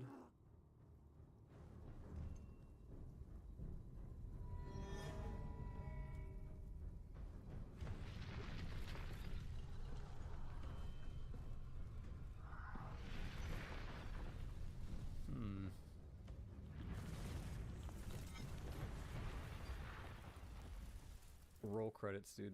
You stand in the forge of the gods. I'm in the blacksmith dimension. What am I doing here? You are now the bearer of a sacred hammer. Okay, so this is the one thing I kind of knew about this game, is that I knew there was some sort of like blacksmithing mechanic. I don't know anything beyond that, but like I know that's a central thing. Okay, so I can pick my scroll. The only thing I can pick right now is this. Good sketch. Design your first weapon. Oh, okay, so I can change the head of the weapon, the material that's being made with, as well as like the shaft and that material. That's cool. So if I change the length of this weapon, it does a bit more damage and it can reach farther, but the stamina cost goes up and it's a little slower. I'll try that. Strike the glowing metal with your forging hammer. Oh, wait, this is cool. Okay, this is weirdly advanced. Check this out. So I can pick where I want to go, but then I can also adjust the strength of the hit with the left stick. But then with the right stick, I can also adjust the angle, and then also I can adjust the width. So there's all these different sliders I'm messing with, and I have to try to get it to the white line. Let's start with just like a big hit in the middle. Nice. Let's slide some more to the left. Maybe do the same thing on the other side. Okay. There we go, there we go. Oh, I did it. Hell yeah. Maximum quality. That's a fun little mini game. And now I get 4 repairs with this weapon. Name your weapon. Alright, hold on. Let's go with Ass Blaster 9000. Perfect. Time to go, lad. I'm going to the palace. You can join me if you like. The palace? What for? I'm going to kill the queen. Oh, okay. Alright. Perfect time to test out the Ass Blaster. Let's go. Boom. Oh, I got 2 with that. Hell yeah. Oh, shit. Big guy. Okay, wait. Let me heal real quick. I have an Estus flask. Okay. Let's go for a big hit. Nice. Oh, shit. Oh, shit. Dodge. Oh, I was out of stamina for that one. Oh, easy. Easy. Alright, let's go kill the queen. Oh, this loading screen. This is awesome. You will encounter anvils like this one on your journey. Okay, so this is a bonfire. Bonfire lit. Nice. It's a fun animation. Damn, this game's kind of pretty actually. Look at this. I really do like how this game looks. Choose your weapon and combat style wisely. The green outline on the selected enemy means that your chosen weapon and style penetrate their armor and inflict maximum possible damage. Oh, okay. So there's a color-coded system where green's the best, red means you can't hurt them, and yellow is like a damage reduction. Right trigger to switch between slashing and stabbing. Oh, so different weapons. Got it. Okay, so I'm stabbing now with the sword instead of slashing. So different weapons have like multiple damage types. That's so cool. Wait, I really like that. Oh, dude. This game might be sick. Oh, look at that. Do you see that? Different body parts have different colors. So like his arms aren't as protected. So yeah, if I do slashing, I can only hit his arms. If I do stabbing, I still want to hit his arms, but at least I can hit his whole body. And they're different. Like different enemies have different like armored parts. Dude, that's a really cool concept. I really like that. Fuck. And that's why there's the whole system of attacking like left, right, top, and bottom. Because you're aiming for the weak parts. Oh, man. Oh, man. Oh, wait, I bounced off. Look, if they're red, it does like nothing. It actually does nothing. Wow. Combat will impact your weapons in 2 ways. Edges become nicked and lose effectiveness. Check their condition on the weapon icon, and you can sharpen them with left on the D-pad. Keep in mind that with each sharpening, your weapon loses a bit of its integrity. Okay, and that's what repairing is for. You can break your weapon and then repair it. Okay. Yeah, so right now, look, already my weapon is like yellow along the blade, but the tip is still green, I think. Yeah. I finished my first entry from this journey. I hope my observations on the Queen's dogs are useful to you. Your observations? Are you taking notes? Wait. Oh, cool. So there's like a little codex where it tells you weaknesses and stuff, but they contextualize it by Adso taking notes mid-combat. Okay, wait, so my sword is yellow. Can I repair it? Got it. Okay, that repaired it. But the bottom number, the 321, I think that's the integrity. So that went down from repairing it. So I have to sharpen it, but as I keep sharpening it, it eventually like breaks down even further. That's an interesting system. Wait, can you break shit in this game? Oh, you can. Oh, there's good physics. What is this? Oh, what? Secret passage. Okay, yeah, just break through the wall, man. Hell yeah. Alright, what is this? Curious looking statue. It's a forger's deity, and they are said to reward any who bear the weapon they hold. How? Parts that you can use to upgrade your weapons when forging. Okay, so I need a spear. Shortcut unlocked. Shortcut unlocked. Shortcut unlocked. I don't know, these might not all be shortcuts, but they seem like it. Oh, sleeping on the job? Dude, that is not a good idea. Alright. Ooh. I unlocked a spear now, because I killed enough spear guys. Okay, big guy. Okay, this guy's yellow for the hammer. Can I switch to the sword? Nope. Okay, but stabbing. Stabbing's the weakness. Oh shit, oh shit, oh shit. Good, good. He just turned fucking yellow? What the fuck? What does that mean? Okay. Go. Oh shit, that's so much damage. Wait. Block. Okay, never mind. Oh, my sword just turned to stone. Death and resurrection. Your weapon remains petrified where you lost it. Oh, it actually did turn to stone. Wait, that's a cool death mechanic. That's actually more punishing than a Souls game, potentially. Dropping your weapon. Let's grab the sword. Okay, got it, cool. Wait, why is stabbing not green anymore? Is it because the sharpness went down? It is. Oh, that's interesting. So mid-combat, it might change from green to yellow or yellow to red as it dulls. Yep. Almost got him. Almost. Nice. Oh, cool, a hammer statue. Now I have a hammer.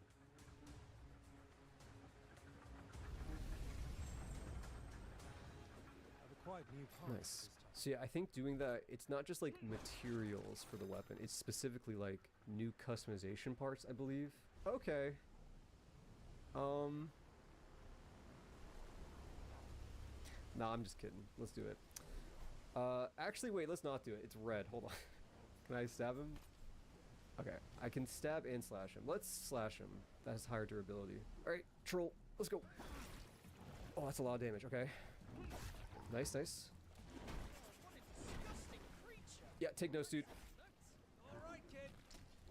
He just threw shit at me. He just shit in his hand and threw shit at me. That's an incredible attack. Holy fuck. Wait, there's skeletons. Dude, there's skeletons. Fuck. Troll, can you hit the skeletons? He can! Okay, that's fun. Yeah, kill the skeletons for me. Yep, great. Just like that. Dodge the shit. Slash again. Okay. Oh, almost got him. Boom. What? The fuck is this? The fuck was that? Wait, what do you mean mutilation? Hold on, hold on. You can mutilate many enemies. Deliver the finishing blow with all your mights. So when I drain his health, I can do a charge attack. Whoa, whoa, what is that move? He just spit fish at me? Like poison fish? That's sick. Got it, got it. Now what? Charge attack, charge attack. I just chopped his fucking arm off? Wait, that's so cool. That's so cool. Now I'm draining his red health bar. Got it. Just take it slow, take it slow. Oh, never mind. So you can bring the arm back. Okay. Let's not take it slow. Wait, so I chopped off his arm there. Could I have done like a different body part? Let's do head this time. I just chopped your fucking head off. Oh, he's still alive. Oh, but he can't see me. Oh, that's so cool, man. Oh, that's such a cool mechanic. Wait, I love this actually. Oh, wait, I love this.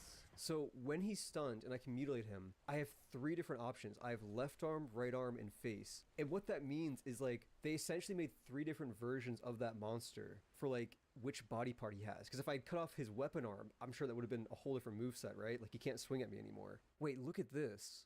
Height gives you an advantage. You'll tire less if you fight from a higher position than your enemy. That's such a cool idea. Wait, fuck, I like that. So if you're on a hill and you're at the top of the hill, you use less stamina. I don't think I've seen that before, at least not in a game like this. And I always talk about how I love when the environment becomes part of the combat. That's such a smart way to do it. And then also, if you chain attacks, you use momentum, and that also uses less stamina. Another cool idea. Man, do I need to save someone? Are you safe? Oh shit! Another troll. Wait a second, I have an idea. I have an idea. Can I lead the troll over here? Check this out. See this hill? See what I'm thinking? Follow me down the hill. Okay. See, look. Now I have the height advantage. Hell yeah. Alright, this time, let's do the right arm. My sword just fucking broke. Oh my god. Oh shit. Wait. I don't have a weapon to fight him then. My hammer doesn't work. And my sword broke. That's awesome. That's awesome. I have to just leave. I have to just leave. I'll come back for you, troll. Hold on. Wait, can I repair it mid-combat without respawning the enemies? So let's repair this. Yep, and then it loses a star. Okay, cool. Wait, I didn't like fully rest though. That would be so funny if like... Wait, I think it worked. Yeah, he's still here. And the enemies aren't back. That's awesome. Now let's do the right arm. Hell yeah. Oh no, you can just throw shit. And I guess swipe still. But yeah, he can't do his normal attacks. That's interesting. Let's chop off your face. Yep. And you can't see me. Let me just go behind you. Hell yeah. Let's go to the forge and make something new. I think I can make a spear now. Alright, I got a good looking spear here. Man, this customization thing really is pretty neat. What should I name my spear? I'm thinking Steve. Alright, let's test Steve out. Another mini boss? Perfect. Wow, good damage, good damage. Ow, he blocked me though. Dude, I almost 3-shot this guy. Holy shit. Vexers. It's the first time I've seen anyone use a sword as a mount. Wait, do something. I wanna see you do that. Oh, I see. Oh, wait, that's fucking awesome. That's so cool. What is that thing? Tree guy. To defeat it, target the colorful pustules that occasionally appear, except for the red ones. Okay, I like this guy a lot. So there's a red one. Okay, I see. So it's blue right there. Whoa. So it's blue right there. Yep. Oh, that's a lot of red. That's a lot of red. Oh, dude, that's so cool. You hit the glowing weak points, but they change throughout the fight. And then sometimes they become dangerous too. Smart idea. All right, it seems like a pretty good place to stop. I'm gonna keep playing on my own, and then I'll get back to you with my thoughts after I'm done. Blades of Fire was a journey. It took me about 35 hours to beat and get the true ending, and I have some thoughts. This is going to be half review, half me just sort of yapping about the game, but here's the short version. Blades of Fire has flashes of brilliance mired within repetitive and frustrating design that outstays its welcome. Remember that troll boss I fought? Kinda awesome, right? Well, it's less awesome on troll number 20.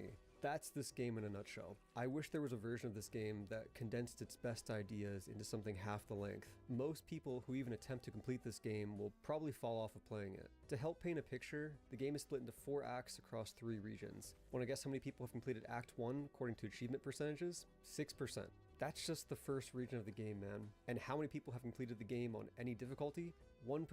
I know most people don't finish the games they buy, but this feels like an especially egregious example and is ultimately indicative of something being wrong here. Anyway, let's talk about it. I'll start with stuff I liked and appreciated. First off, there are some truly fun enemy designs here, both in their presentation and gameplay gimmicks. In the desert region of the game, you encounter these little freaks that behead themselves with their own swords when they get low on HP. And it's awesome because once beheaded, they start spinning around with their swords and bouncing off walls. They become a hazard that can damage not only you, but other enemies. This gimmick is mixed in with the directional combat such that you can chop off their heads yourself to turn them into hazards on purpose, or you can skip that phase entirely by finishing them off quickly through arm or leg strikes. This is not only playful, but mechanically interesting. You also have these beastmen who, instead of having a stamina bar that goes down, they have a rage bar that goes up. And as it goes up, they attack more quickly. They also sometimes inhale the dust of their ancestors' bones to transform into super beastmen. That's silly as hell.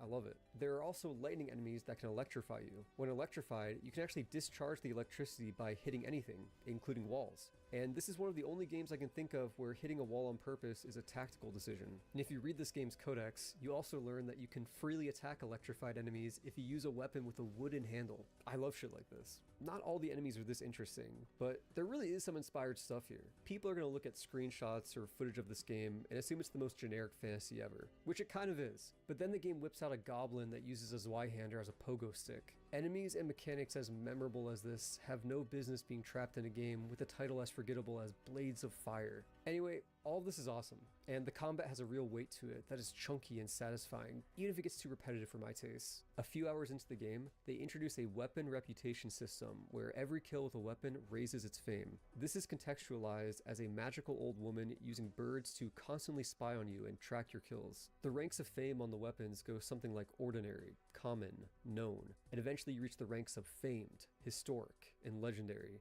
At any time, you can cash in the weapon for crafting materials based on the level of fame the weapon reached. This is a fun bit of flavor that encourages you to stick with weapons long term, and I think it's a great system that creates a positive feedback loop of crafting materials. I'm also easily amused, so seeing my dual-wield hammers that I named Jack and Off reach legendary status was awesome. And remember, all this is paired with the weapon crafting system itself, which is undeniably fun to tinker with. You won't be making any complex decisions, but it's still cool to have the ability to adjust your weapon's damage, reach, speed, stamina cost, and so on, via the weapon parts you choose, and then later feel those decisions manifest in combat. Between this and the directional combat, Blades of Fire is unmistakably its own thing. I also want to give a quick mention to how much I enjoyed the characters. By all means, they should be nothing special. It screams knockoff Kratos and Atreus in generic fantasy world. And it is those things for sure, but man, I was really entertained by them in a B-movie kind of way. Aaron and Adso just have great banter and lots of dry humor, and their dynamic is one of the main things that compel me to finish the game. Let's move on to some of the stuff I'm more mixed on.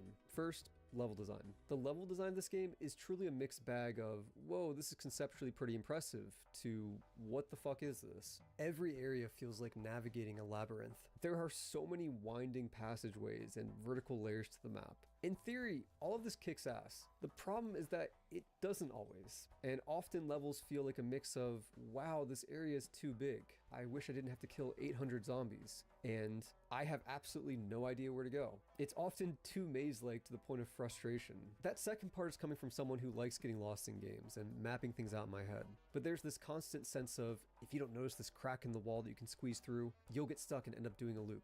In other words, it's a linear game that often tries to obscure the path forward in frustrating ways. This is compounded by really interesting quest design. It's very obtuse and old school, and part of me respects the vision, but also man, it can be a lot. Here's just one example, and keep in mind this is all mandatory for progression. I found this statue, but the statue is missing its magic flute. But to find the flute, I need to wander into a sandstorm that teleports me to a lost city, find a hidden jail cell, pick up a tooth on the ground, and then give that tooth to an ogre who I didn't even know had the flute in the first place, but apparently he does. And only then can I get the flute to move forward. At no step along the way does the game tell you what to do or where to go beyond, we need the flute. No objective markers, no hints, just old school adventure game logic where you gotta stumble around some truly maze-like levels. I believe there is a way to turn on objective markers if you play the game on easy mode, but I was playing on steel mode, the recommended way to experience the game according to the main menu. And I was committed to experiencing the dev's vision for better or worse. None of this is inherently bad. I love difficult games. I 100%ed Silksong Blind in 39 hours. With Blades of Fire, I do find it somewhat charming how committed they are to this old school vision. But fuck man, it's sometimes just a maddening experience that makes progress halt to a stop if you're not looking up guides. I can't imagine how miserable this would be to play if you're not a patient person. Here's another funny example. At one point you find this ghostly hand extending out of a Lady in the Lake mosaic. The characters remark, maybe she wants her sword. Naturally, your first instinct is, okay, I need to find her sword, and it's probably a quest item that goes on the quest item screen, just like everything else in the game. Good guess, but no. The actual solution is you need to craft a sword, any sword with any materials, and then name it Excalibur by typing in the word Excalibur yourself. Then you need to equip the sword and hand it to her. Crazy. Part of me loves this, right? Like, I know Arthurian legends, I know Excalibur, but no shot people are figuring this out on their own in a game that conditions you to collect quest items. And this isn't some bonus collectible or fun secret. This is for main quest progress if you want to see the ending. Anyway, not a huge deal, but I hope I'm starting to form a clearer picture for the type of stuff this game demands of you between all the combat. Speaking of weird design, there are parts of the game that feel like the devs are actively trolling you or trying to waste your time. One example is this extended escort mission where you need to escort an old man ghost across this huge graveyard zone. While escorting him, he keeps repeating the same voice lines over and over. And when you reach a point of interest, he'll walk around for literally 30 seconds and go, I can't remember. What was I supposed to do? And during those 30 seconds, you just have to stare at him and wait for him to activate some button you can press. There's no gameplay, you're not defending him, you just sit and wait. This happens genuinely like 20 times. Part of me thinks this is hilarious for how terrible it is, but another part of me thinks it's just terrible. There's design like this all over the game, and it's kind of amazing to see a game like this in 2025 from the developers of fucking Metroid Dread. On the topic of Metroid, this game also plays like a pseudo-Metroidvania, but it doesn't add much to the game for me and feels tacked on. It's handled in a very lock and key sort of way, where instead of getting a new power and getting to actively use that power in a way that recontextualizes the combat or old areas, the power just sort of activates. Like you get the Time Rune, a rune that lets you turn back time. Can you use the Time Rune at will? Of course not. What the Time Rune gameplay actually consists of is walking up to an object marked with the Time Rune and watching a cutscene play that opens the way forward. It's just a boring way to approach Metroidvania powers and level design in what could have otherwise been a new gameplay element in a game that's in desperate need of something less repetitive. Another thing that was odd to me was some of the weapon balancing and numbers involved. At about the halfway point, I was using the strongest crafting materials in the game, and this gave all of my weapons weirdly high armor penetration values. With these penetration values, every body part of every single enemy was fully vulnerable to taking maximum damage. And I mean genuinely every enemy, even the ones in full plate magic armor. Suddenly, one of the main hooks of the game, directional combat trying to hit enemy weak points, just stopped being a part of the game. It's kind of baffling. I have a few more thoughts on the combat as well. You have all these interesting weapon customizations and weird enemies with their own gimmicks, but what the moment-to-moment combat actually boils down to is hold charge attack and 1 or 2 shot most enemies. And for the enemies with more health than that, the strategy is just get a hit in, roll away. Get a hit in, roll away. It feels like there are all these cool ideas for the combat, and it's often flattened into a single button press. And don't get me wrong, it's a fun and satisfying button press, but this game is just so long and repetitive, man. Eating ice cream is sick as hell, but it stops hitting when you're on your 50th scoop. There's a lot more I could talk about when it comes to the design of this game, but I'm gonna cut myself off here because I feel like this part of the video is already way too long. Basically, sometimes this game rules and sometimes it's tedious as hell. Sometimes there's inspired design and sometimes there's baffling design that undercuts otherwise interesting systems. Sometimes you'll encounter enemies that are a joy to fight with satisfying combat, but sometimes it feels like a repetitive slog when you're fighting the same guy with the same gimmick for the 100th time. These are the lingering feelings that I'm left with after finishing. I think some people will love this game, and I myself, believe it or not, was feeling that here and there. There are nuggets of brilliance scattered across the game that's too big for its own good, and I wish there was another version of this game that refined its best ideas so that more people got the chance to experience it for themselves. Either way, Blades of Fire is a deeply interesting 6 out of 10, and I'm happy it exists even if I don't see myself recommending it to a friend. The devs who worked on this game go all the way back to Severance Blade of Darkness, and seeing a team stick together for 25 years and make a spiritual successor to the first game they ever made is a beautiful thing. When you consider the game through that lens, it starts to make a lot more sense with how dated and old school it can feel. I think they made the game they wanted to make. And even though it failed pretty hard in terms of sales, I hope they're able to make more. There were so many cool ideas in Blades of Fire, and I would love to see those ideas in a different and better game. Thank you very, very much for watching. Episode number 30. I really can't believe it. And part of me still doesn't understand why people enjoy watching them, but I'm very grateful and I'll take it. But enough about that, I'm not gonna get sentimental. Let's talk about video games. The footage you're seeing in the background right now is Mega Bonk, which if you've somehow missed hearing about Mega Bonk, it has exploded recently in popularity, and I can personally vouch for it. It is fun as hell. It's basically Vampire Survivors meets Risk of Rain 2 meets high-speed 3D platformer, and it just works so well, man. Genuinely addicting game. And there is a bonfire item that heals you when you stand still. So, if you think about it, in a way, it's kind of Souls-like. This month I also played a lot of Silksong, obviously. That game is incredible. It somehow surpassed my expectations, and it has officially dethroned Hollow Knight for me as my favorite Metroidvania. I understand why some people might not have liked it as much or didn't click with it, like I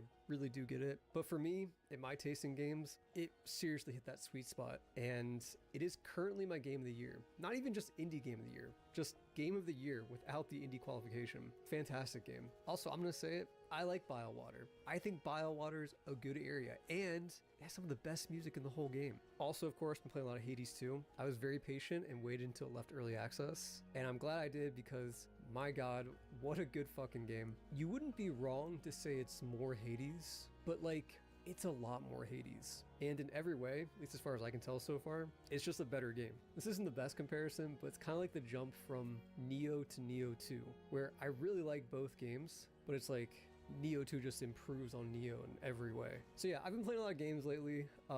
Genuinely, it was hard to sit down and edit this video while Mega Bonk and Hades 2 were calling to me constantly, but I was strong and I did it. And yeah, thank you again for watching. Also, thank you again to Displate for sponsoring this video. Real talk, Displates genuinely are high quality, and I really do like the custom displays I have on my wall. So if you are interested in that, just a reminder to check out the link in the description. All right, that's it. I'm gonna go take a nap. Take it easy.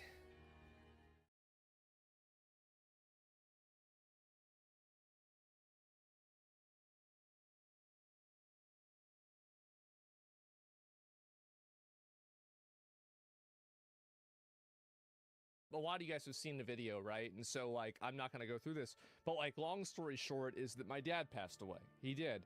And this happened a little bit over 2 weeks ago at this point, and I was very busy dealing with that. It turns out, like, dying is really complicated. Oh my god, there's so much paperwork with it. Holy fuck. And so I've had to deal with that a lot, and yeah, ripped out. I know, it's fucking horrible, and it's been... Like, I feel like a lot of it hasn't even really set in like a big case. It hasn't really affected me, and you know, like, really, I like yesterday I went into his house and I just honestly I just cried, right? And I'll just say it. And first time I really have in quite a while. And let me make sure I turn that down. I think it's a little bit loud. And so and you know, it was the first time I had ever since like the first couple of days, and so it was just really. It's been really rough, and so my dad passed away, and basically he, you know, it was one of those situations where he just decided pretty much, I mean, he had pancreatic cancer, he had had pneumonia 6 times. I'm pretty sure he just decided, man, it's time to clock the fuck out, right? Like, I'm done with this shit. I don't want to deal with this anymore. And that's exactly what he did. And, you know, they told me there really wasn't that high of a probability of, you know, things were good, right? And then, like, I'm talking to 2 of the doctors there. They're telling me it's not a matter of if, but when he's coming out of the hospital. I said, okay, great. And then the next day, they're calling me as I'm driving over there, telling me that he's probably not going to come out of the hospital. And so that was a very, very unpleasant situation, and it was awful, to be honest with you. So that basically is what happened. And then obviously, you know, I was there with them the whole way, all the way through up until the very end, which was very unpleasant, but I'm glad that I did it. And that's kind of what happened. Roller coaster? Yeah, definitely a roller coaster. You end up doing hospice? I did.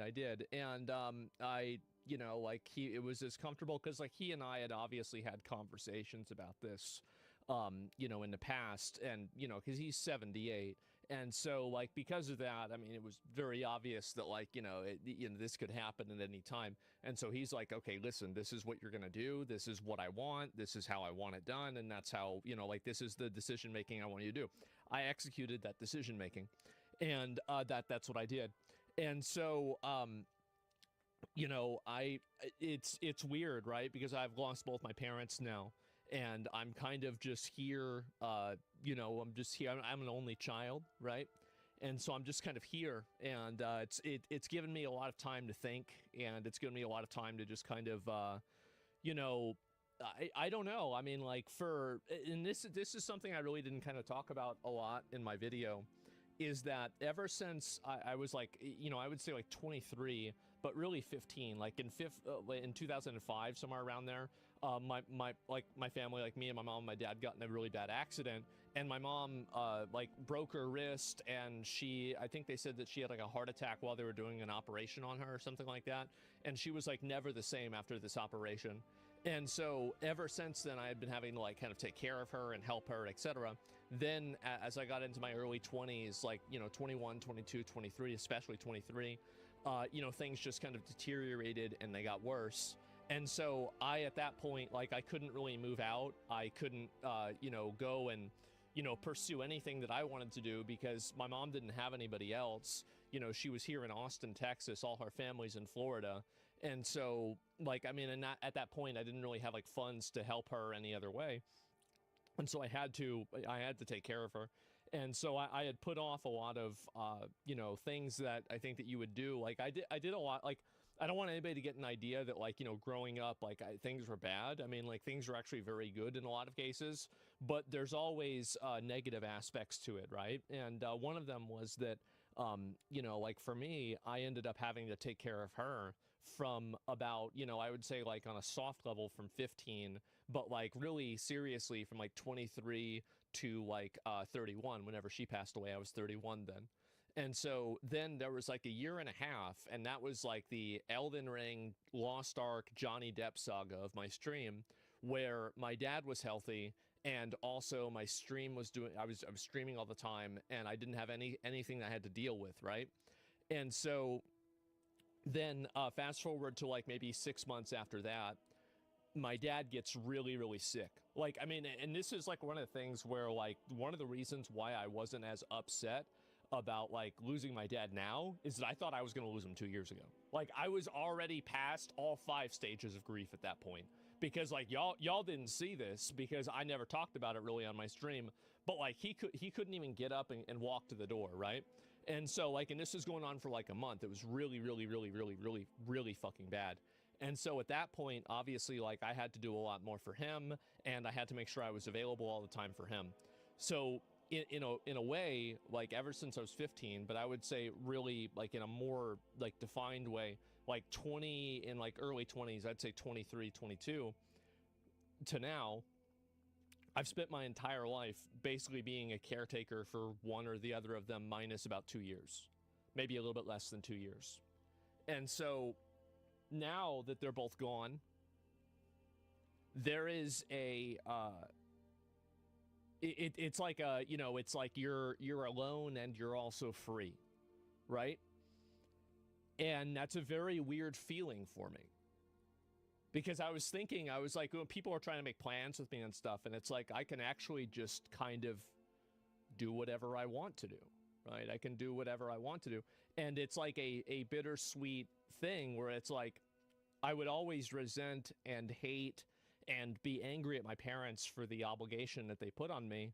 But it's unfortunate now that I wish I'd do anything to have it back. But you can't go back. And that's why we're here. My dad, 3 or 4 days, he's on hospice. I come in, it's like 2 or 3 p.m. He's like, why aren't you live? I said, motherfucker, you're dying. What do you mean, why am I not live? He says, oh, right, yeah, yep. It's just,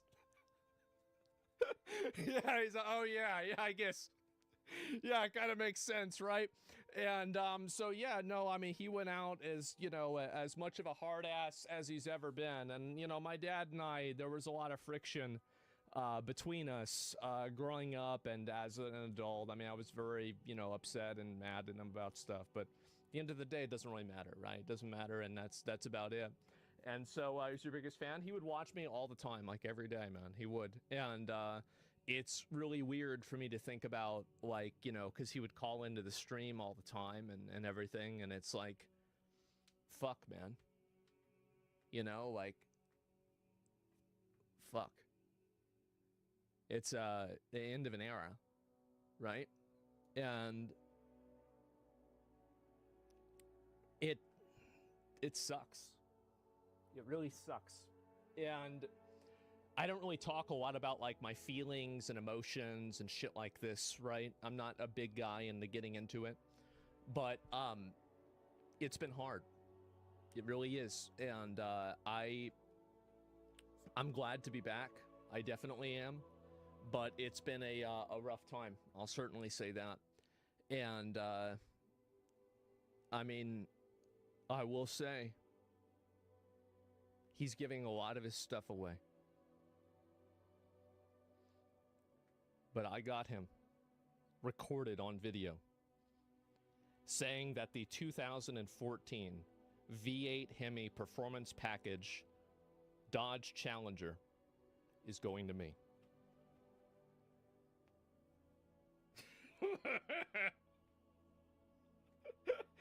Yeah, I mean, and so I'm talking about this, and S-Fan messages me. He says, you master looted it. And I was like, wait a minute. I actually master looted a mount in real life. I didn't even realize that until it fucking, like, he just told me this. I never even thought about it like this. But that's what it was. Yeah, full circle. Yeah, bro, like, life imitates art, right? And so yeah, nothing's ever changed. Yeah, exactly, right? And so that's basically where it was at. And I'm trying to think what else really has been, what else has been going on really with me besides that. And take us for a ride. Yeah, maybe one day I will. And so yeah, I mean, that's basically been how things have been for me, right? And I'm just, you know, it's been a lot for me to deal with. I'll certainly say that. Let me make sure I've got to get all my stream and everything set up here. It's a little bit different. And don't let the car rot. Take care of it, man. Oh, he would complain all the time about me letting the first car that he gave me rot, which, I mean, he gave me the car because I bought him a new car, which, by the way, just in case anybody's thinking about this, I actually bought this car. I bought it for him. And so it's like, whenever I'm getting it, like, I'm really getting the car that I bought back.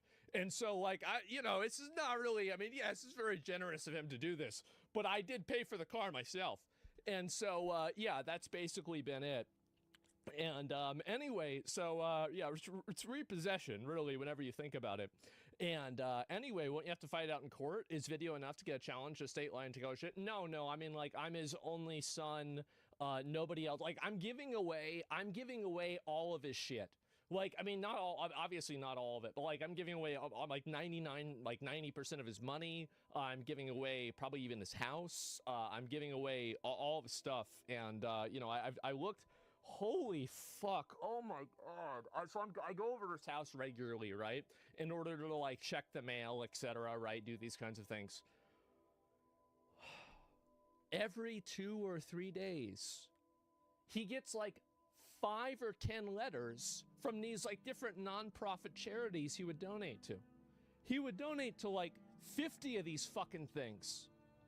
And so they're sending a mail constantly asking for money. And it's like, you know, oh, this is a letter. It says, you know, $20 saves 20 dogs. If you donate $10, only 10 dogs die. How much do you want to donate? And it's like, you know, the most blatant and obvious emotional manipulation that you can possibly have. But I've decided that, you know, I'm going to contact all of these different charities and everything and I'm gonna just tell them, like, you know, this is what happened, and I'm just gonna make a donation in his and my name, just in perpetuity, for like whatever the amount that he was donating. I'm just gonna do that for the rest of you know, the rest of the time. I think that's what he would have wanted to do, and so it's gonna, honestly, it's gonna be a huge pain in the ass, because like calling all of them and then doing all of that, but that's what I'm gonna do. And they're scams. I mean, he donated to like Wounded Warriors Salvation Army. He used to go to the Salvation Army whenever he was like you know, like hitchhiking around.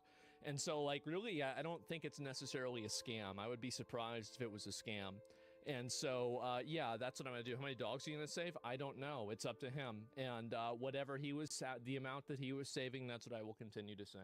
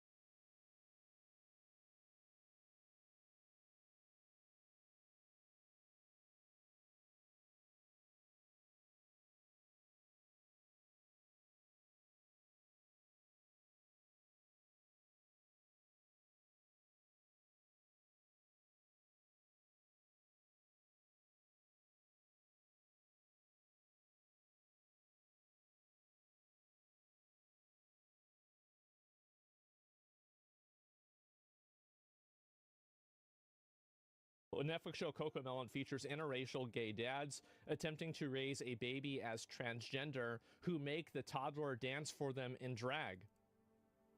I mean, there's no way this is real, right? I mean, like, there's no way. It's gotta be fake. Thing that we know about you, you love to get up and dance.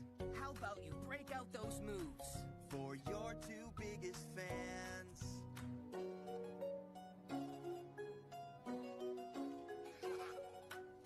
If you're not sure what to choose, think about all the things you like to do. My favorite part about this is they gave the black guy the Killmonger haircut. You didn't have to do that. This is how you, by the way, this haircut is how you know this was made by white women. Guaranteed. Everybody knows it. I'm just gonna say it. It's so obvious. Think about all the things you like to do. Uh-huh. Just be you. Just be me. Just be you. When you're trying to decide, think Man. about all the things you like to do. Just be you. That's right, guys, because if you like girl things, it means that you're actually a girl. That's right. So if you like gardening, you're a girl. If you like cooking, you're a girl. Surprise. If you like, if you like makeup, you're a girl. If you like wearing a dress, you're a girl. It's so interesting to me that the people who always preach about gender identity and gender being a spectrum always assume that anytime that a kid shows an interest in something of the opposite gender, that the spectrum automatically goes to trans. Isn't that interesting and weird? I think that's crazy. Why is that? Why is it that every single, if gender is such a massive spectrum, then why is every kid that shows an interest in something that's feminine automatically trans? What is this? It seems like there's a little bit of a logic gap here, right? What is that? And anyway, it's discrimination? Well, I don't know. Anyway, so this is another one here, and this is another kids show on Netflix. Let's watch this one. I don't know. Oh, it gets worse. Of course. Wow, I would have never expected that. It's hard to know who's dangerous. Sorry, I gotta turn down this music. This is really important for us to hear this dialogue. I'm sure it's gonna be amazing. It's hard to know who's dangerous or not. I like Sailor Moon. Does that make me a girl? Yeah, it is. Go to your go talk to your doctor tomorrow, and you should start your transition immediately. Start it as soon as possible. That's true, though disappointing. Hey, it's okay. I know I'm safe when I'm with my friends or other non-binary people. Non-binary? Does anybody not see the irony in talking to a machine, a computer, and then trying to tell it that it's non-binary? Am I the only person that, I mean, this is like meta. It's not Transformer, right? I mean, no. Okay, being trans and being non-binary are two different things. That's different. And so, yeah, I don't know, that's crazy to me. But anyway, let's look at this. People who aren't female or male. Oh, I'm sorry. I shouldn't have assumed. I always knew my pronouns felt right, but what a wonderful word for a wonderful experience. So this is for kids. Martin, can you... Of course. Martin, can you switch... This is the same one? Nightshade's pronouns are they, them. He or she just doesn't fit who I am. My apologies. Please switch their piece. I've seen this one before. So people are canceling a lot of their Netflix subscriptions. This really isn't that big of a surprise. Again, I think this kind of stuff is very weird. And I think also, do parents really want to have that kind of stuff in kids' stories? I mean, I don't really think so. I think it's pretty obvious. And this is also another big issue, is that, if I was a parent and I was watching this, I would be uncomfortable just for the sheer reason that it's very obvious that they're trying to push this idea onto very, very young people, onto kids. And it's like trying to teach kids trigonometry whenever they don't understand multiplication, or they don't even understand adding and subtracting. It's not that, the idea of being trans or non-binary, if somebody is an adult and they have some idea in their mind, I usually generally try to respect what other people do and what they want to believe and how they want to see themselves. It's up to them, right? They're going to do what they want to do. And I'm not telling you you have to accept it or anything like that. I'm just telling you, I don't want to get in at the end of the day, I don't want to get in an argument with somebody who thinks they're trans, trying to tell them what pronouns they need to use, okay? I have so many more things in my life that I give a fuck more about that's not even in my top 50, okay? So I'm not going to waste my time arguing about this, etc. Adults, sure, but leave the children alone. Yes, exactly, right? And it would make me uncomfortable as a parent when I knew that, for example, the amount of stuff that my kid is watching is being made by adults in order to normalize a certain gender ideology. Like it's a fundamentally very weird thing. And I think it's also like just really like, you know, parents need to be having this conversation with a kid. You know, like a school needs to be having this type of conversation with a kid. Like there's a reason why interactions with children about sexual topics are so highly controversial, taboo, and limited, right? It's like if you're a teacher and you're teaching kids this, you have to go through a bunch of different, like you have to be a teacher. Obviously it's hard to do. There's a lot of oversight for this. There's like a ton of people talking about how to do it in the right way. And so when you just take all of that and you ignore it and you just make a TV show and you just say, hey, if you were addressed, you're a girl, I think that you're kind of skipping a lot of steps there, right? And yeah, schools should not. I think that schools should do sex education, and I think that schools probably should teach kids at least about being gay, like that it happens and that it exists.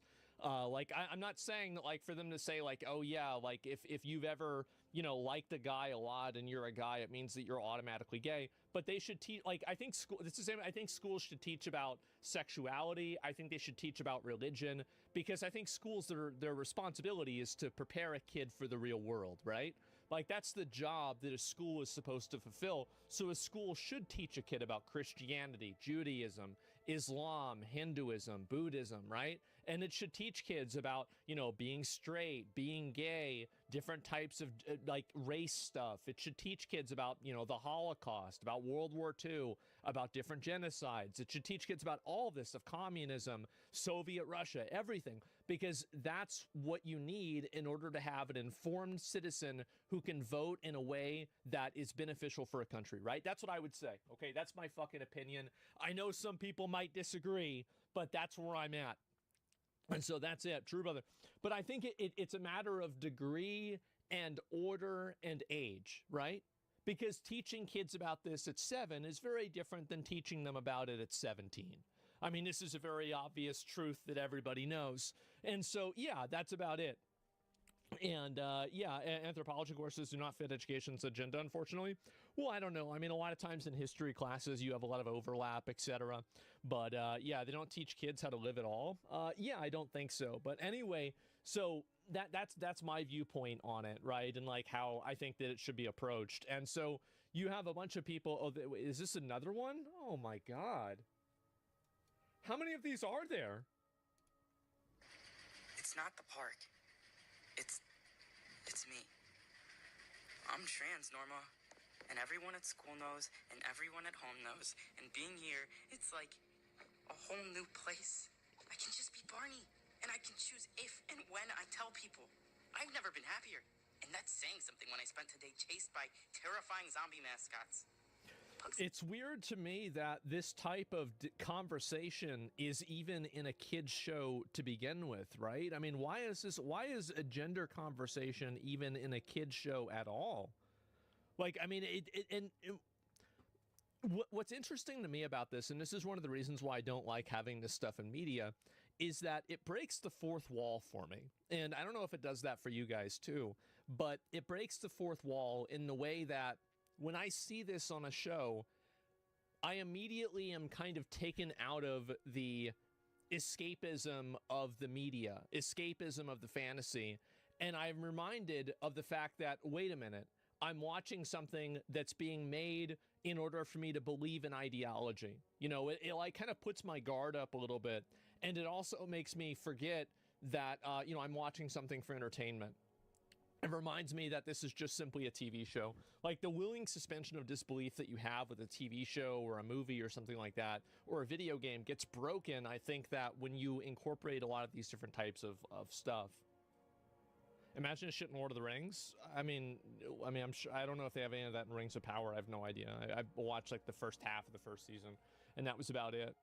Like Veilguard, yeah, and it makes you realize that like you're not playing a video game, you're watching propaganda.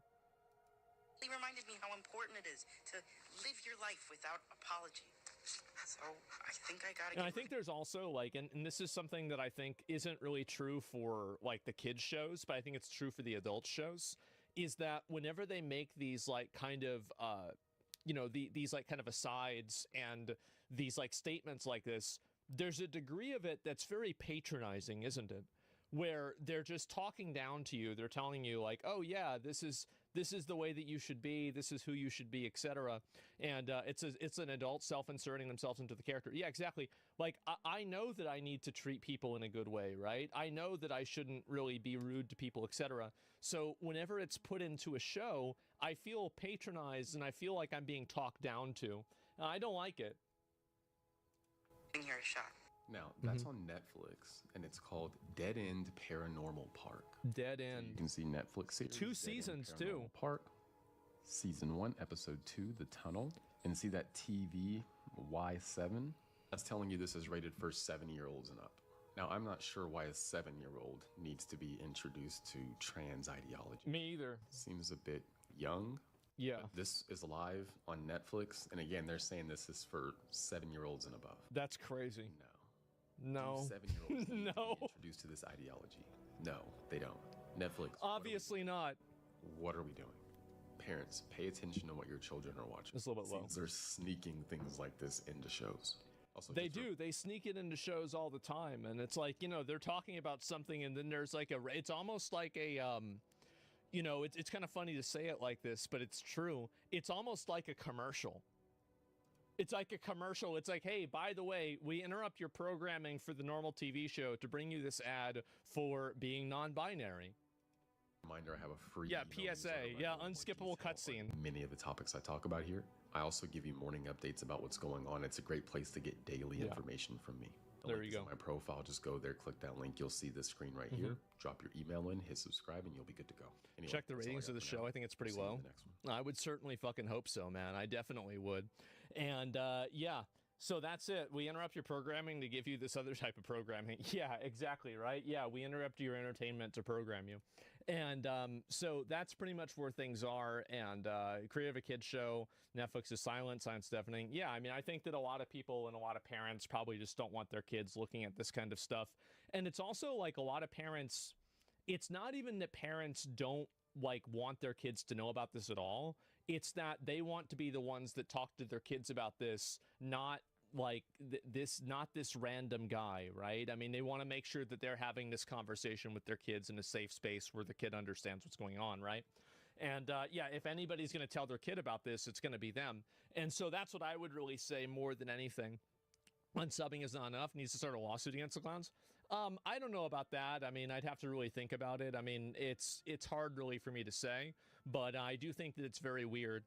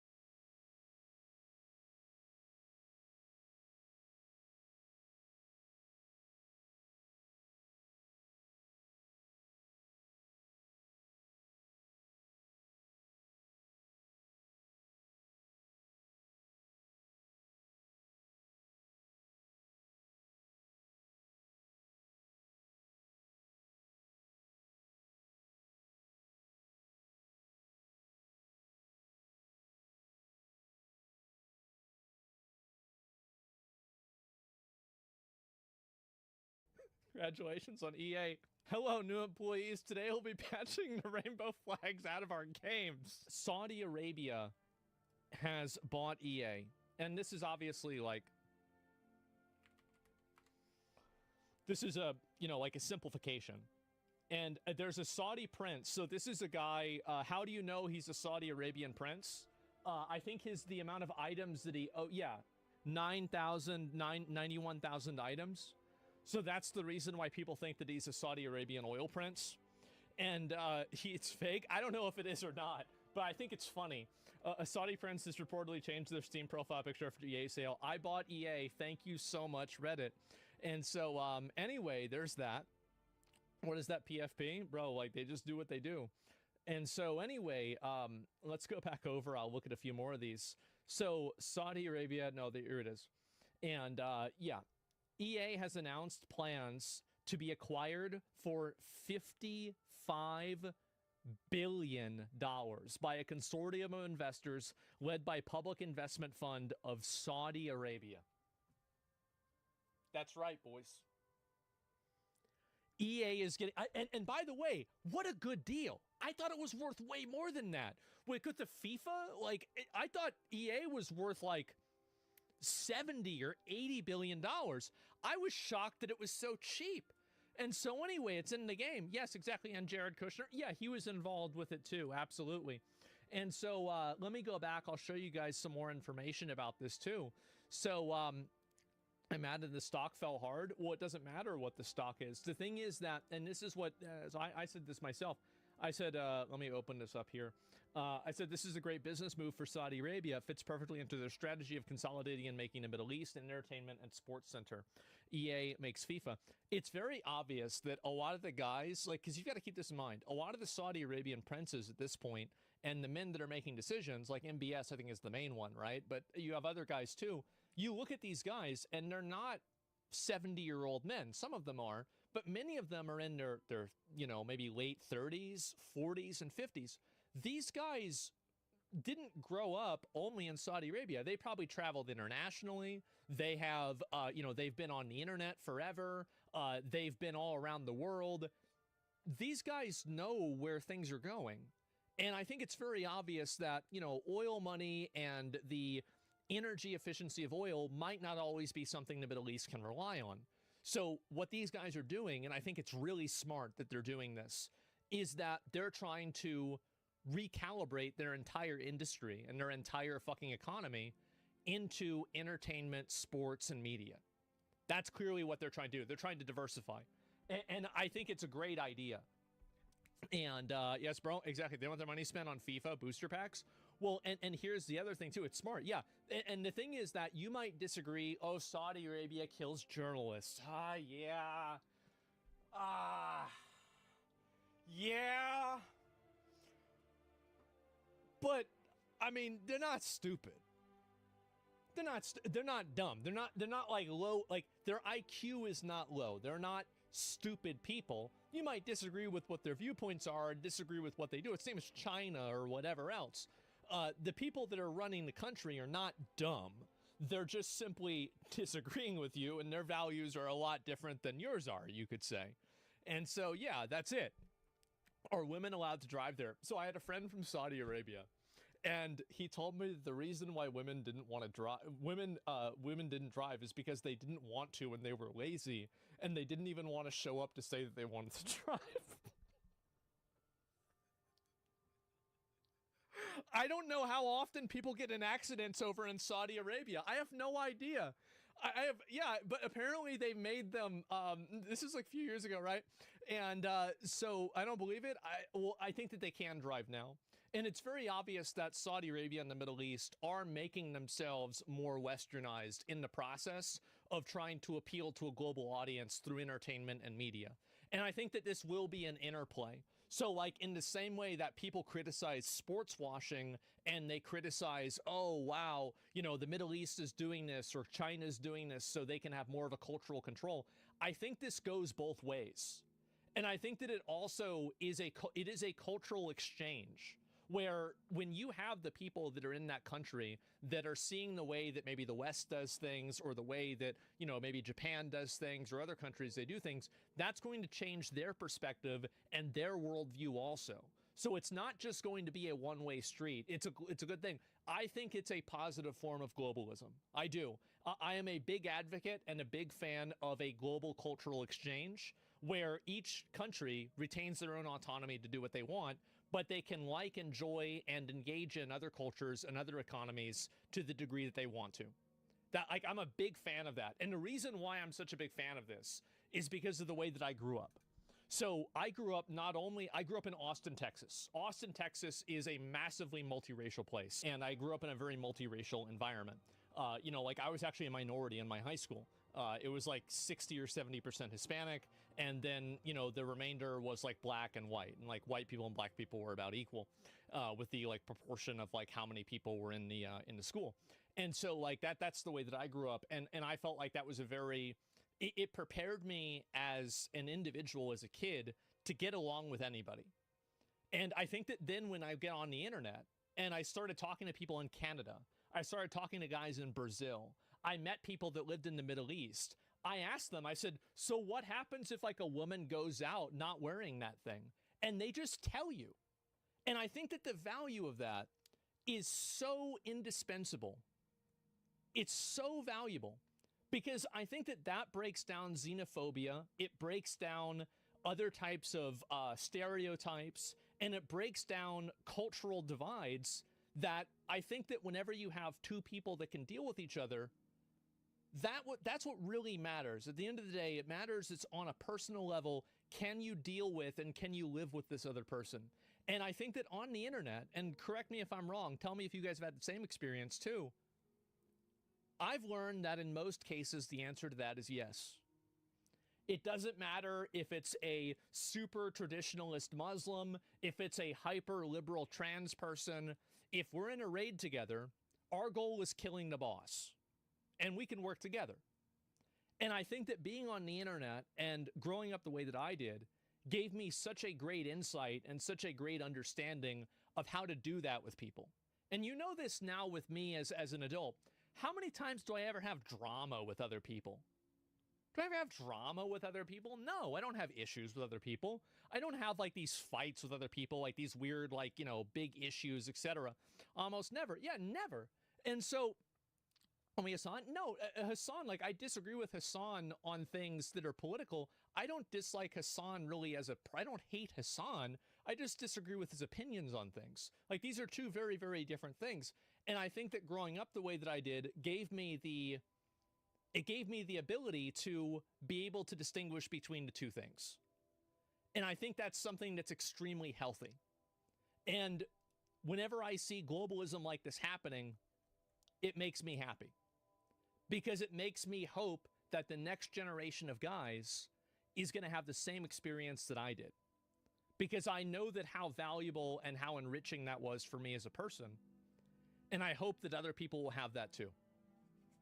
Does that sound crazy? That's how I see things. That's the way I look at them. I'm not saying this is always the case or anything like that, but that's generally what I think. And are you sure you want to be back now and I have to deal with me? Yeah, I remember you.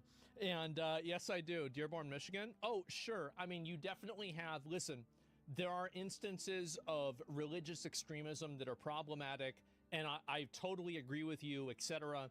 Like, I don't want to bring Muslim fundamentalist culture into America in the same way that I don't want to bring American culture into Saudi Arabia. I think that these two places can coexist and can have mutual respect without having to completely, be mixed together. You know, is that hard? Is that complicated? I don't think it's complicated. So, yeah, I understand. Yeah, unless they want it. Yeah, of course, right? And, but it did happen in Saudi. Well, I'm not really sure what's happening in Saudi Arabia with everything. So yes, Saudi Arabia is buying EA. And a lot of people are saying, let me see if I can pull this up. Gay. EA, Saudi, gay. The end of gay at EA. The buyout is official. $55 million deal. EA is now owned by a conglomerate which includes Jared Kushner and the Saudis. There is zero chance the studio continues with virtue signaling and DEI shenanigans. I don't think that this is as guaranteed as you might imagine, but it's not like they're going to come out with a press release and say, we're getting rid of all the gay people now. All the rainbow people, we're deleting them. They're not going to just come out and say that in the press release. But that doesn't mean that it might not happen. Obviously, I do think this will play a role in the way that different things are told, right? And also, by the way, here's some silver lining. Now, there's a chance that maybe not Call of Duty, but Battlefield could have the storyline that September 11th was actually an inside job. You know, like, you stop the planes and everything and the towers still fall down. Now it's going to be Battlefield and not fucking Call of Duty, right? And there's a possibility for it now, right? Stop it. Yeah, sure, they wouldn't. I don't think they would either, but that would be absolute fucking cinema, wouldn't it be? Yes, directed by Michael Bay. Yes, bro. And then, yes, oh my God, play the Linkin Park sound as they go down. Holy fuck, that would be insane. And yeah, Summer Building 7, yeah. Any from the Saudi perspective, exactly.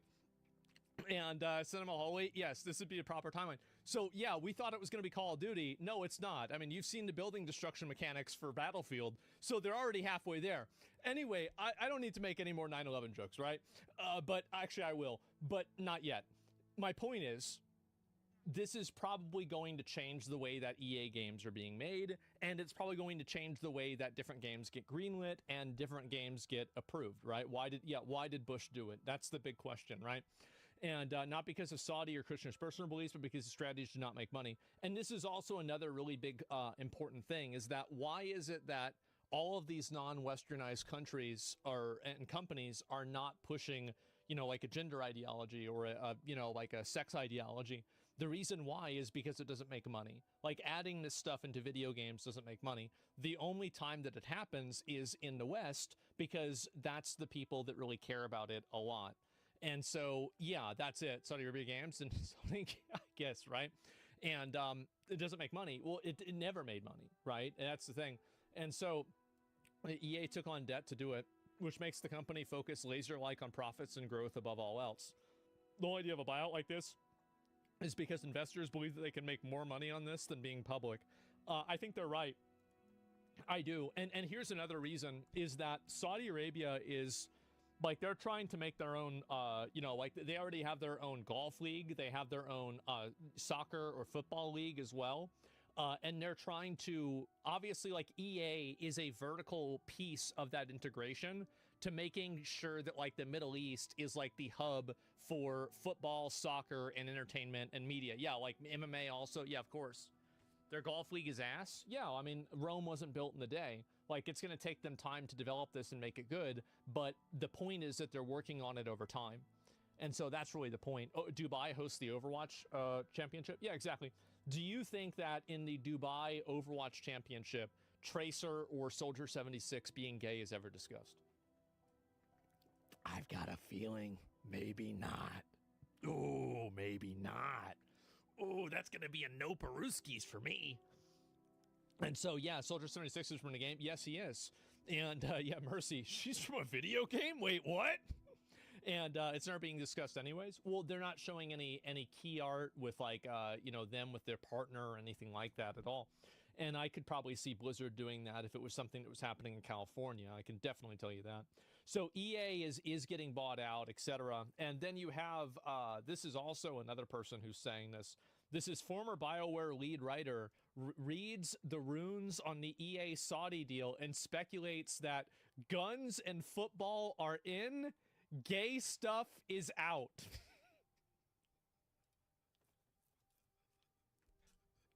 Who writes a fucking title like this? Guns and football are in and gay stuff out. Like, by the way, were you trying to say, like, I'm sorry, but have you never been on the internet before? Don't tell me this is something that you're criticizing them for, because I don't think a lot of people on the internet are going to see it that way. And Jesus, how many fucking pop-ups am I going to get? Oh my God. And so, yeah, our changes are going to come to Apex then, because one of the characters is trans. No, I thought they were non-binary if you're talking about Bloodhound, but maybe they added a trans character too. I have no idea. I haven't kept up with Apex ever since the game came out. So the rumor's been swirling for a while. Let me see here, and let me see if I can find and pick it up.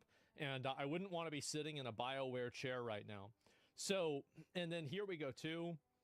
The rumors have been meaning the new EA is instantly saddled with $20 billion of debt and will face intense pressure to crank those profits. It's also the latest step in the Saudi Arabian investment fund's mission to sports wash its brutal regime by using its influence, ubiquity across entertainment industries to distract from some of the world's most appalling human rights abuses. It's working. It's working. And you know who else is doing it very well? Is China. China is doing it extremely well. I think that the reason why, I mean, obviously, I think the country that did this first and that did this best, two countries that did it very well, I think in terms of a top-down decision to do it was South Korea, and in terms of something that happened organically was Japan. Because look at how many people are weebs now. People love fucking Japan. They love anime. You know, they all want to go there, love Nintendo, etc. That's a degree of cultural exchange and soft power that you can't really buy. It's something that just happens over time. And so love hentai. Yes, a lot of people love hentai. I heard that with young people jerk off to hentai more than they do to real girls. And I don't know what that says about the future, but I think I do. And that's not so good. And anyway, so let me see if I can find the rest of this here and see if I can pick it up. And where the fuck did it go? This is some of the older stuff. I don't know if there's any more of this. And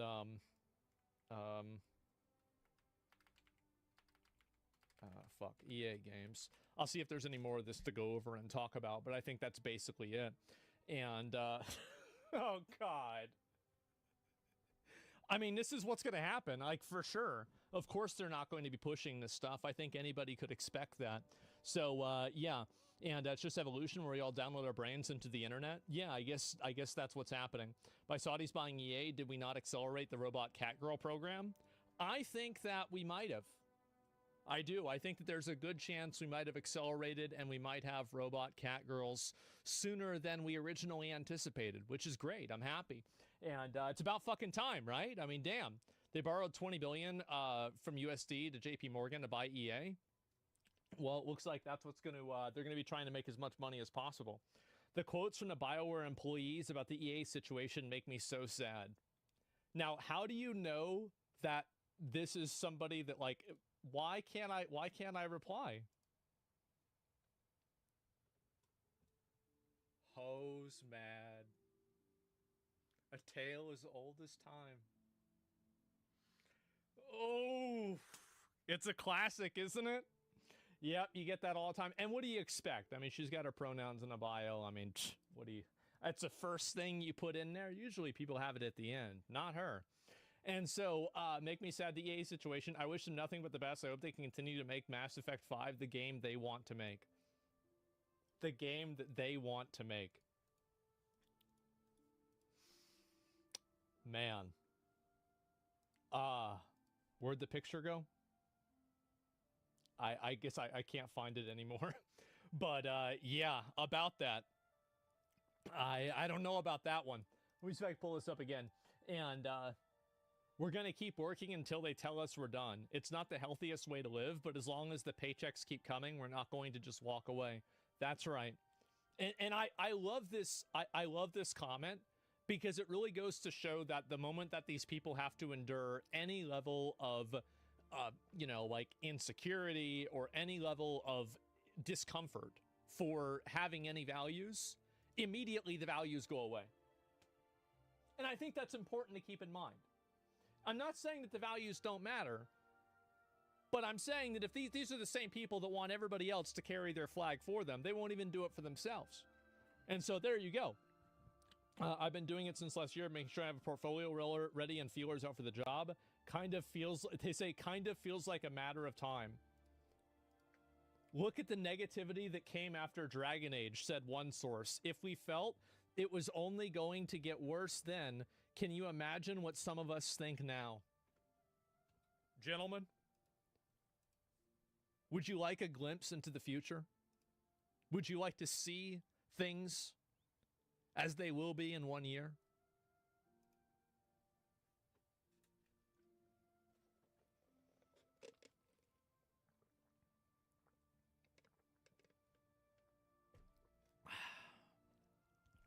Man,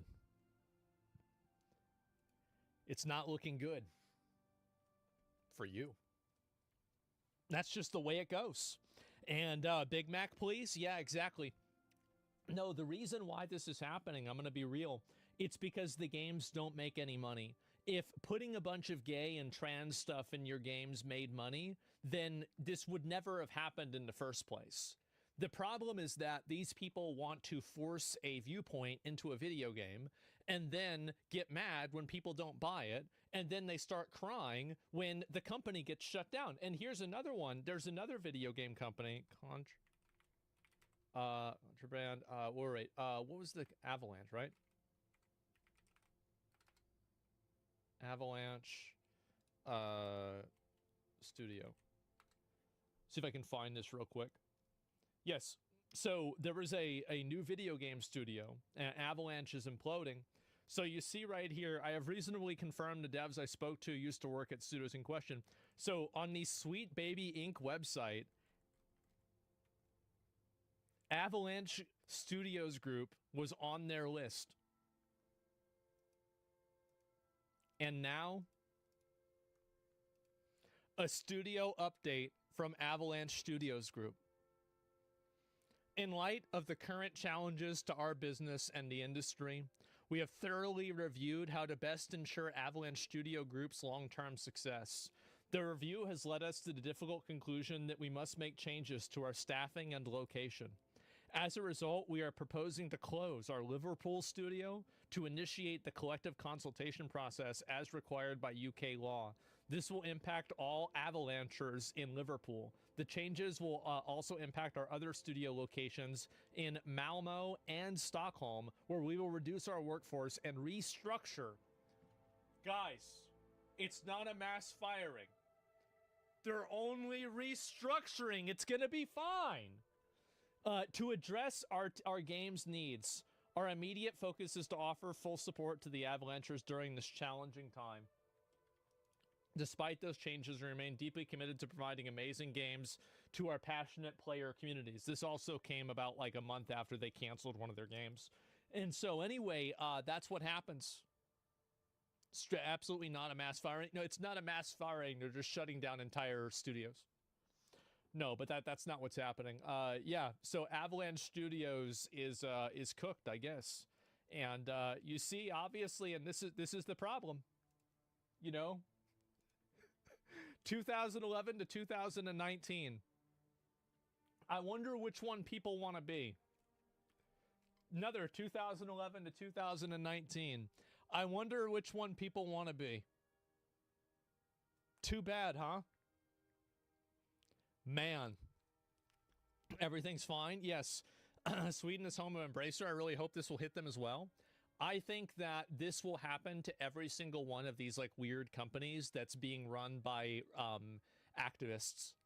Like and I think that the activists inside of these companies are a cancer. And I don't think that it's like, actually it's not a cancer, it's an infection. And when a limb gets infected, you can't remove all the infected cells and then just keep the limb. You have to cut the whole limb off. And I think that's what's going to happen. I don't think that you can remove these people and then just kind of keep going as normal. I think this is a death sentence because you can't remove them because they're trying to, like, they control HR stuff, etc. You gotta just not hire these people in the first place.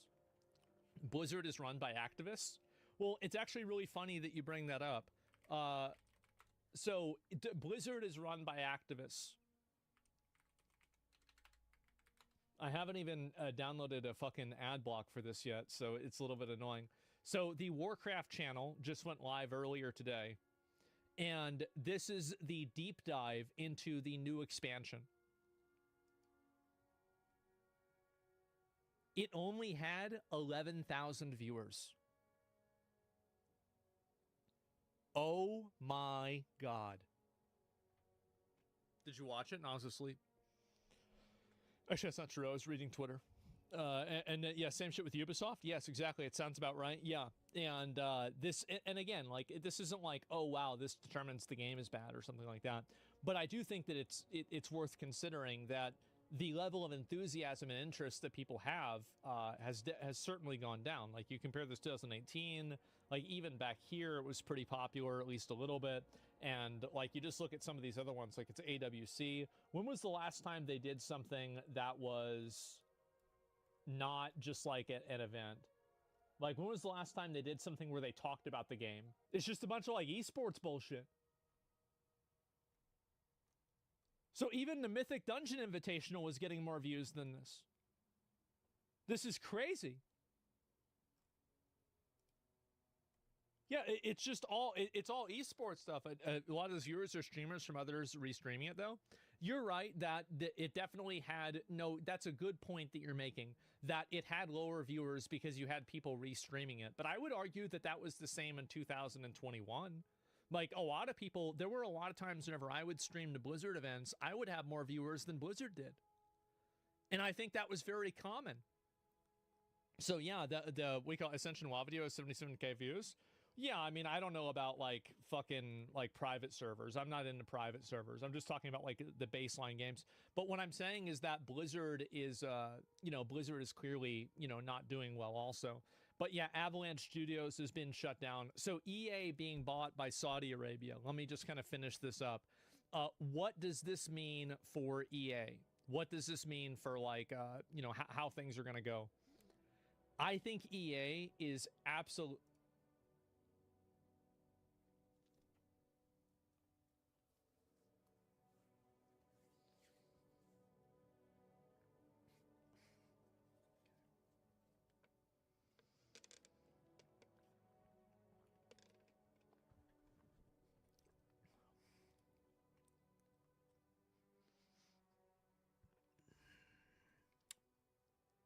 Man, how about that? I don't know what to say, guys. I really don't. Soccer is haram. Yeah. So I think that there is a good chance, a very, very good chance, that things will be changing. Yeah, the social messaging in games will be going away. Expect predatory monetization to go through the roof. Absolutely, 100%. Every single fandom that revolves around a game EA owns today. Yep, that's about right. And holy fucking shit. Me, after the Saudi Arabia EA buying out, knowing this will eliminate all the woke slop from EA games in the future, it won't eliminate all of them, but it will eliminate a lot of them. And so, yeah, that's basically it. And I think this is going to be, yeah, check my chat about Ubisoft. Well, I don't know what Ubisoft is getting bought out by China. And this is the issue, is that you have a lot, and at a certain point, isn't it weird that, so this is the Prime Minister of the UK. I know you're worried. By the way, so my new PC, it has an AMD processor and an AMD graphics card. I go to download NVIDIA GeForce Experience, and it wouldn't let me download it because I didn't have an NVIDIA graphics card. Ever since, like, 2010, I've had NVIDIA graphics cards. So I'm sitting there and I'm like, is this a bug?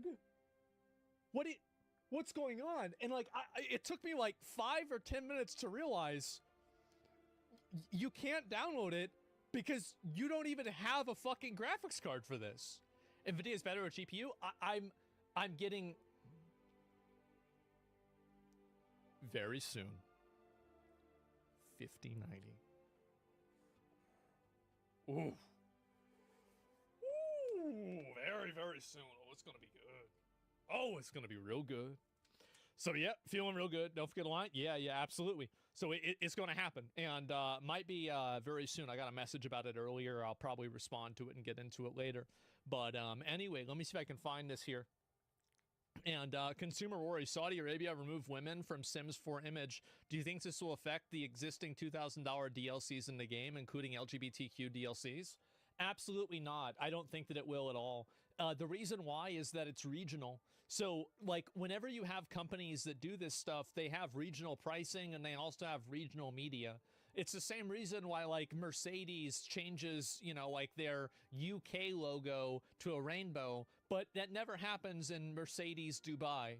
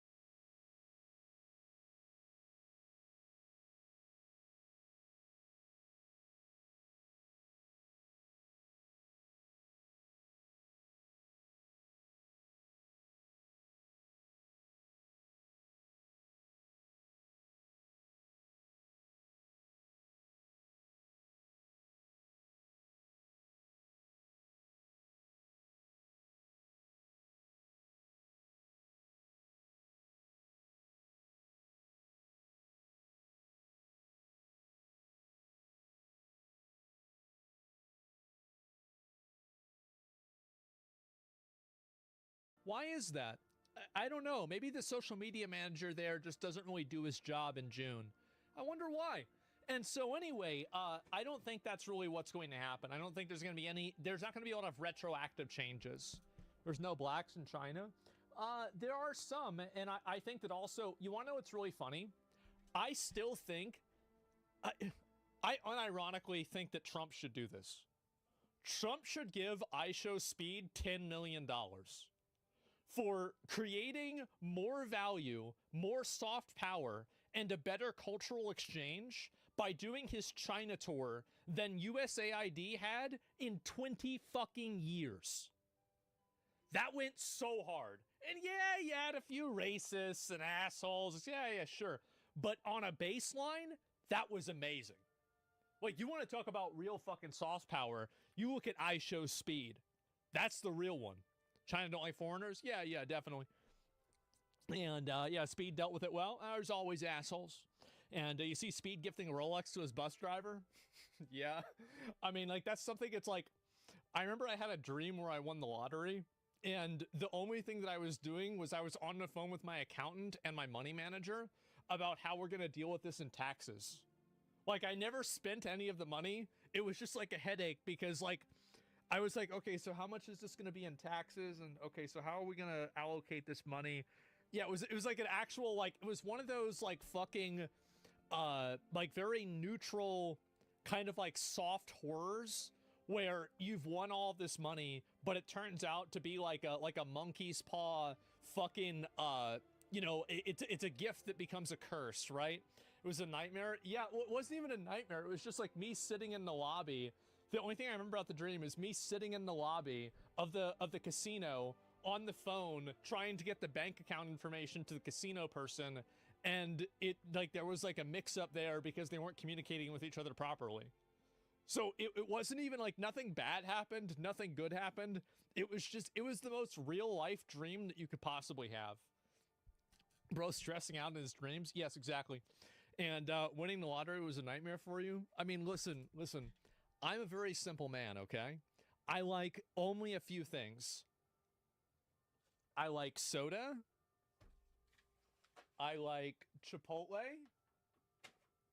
And I like beef jerky. This is $20, by the way. Can you believe that? Oh my God. It was not worth it, by the way. Oh, I like, yeah, I already said soda. Okay, well then I'm pretty much done. Yep, that's about it. And so, yeah, I've got I don't need a lot. I don't want a lot. Everything, like, this is the reason I was talking, like, people are like, oh, you're just gonna give away all your dad's stuff. Yes! Yes, I don't want to deal with this. I don't want his fucking bed. I don't want to deal with it. No, get it out of my life. Get it out of my life. I was meant, I really believe this, I was meant to live in a monastery. I even have the hairline for it. I do. I should have did, this is, I'm not inside of my, this is not my intended programming. I'll say that. And the car, I am taking the car. We are master looting the car. But aside from that, we're keeping everything else. So, yeah. Anyway, so let me get back to what I was saying. I don't even know how I got distracted by this. I have no clue. But anyway, countries...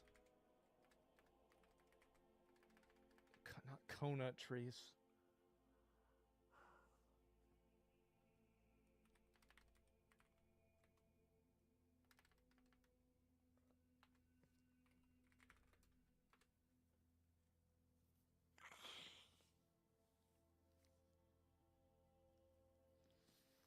You know, my mom told me that she'd take me to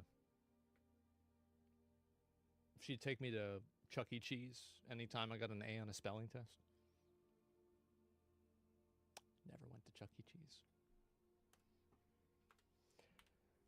Countries that can't do media because they are mean. And so let me see, how do I make it rap? View word wrap. Okay, there we go. And so, yeah, right. So you have Middle East, China, let's see here, Russia. Let's see, who else besides this? India, sometimes. let's see, besides this, other countries, North Korea, Turkey, it's kind of Middle East, but like not really, Israel, Nigeria, I mean, like, yeah, Pakistan. Here's my point, okay? It seems to me that all of the virtue signalers on social media will not accept any form of media unless maybe it's from Japan. They won't accept any media from any other culture at all, because these other cultures have viewpoints and ideologies that we think are reductive. Isn't that kind of crazy whenever you think about it? Like, the Middle East can't make video games, and they can't get involved with media because it's sports washing. China can't do it for whatever other reason. And so I hate this virtue signaling, and I hate this weird thing where, and also, by the way, I would never want to live in any of these countries. I wouldn't. I love living in America. I don't want America to be more like these countries. But at the same time, I just hate this weird fucking shit that people are doing where any of these countries that does anything, oh, we can't consume media from them because, oh my God, they do bad, their government does bad things. Why are these people trying to make rules for everybody else and how they should behave? It's outrageous. So yeah, Portland coverage on this, it's happening here. Oh, Portland, I have seen that. I'll talk about that in just a little bit, but let me finish this up. I think this is so overbearing and obnoxious and annoying. I hate it, okay? Just so you know, when you were on break, the left started calling the alt-right Indians. The left horseshoed themselves in doing right-wing racism. The left started calling the alt-right Indians? What? What are you talking about? What do you mean? I don't even know what you mean by that. Yeah, it's like Black Myth Wukong. People hated on it. They didn't want to support it because of China. It was a fantastic game. Yeah, exactly. And they also didn't want to support it because the way that it showed women. And so that's the problem, is that we have self-appointed cultural gatekeepers in Western culture that constantly try to virtue signal and purity test any media that comes from a non-Western culture and censor, control, and dictate the way that that media is supposed to be done. And they do this against the will of the public. They do this against the will of the consumers, and they force themselves into these positions in HR, in certain types of marketing positions, and in journalism, and they create these narratives, and they lie about this stuff, and I think it's ridiculous. It's absolutely fucking ridiculous.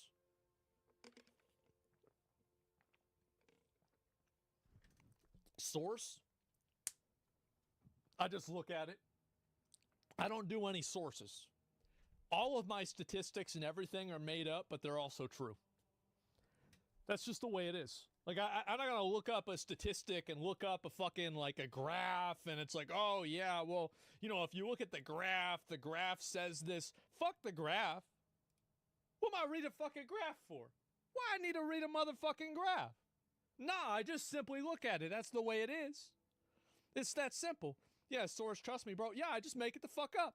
And by the way, most of the time, I would say 99%, I guess I'm doing it right now, 99% of the time, whenever I make up a statistic, it's right. I'll say that. It's vibes. Yeah, all of my data, everything is just vibes. You been around? Yeah, I just look on the internet and I look at some posts and it's like, oh, that's probably the way it is. It's that simple. I'm going to paraphrase. The left started accusing the popular right-wing accounts of being run from India. Oh, right. So there has been a push to... I really don't like, by the way, I've got to say this because nobody else says this. I hate the way that people treat Indians now. I think it's so disgusting and it's so unfair. The most patriotic and positive and, in my opinion, some of the people that have done the most work and effort to become functional, beneficial members of American society have been not American Indians in terms of like Native Americans, but I mean Indians from India who have come here and immigrated to become Americans. I hate the idea and this like weird bullshit that we have where we constantly talk down to and treat Indians badly. I think the reason why it's socially acceptable is because Indians, like, on average, make a lot of money, because many of them that are immigrants come from the highest class, the Brahmin class. Many of them do, and so they have good jobs, access to good education, and so because they're seen as a privileged class, it's okay to say rude things to them. I hate this. I think it's disgusting. I think it's wrong. And yeah, culture issues. Fuck that. Fuck that culture. This guy's wearing an American flag on his shirt. Okay, like he's a voting fucking conservative Republican. Like, cultural issues, my ass. Get the fuck out of here. No, it's just racism, and I don't like it. I think Indians get the short end of the stick, and I think that it's a form of racism that has become more culturally and socially acceptable, and I don't think that it's deserved at all. I think India. I've looked at pictures of India. Place looks like a shithole to me. It does. But they're not in India. They're in America. That's what I think. I don't like it. It's gross. Yeah. It should all, yeah, it is. It is. I've seen photos. Like, I'm not saying the place isn't a shithole. It is.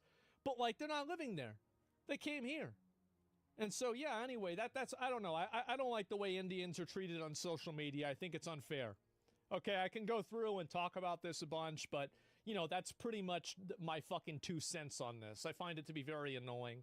And where the fuck is the rest of these? There's been so many things that have happened. I've gotten so distracted. What was I going to say besides that? And yeah, what is this Clean India Google Maps challenge? I've heard of it. We're not going to do it. I mean, again, India might be a gross country, and this is the way I think India is, and a lot of other places are. India is probably a place where there are some really nice places, and there are some places that are awful. I have no doubt that there are probably nice places in India. I would love to visit India and go to those places. I'd even probably go to the shitty places too, just to see what it's like, right? I mean, just in the same as, like, you know, just to have that, the experience of that, and to just see what it is. But that being said, you know, it's not somewhere I'd want America to be, right? I wouldn't want America to be like this.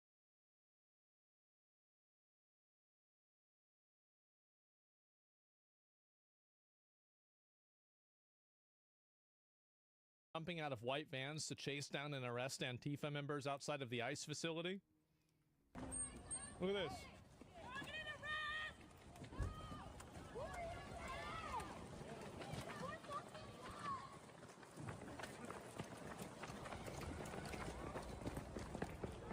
Man, got him. Yep, awesome. Tag him and bag him. Yep. Mm-hmm. This should have happened in 2020 when they started burning down their own city because of BLM. It really should have happened then. I don't know why it didn't happen then, but now it is finally happening. Now, obviously, here's one of the things, is that not all of these are successful, however.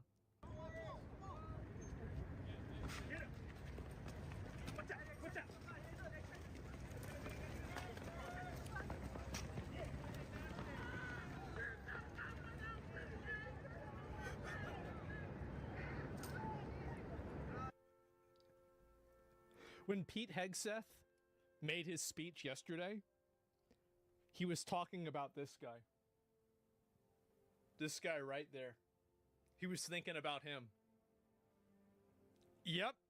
They caught him? No? Oh, I bet they did. And anyway, so that's just, yeah, you're overburdened, I guess so. And I said, this is what AoE farming as a mage feels like. Because it does feel kind of like, you remember, like, whenever you would round up all the mobs on your mount and then you'd, like, you know, jump off the mount and frost nova them? That is exactly the way that this felt to me whenever I was watching it. It was really fucking funny. And do roll a 10 for evasion. Yes, exactly. And so, yes, all of these have not gone quite as well. And anyway, so there's a lot of protests here that are happening. And you've got... It's just, you're having a bad day. Man.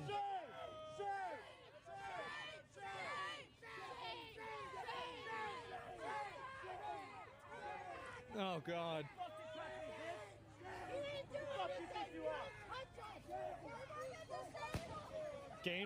Using Game of Thrones. I love it.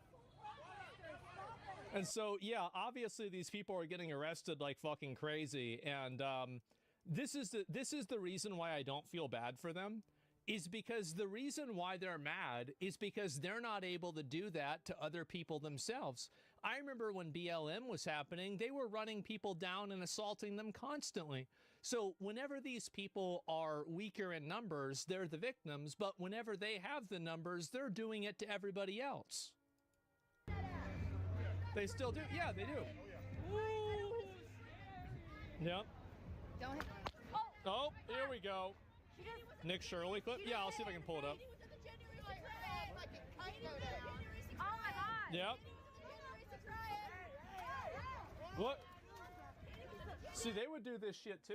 This is why I never feel bad about the cops getting these people, because these are... Why are you hitting somebody like this? What are you doing hitting people?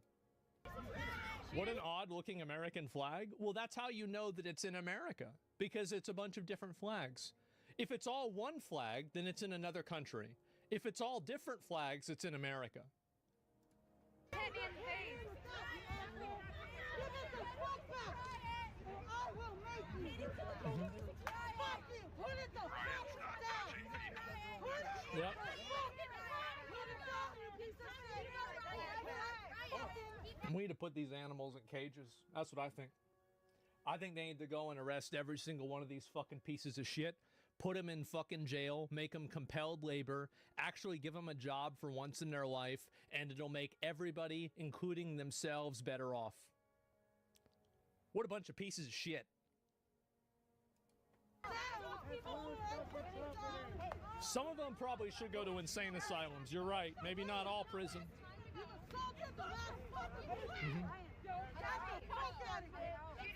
And you can see how they act towards people whenever they have the numbers. They clearly do the exact same thing. Oh, this is the clip. I think I've seen this one. Here we go. Get the fuck out. Hey, what are you Get doing? The fuck out hey, of here, man. I didn't do anything. Hey, get the fuck Yep. out. You get out of here. Don't try to hit me. He got aggro. Get out of here. Well, I have Get no. out of here. Don't come back. Get away If from I see me. you again. Get. See, what they got, this is a person, this is a perfect candidate for a federal prison work program. I think it'd be better for everybody. I think we have ourselves a bona fide 2%er. Perfect candidate. He's young, he's in shape, he clearly can speak and walk around easily. Perfect candidate. Away from me, sir. Get the Where are you? fuck You're pushing me onto the road. Get the fuck out of here. Let me move. Let me get out. If you're gonna let me get out. Fucking walk. Hey, Nope. sir, stop it. Fucking walk. Stop. Walk, motherfucker. What are you doing? Why are you so mad? I Man. didn't do anything. You did. What did I do? Walk. Makes me I haven't sick. done anything. No, and this is the thing. This is the reason why these people would be even more violent and even more aggressive if they could be. The only reason why they're not is they're not allowed to be. Do not come back. Watch out. You come back, I'm gonna fucking smoke you, dude. Really? Yes, really. I'm Why? gonna smash that fucking camera. Stop it. Stop. Just relax. Sir, stop it. Stop sticking your camera to people's fucking face. I have the right to be here. Okay, did I say? I have the right to be here. I have Stop. the right to film. You have DHS watching you right there. Stop. Lasered on you. I You have a didn't do sniper lasered on you right now. Bro. They just let him know. Literally just put a fucking sniper on him. A laser on his ass. Yeah. Give a fuck. So Stop watch it. this. Stop sticking your camera in people's face. I didn't do anything wrong. You have a sniper on you right now. And you see how the moment that he saw that he had that green dot on him, he's like, okay, all right, I'm gonna go. All right. Oh, never mind. Okay, yeah. Well, you saw that vibe shift real quick. And so, yeah, exactly. And that, yeah, aggro reset, exactly. No, people are not going to do this if there's a threat of them getting in trouble. People only do this and are only violent like this whenever they're allowed to be. And that's the problem. And so really, I think that this is the way they should handle all of these people, right? Is they should just arrest them and stop them from doing this. Portland. I mean, I've got no problem with people that want to protest, but whenever you're being violent, you're destroying property, you're throwing rocks at people, etc. That's really the issue, right? That's obviously been the issue. He was staggered, yes, clearly. It's funny how one small dot changes your confidence level immediately. Sure is, right? It's because these people are pussies all along.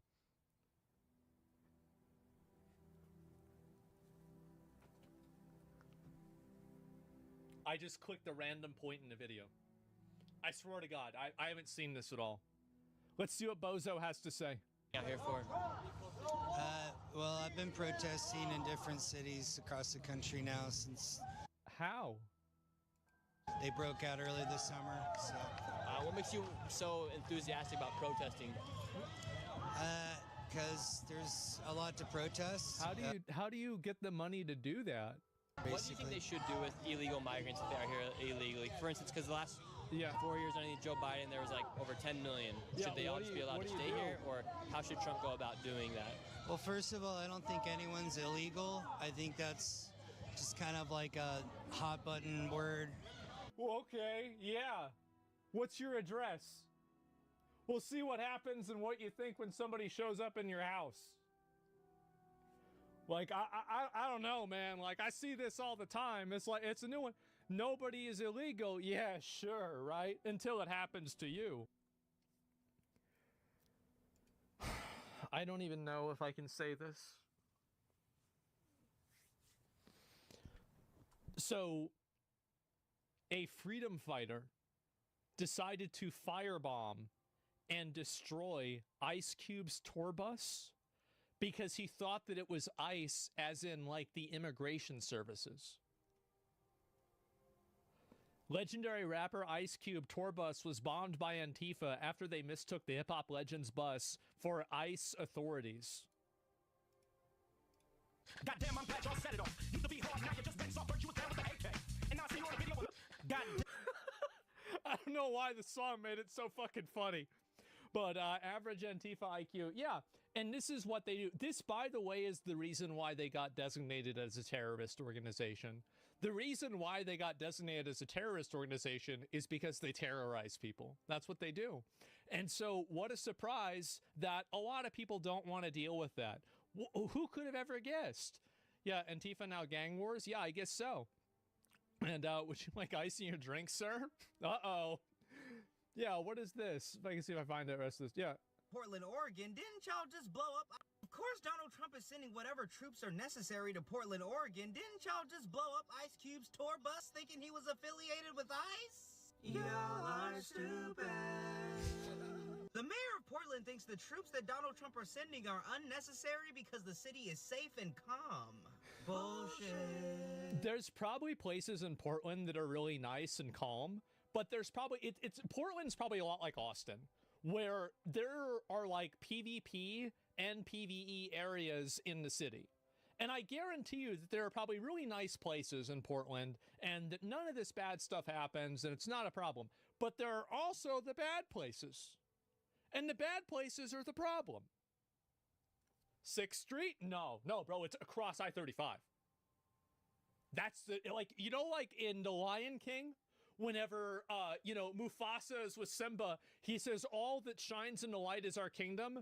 And then Simba's like, well, what's that over there? He's like, that's the Shadowlands. We won't talk about that ever. That's the other fucking side. That's it. In Austin, and if you live in Austin, the Bone Graveyard, yes, you know that I'm right about this. Now, most of the area now has been gentrified as fuck. But back in the day, that's the way it used to be. Portland, Oregon has consistently ranked as having one of the highest property crime rates amongst major U.S. cities. Y'all are tweaking. That's not the only reason. Donald Trump said Portland is under siege by Antifa, which he's labeling as a domestic terrorist organization. Oh my God. I used to pray for times like this. I used to be thinking to myself, man, one day somebody gonna finally do it. They're gonna finally fucking call this real shit. Yeah, thank fucking God. It's about time.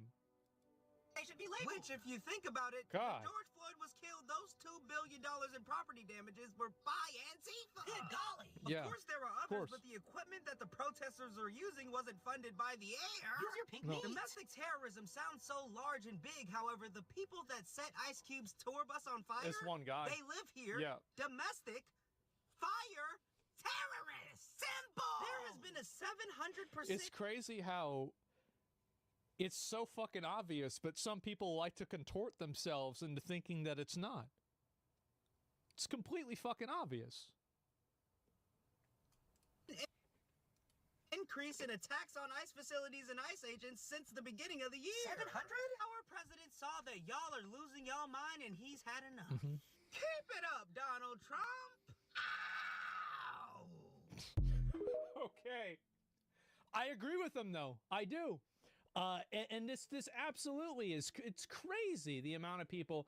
Yeah, Portland, oh, there we go. Holy fucking shit. You've got a bunch of other people don't want to see. Watch how Antifa runs a full-blown paramilitary organization in Portland. I don't know about being paramilitary, but it's certainly something that's aggressive. I'd say that for sure. What's Trump actually doing about them now that they're terrorists? Well, he's literally sending in the military to run them down and arrest them. You ripped it out. I didn't vote for Donald Trump, but if I did, I would say that I voted for this. Oh my God. This is better than watching porn.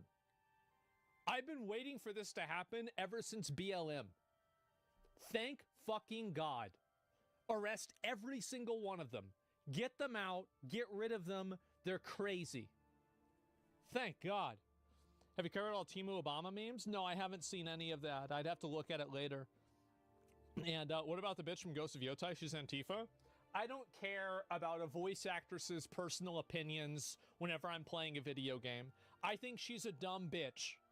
I'll say it. She is. But I don't give a fuck.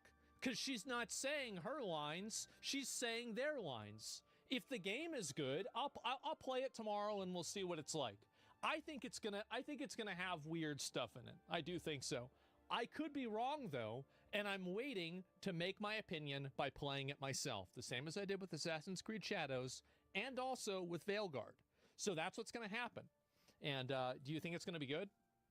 No, I don't think so. I think that it's just the game has had so much negativity leading up to its release that it's going to be almost impossible for the game to be able to overcome that and actually have positive reception on social media because of all the stuff that's happened. And so we've got, oh, there we go. Yep, another Antifa member right there. What a surprise.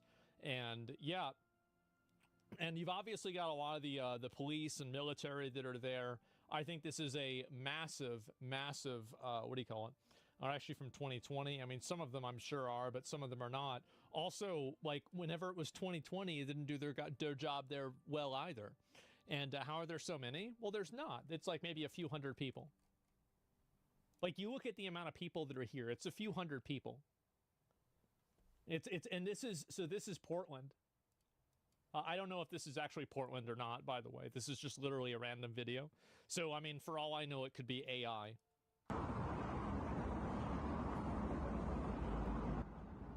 This is Berlin. I don't know about that. This is real good. This reminds me of my house. Ah. You know what this reminds me of? The undead Berg in Dark Souls 1. You know, like that vendor that's like sitting down there at the bottom and he'll sell you like dung balls and arrows? Stalker? Yeah, maybe Stalker too, sure. It's Undead Berg. Blighttown? Can I pass? Can I pass? Thank you, Gandalf. Sorry. He's polite. What a nice guy. Are there people there? Yeah, they live there. Man. Actual bridge troll? Oh my god. Wow. So that's where things are. And liberals remote, yeah. And also, by the way, like it's a very bad thing that they're living like this. It's absolutely horrible that they're living like this. And I think that we should divert tax money Like, I would be fine. This is my opinion, okay? And I pay a lot of money in taxes, so I think that, you know, I deserve to have an opinion on this. I would be okay with paying more money in taxes to take care of these people. I hate the fact that they live like this. I think it's a disgrace to the country. We have people that are billionaires that are driving around in Bentleys and private jets, and we can't afford to keep these people in a place that gives them a degree of dignity. It's pathetic. It's embarrassing.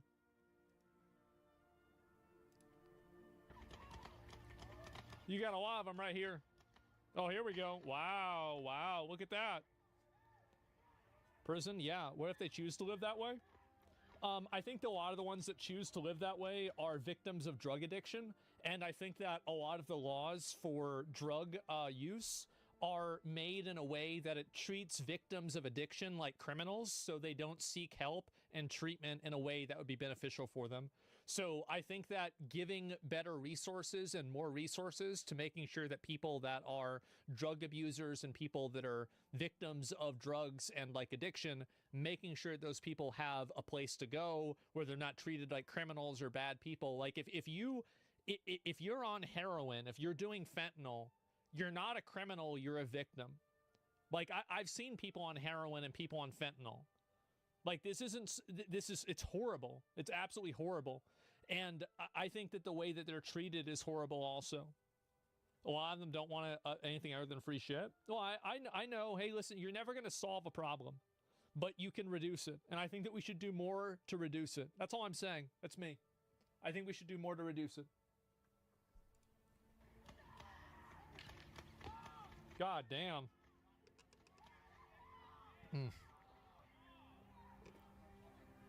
Agreed, as long as they're citizens, not illegal immigrants.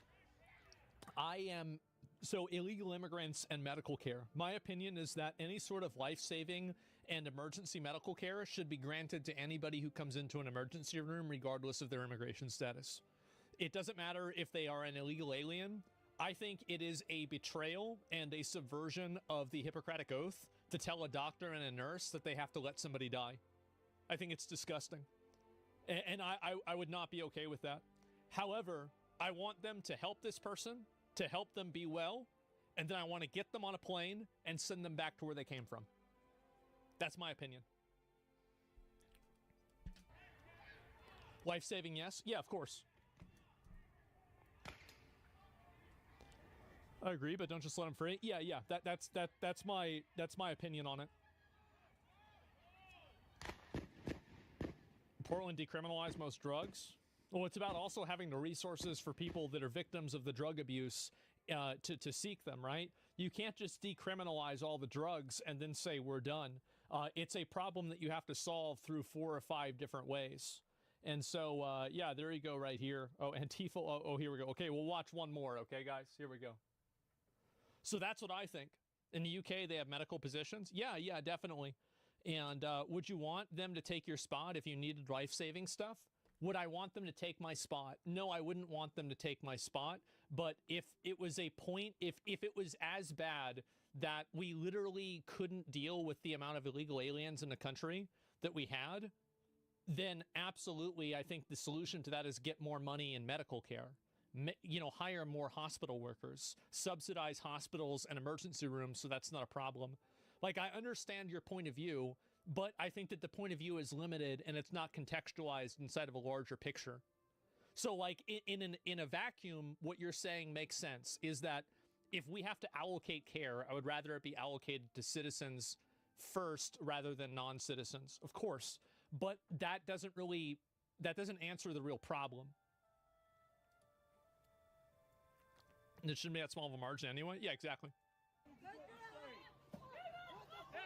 Won't this encourage more illegal immigration to get free health treatment for life-saving issues? I mean, if somebody gets shot, I feel like the last thing they're going to do is try to immigrate all the way over to America, right? I mean, like, let's be realistic with what we're talking about here. Like, are they really going, like, somebody gets shot or they have some like, you know, like, basically, like, you're literally dying. Okay, I know what to do. I'm going to go over to America as fast as I can so they can take care of me. No, they're literally dying. It's in the nature of what it is. Definitionally, they wouldn't be able to do that. That's just my opinion. Got another one. And so anyway, yeah, this is what's happening, and they're finally arresting these people. I'm very happy about this. It's been a long time coming. I'll certainly tell you that. Tell me you want to go to my house and meet Trump? Yeah, maybe. Seems genius to simple-minded folk. Yeah, clearly, right? And yeah, that's how it is. Baron Trump watches you. I feel like I'm a bit too old. A lot of my viewers, all my viewers are old. Be ready for National Guard in Portland? Oh, I have no doubt that, in my opinion, they should use whatever they can to stop this. Like whatever means are necessary to stop people that are doing this. Because ultimately, what is this? It's an insurrection. Not really insurrection, but it's it's like a show of force from people that are ready to use force to prevent the government from exercising the law. Like, you just can't have that. You can't have it. Local police are scared, need the feds. Yeah, I think so too.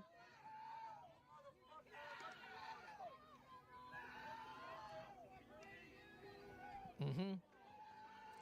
It's domestic terrorism. Yep. It's the same agitators. Yeah, that's true too. And I really like this comment. I'm going to pull up your message.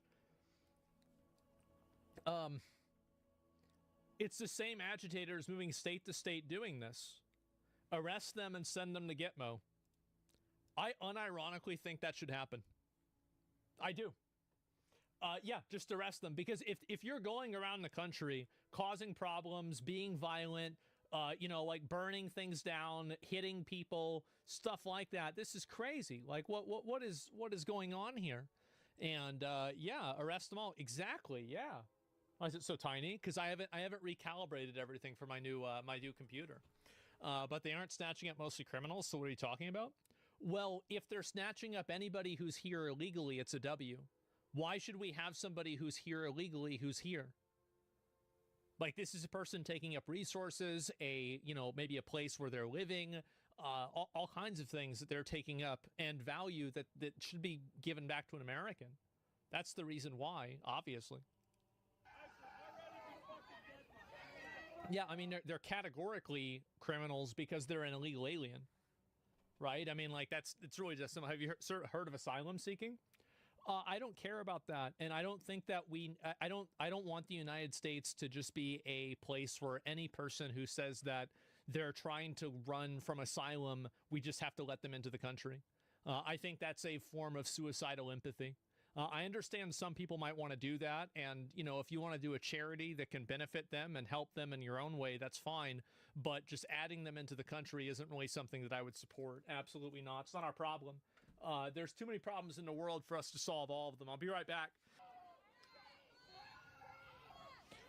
Require people to sponsor asylum seekers with their own money in their own home. That would cut down the slots available and the cost to taxpayers. Yeah, I think it would pretty much reduce it down to zero, wouldn't it? These people always want to write checks that other people have to cash. Whoa. Why is he just yelling? He's just yelling.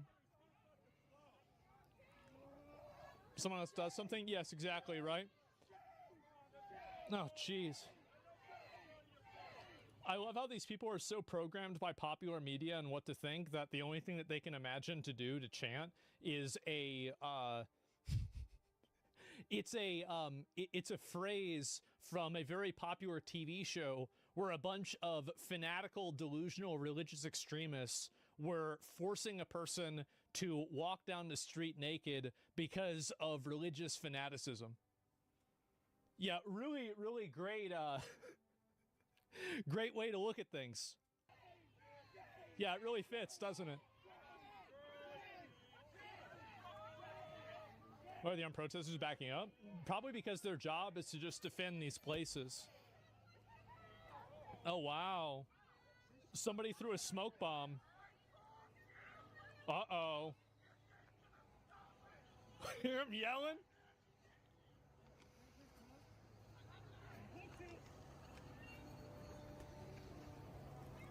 Oh, man. What are you gonna do? What are you gonna do?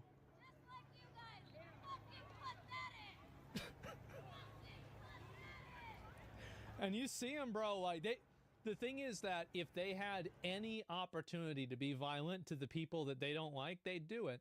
And they did it constantly. Whenever they're in a majority numbers, they're able to do that. And let's see if I'll watch this one, then I want to move on. I mean, we've obviously talked about this a lot. Andy, why do you think the police chief apologized to Antifa members? I mean, it doesn't seem... What? Just that question alone, why would he do that? Why would you do that? Why would the Democrats kind of kowtow to Antifa? He's thinking of himself purely as a political leader rather than somebody who leads a police department in a large city in the Pacific. Based answer, by the way. Yeah, exactly. Northwest. He wants to be liked. He wants to get the nice headlines in the local stories. So he's a coward at the end of the day. And he's been saying that the area that the riots have occurred outside the ICE facility is just one city block, and I don't understand how this actually helps the argument. Because if it's very small and localized, then why can't you just deal with it? Try to contextualize how little that space is in the whole entire city. And that's misleading, but it raises another question, which is why has the Portland police not been able to police that one city block if it's so small?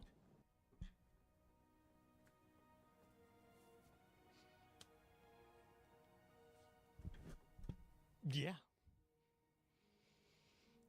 There it is, pre-watch. I read the title. I didn't know if that's what he was going to say or not for sure, but yeah, there you go. Everybody knows now. Yeah, exactly. They let it happen. So this is, I think, what they do, right? Is that they let these paramilitary organizations like Antifa and other groups like that, they let them create chaos and create problems because they're effective as a political tool. That's the reason why they let it happen. The water cannon clip was hilarious. I haven't seen that at all. I'd have to go back and look at it. Oh, God. Meet the Antifa dwarf marching like a mini-boss while pink-haired banshees screeps through a megaphone. Okay, all right, let's watch one more.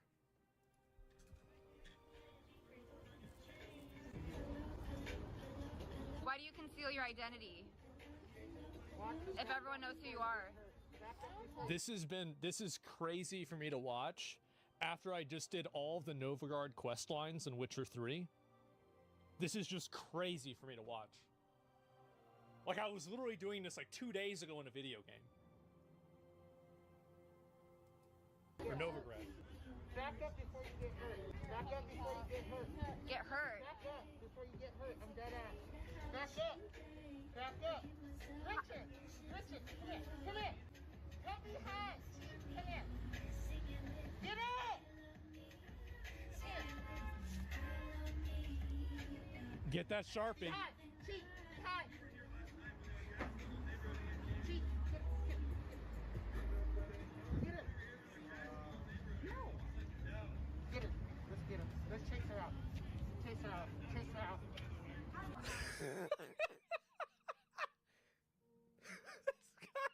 He's just eating an ice cream sandwich, living his best life. Yes, of course. Oh my God. Yeah, see, this is just yeah. Chase her out. Chase It's her out. Mr. Leahy, he's like, yeah, here you go. Go, bitch.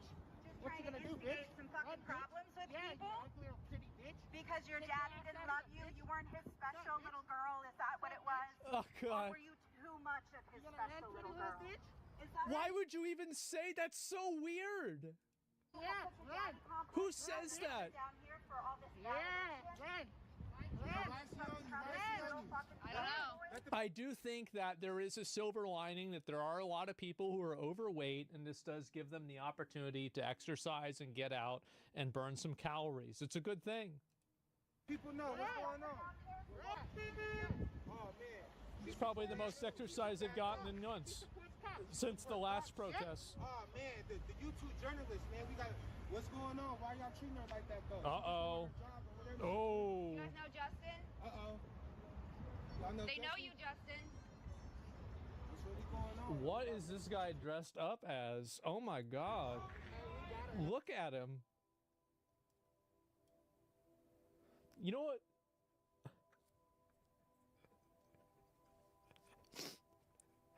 You don't see a lineup like this. The only other place that you see a lineup like this in is the gathering of the Juggalos.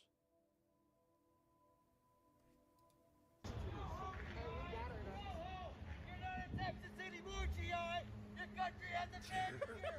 He's wearing a mask. He's wearing a mask and a helmet and a fucking in a Prius and a Nissan. What is this? Oh my God. What are these people doing? I don't even know what to say. It's a Fortnite lobby? Yeah, no, it's like a Call of Duty lobby. Everybody just dresses however the fuck they want. And anyway, so yeah, people are absolutely losing their minds and going crazy. And yeah, this is clearly... All right, one more. Literally dragging them away. God. Man.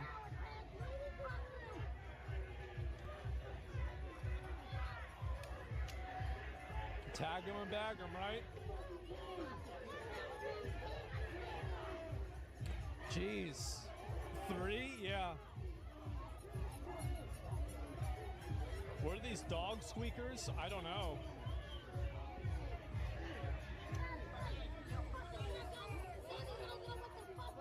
You guys ever think to yourself, like, how about how crazy it is that you have this many people that are this violent and this aggressive over them arresting illegal aliens?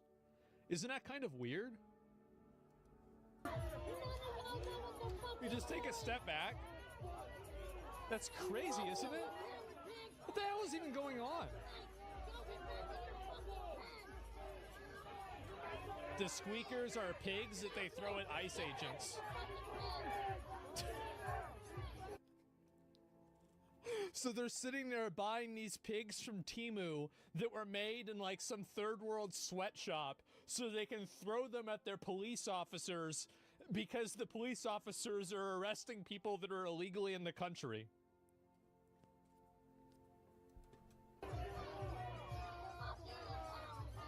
Oh, God. Makes no sense, yeah.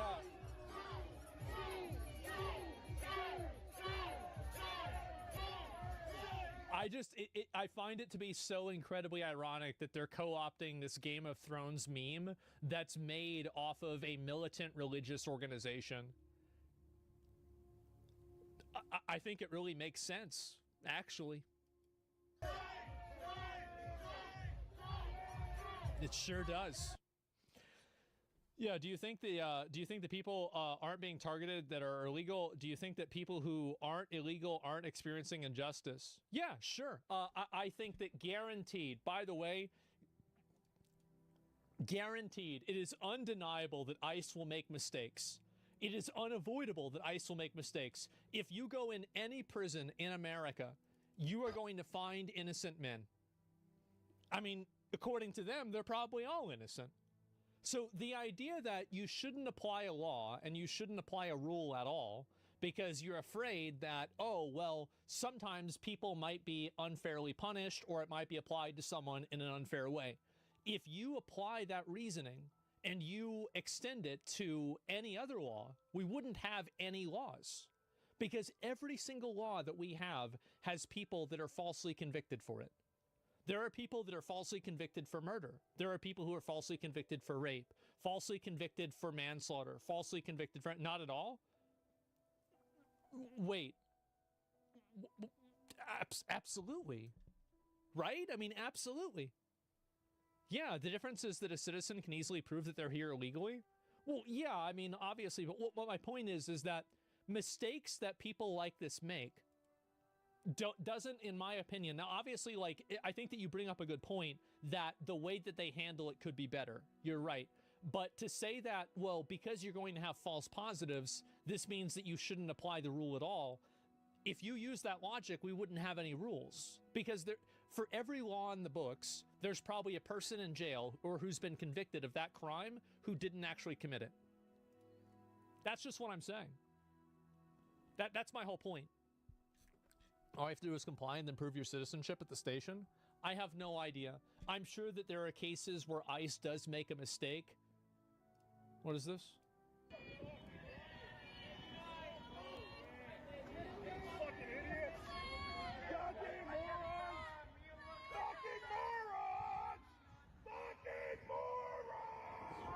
See, you don't see anybody here trying to aggro the tank, do you? They're staying on the other side of the street.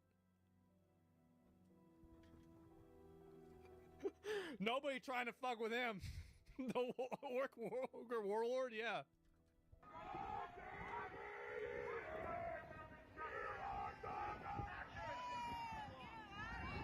Jesus.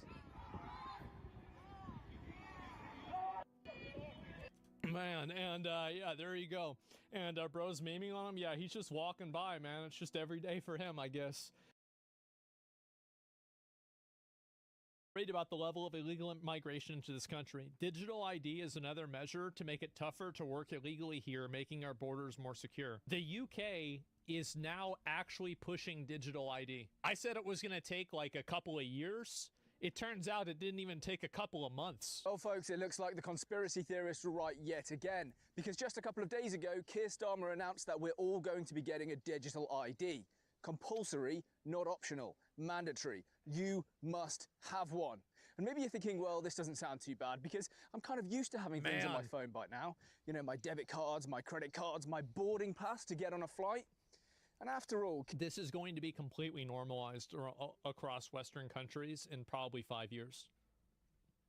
I know some people are saying that they won't use it. I think that the amount of people that are saying that and the amount of people that will actually do it will be a very different number.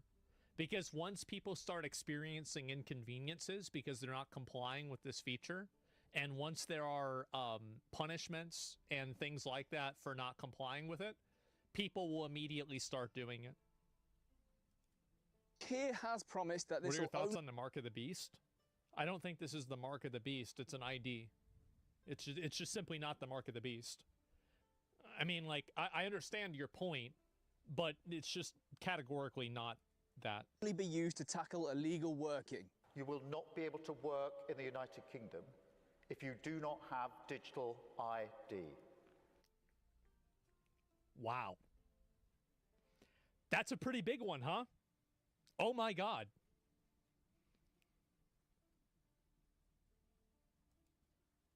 I want to remind you guys that V for Vendetta was in Europe, and it was pretty obviously in the UK. Simple as that. Well, strap in, because this is the death of liberty. This is nothing to do with proving whether you can legally work. We already have systems in place for that. This is about the state knowing everything about you, all of your bank details, how often you've visited the hospital, your social media accounts, all of them will have... Realistically, the government already knows that. And I do want to say this, that we do have a false sense of privacy in Western countries.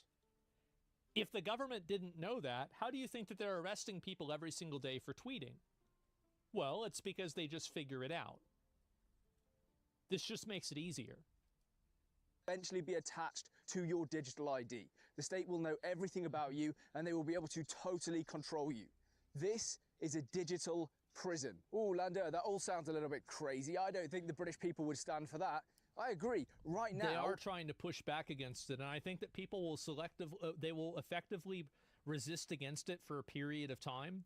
But then what's going to happen is that there will be a series of emergencies and a series of tragedies and a series of crucial events that occur that will make people more accepting of digital ID as a way to prevent future tragedies and future catastrophes from happening. That's what I think is going to happen. I think, again, like the best example that I can use is the Patriot Act, right? I think that we can always, go back to that. And I think this is going to follow a similar paradigm. They wouldn't, but this will take place over 10, 15, 20 years. More and more things will start getting added to your digital ID. Eventually, it'll be your bank accounts, then it'll be your social media accounts, and every single time, there'll be an excuse from the government about why this needs South Korea already has this. To be added. Yes. We need to tackle fraud. We need to tackle social media misinformation and hate speech. Everything will get attached to your digital ID, and the state will know everything about you over a long period of time. I'm not saying this happens straight away, but this is the first step. And we simply cannot stand for it. Yeah, it will be like boiling a frog, where you don't even know that you're getting cooked until you've already been cooked. I know as well there's going to be people out there saying, I think a great example of that is cameras everywhere. The ubiquitous nature of cameras now, I think that like in the 90s and the 2000s, people were like paranoid about that. Like, oh, there's cameras everywhere. But now people have just accepted it as a natural reality. And birds, true. I trust the government, which honestly is kind of an insane position with everything we've seen over the past 15, 20 years. But okay, you trust the government. You trust Keir Starmer. Do you trust the next government? Well, it's going to be Nigel Farage. Do you trust the government in 15 years or in 20 years' time to have total knowledge and total control over you? Do you trust them? If you're saying yes, you're an idiot because you don't even know what that government could look like. In my opinion, and this might be an unpopular opinion, I think digital ID is inevitable, but digital ID and people's worry about it is a symptom and not a disease. The disease effectively are the laws that digital ID will make it easier to enforce. So what I mean by that is that the real issue is that, you know, for example, digital ID isn't going to stop somebody from saying that I like ice cream. It is going to stop somebody from saying something that could go against the UK's speech laws, for example. So really the focus should not be, because I do, and if you want to fight and resist against digital ID, I respect you, more power to you. I think it's completely inevitable and there's nothing you can do to stop it. Sorry, that's my opinion. That being said, I do think that there is an ability and a possibility to change the laws. You need to change the laws. This is a communist and a fascist wet dream. It's a fact, not an East opinion. German That's where I think Stasi could never have dreamed. 2,700,000 people are against it. So what? Like 60 or 70 million people were against Donald Trump, and he's the president. They voted against Donald Trump. We've actually already experienced a little bit of this, haven't we? Do you remember the COVID vaccine passports? Those smug little green screens that barred the unjabbed from everyday life, serving as a blatant Orwellian tool of coercion and division. Well, if you didn't take the government at face value, let alone dared challenge them, you faced life-changing decisions. I think this is a great point that he's making, is that, you know, a good example of how digital ID will be used and could be used is the dystopian way that it was used with COVID. It's actually a good point. Travel abroad or be grounded at home. Keep your job or face financial ruin. See your family or stay isolated alone. Those were some of the choices the government often told you you had to make. Comply or shut up. That is the raw, unchecked power governments can wield when given the tools, and digital ID hands them the sharpest blade possible. That's also, I think that's a very good metaphor to use, because they can already do all of the things that they can do with digital ID without digital ID. Digital ID just makes it easier for them to do them. Digital ID does not add in a new tool, and it does not increase the amount of ways that the government can, like, control you. It only gives the existing ways an easier path to doing it, basically. It paves the way for far worse down the line, doesn't it? One authoritarian regime later, and you, your children, and their children could face being sent to camps based on ethnicity, political views, religion, or even health status, as we've already seen. But why stop there? I mean, I think there's a degree of fear-mongering here, but there's also a degree of truth. Not seamlessly link your social media profiles, algorithmically scoring your influence and loyalty to the government. I want you to think about China for a second. China operates a social credit system. Now, the way that works is there are tons of algorithms out there assessing each individual person within China and how... I'm not sure how legit the social... Like, I really actually don't know a lot about this. Again, I could look at, like, South Korea versus China. Both countries, however, like, South Korea had this thing where if you... They would do, like, a thing where they would check your phone. They could geolocate your phone during COVID, and they would send you notifications that you had to respond to. It was something like that. Well, they comply with or resist to make sure you the didn't state. leave your phone at home The more and go you outside. comply with the state, the better your life will be. The more you resist the state, the worse your life will be. The more that they will punish you.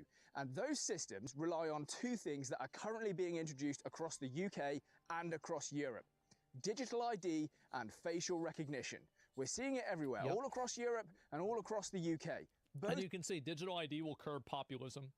And I think it's kind of crazy to me that they just come out and literally say it. They literally say that we're trying to do digital ID so we can stop people from having political viewpoints. That's crazy to me. Both of those things are essential to bringing in a social credit system. And the end result is, well, the Chinese people cannot possibly resist their own government. Their government can do pretty much whatever they want to the Chinese people, and they will do nothing. Because at any given moment, the Chinese government can make life absolutely hell. Basically just turn off the taps for any Chinese citizen. Is that really the future that you want for Europe and the future that you want for the UK? Maybe you want to travel... I definitely don't. I mean, I don't think so. Somewhere and you're trying to book a plane ticket, but according to your digital ID, you've already met your carbon quota for the year. So no, try again in a few months. Instead, you try and get a few beers. I think that's very realistic. From the shop because you're having a barbecue with some friends, but guess what? You've met your alcohol quota for the month, so no, you can't do that either. I'll just sit at home and browse Twitter and go on my social media platforms, but you can't do that either because you're locked out of all of them. Why? You offended someone. Come back in 2 weeks, but if you take this correctional training to improve your wrong think, well, we'll narrow that down to a week. I think all of his examples are like 3 years away. Maybe the food example's 5. But other than that, I feel like these are really, really possible. I know that this is a very bleak and dystopian future. Yeah. And am I saying that it would definitely happen? No. Am I saying it could happen? Well, it could happen only if such a thing as digital ID exists and it has these sprawling tentacles in every... It can happen regardless. They can do it without digital ID, but yeah. Part of your life. The digital, well, not the digital ID, the state will control your life or have the ability to control your life and the rights that you have. Do they think we won't revolt? No, I don't think people will revolt for digital ID. I know that everybody says that they will. I don't actually think that they will. Access that you have to everything through this ID. That's my opinion. Do not give the state the ultimate power over all of its citizens. You will never be able to resist. Don't give the state that power. Expect that if you give the state a power, it will be used against you. Now, I know Keir Starmer's out there trying to convince people that this is some kind of plan to tackle illegal migrants working, but guess what? He's lying to you. It's bullshit. Well, they're co-opting an issue that they created in order to push a degree of control. This is kind of what I was saying before. Like, if you guys remember me saying this a lot, is that I always wonder if some of the reasons why the government allows things to get as bad as it does is because it creates a situation where people will accept the government taking an authoritarian solution to a problem because they're so sick of the problem. It's kind of like how the Philippines elected Duterte because of how bad drug dealers were in there. Every job I've ever had, I already prove my identification. I show them my driving license or my passport and my national insurance number. It's very simple. Well, you create a situation that people will solve with any means necessary, and then you create the means that are necessary, which are not in their benefit. Already have systems in place. Create a problem, foreigners solve working the in the solution. country, they have to show an electronic visa. They basically already have a digital ID only for the foreigners who have those visas. It's nonsense what he's suggesting. The people who are working illegally, they bypass all of those systems, and guess what? They'll bypass your digital ID as well. They'll still find loopholes around it like they do with Deliveroo, like they do at the car washes. And look, the government knows where all of these people are and where they're working. Go to any migrant hotel and guess... If the government wants to invest resources into finding somebody, they will find them. I would say 99 times out of 100. The only reason why they don't find a lot of these people is because they just simply don't care. And it's not that important. 100 times out of 100? Probably, yeah. What, there's 50 Deliveroo bikes outside, but the government doesn't want to do anything about it. Let me just put this argument to bed once and for all. How are you going to prove who you are to get your digital ID? You're probably going to have to go somewhere and show them your passport and your national insurance number. Well, guess what? If you can do that, you can already prove your citizenship. It's that simple. Yep. So when he's trying to tell you this is a way to tackle illegal migrants working, well, it is, but it's also not necessary. There are already tools required to do that to begin with, and you don't need digital ID in order to stop illegal migrants from working. They're creating an imaginary, this is like an imaginary like situation where it's like, oh, the only way we can solve this is digital ID. No, it's not. There are a lot of other ways to solve it. Nonsense. It's like saying the only way to lose weight is to cut off your leg. No, I could think of other ways too. Knows where they're working, cut your arm off knows how to stop it, but they simply won't do it. Leave the ECHR, repeal the HRA, deport people. They won't do it, and that's the problem. They're trying to pretend that this is their solution because they don't want to deal with the actual solution because, hey, that sounds like a lot of hard work. Do not listen to Keir Starmer. Somebody in chat said it's a solution looking for a problem. And I think that's a really great way to explain digital ID. A solution looking for a problem. Lines about how this is going to tackle the illegal migrant crisis. It isn't. Okay, let's imagine for a second that my philosophical arguments about the death of liberty and walking into a digital prison haven't managed to convince you that this is a terrible idea. Well, let's look at some practical considerations instead. Estonia's digital ID system hacked. The NHS hacked. India's digital ID system hacked. Because guess what? Wherever there's valuable data, and this is going to be the most valuable data, there are people trying to steal it. I almost guarantee that will happen here in the UK. Another practical consideration, cost. This happens all the time. It happens with private companies too. Sony, it happens with them, what are they, like, what's the quota for Sony? Like maybe once every 2 years? This will end up costing a fortune. Just like HS2 was meant to be just a railway from London to Birmingham, high speed too. 20 billion pounds or whatever they said it was going to cost. Now it's going to cost 160 billion pounds. Fantastic. And you're going to think, oh, wow. Well, that's because it's a physical thing that's harder to build. What a surprise. The problems with building HS2 did not come from the, hey, come on, don't go on the road.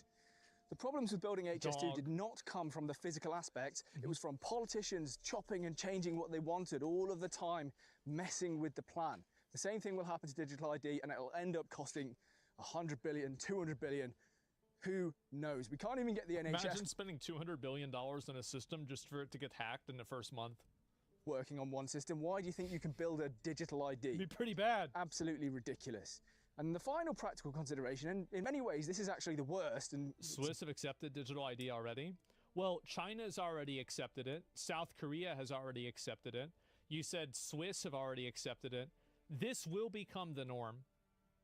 And I think the reason why is that there are too many normies on the internet, and there are two flashpoints that brought normies onto the internet. The first one was Harambe, and the second one was COVID. And now, bro, like, it's cooked. It's over. It's finished. Poland too, unfortunately. Yeah, this is the way it's going to be. Bit of a philosophical consideration as well. Yeah. What about people who don't have smartphones or who can't use them? Somebody's not a loser. People who are over 65, 70. A lot of you are able to use smartphones, but you must look around at some of your friends and think, oh, you know, if you're 70 years old, you look at a friend who doesn't use a smartphone and cannot use one. That's my dad. So how are they going to have a digital ID? How are they going to access their pension? How are they going to access the NHS? How are they going to access... Wait a minute. So you're telling me you're going to make all the old people use a smartphone in order to get their money?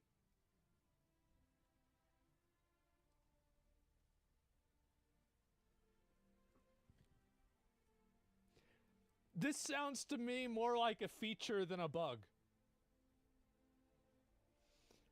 You know? Social media. How are they going to be able to vote? Because it wouldn't surprise me if your digital ID gets linked to voting. That's Maybe evil. they'll even know who you voted for. That'll be secretly kept on record. Very undemocratic, that. In fact, and this idea just occurred to me, and it's very, very cynical, maybe by the time of the next election, you will need a digital ID to vote. And that way, Labour's hoping they can get rid of a few million pensioners and sneak back in. Smart. I don't know if that's true. I haven't really given that much thought, but the practical considerations are one thing, but I don't want you to get dragged down in them because they are secondary to what the future could look like if we actually allow this to come in. And the future could look very bleak. Remarkably, this policy is actually so bad that almost everybody outside of the Labour Party is united against it.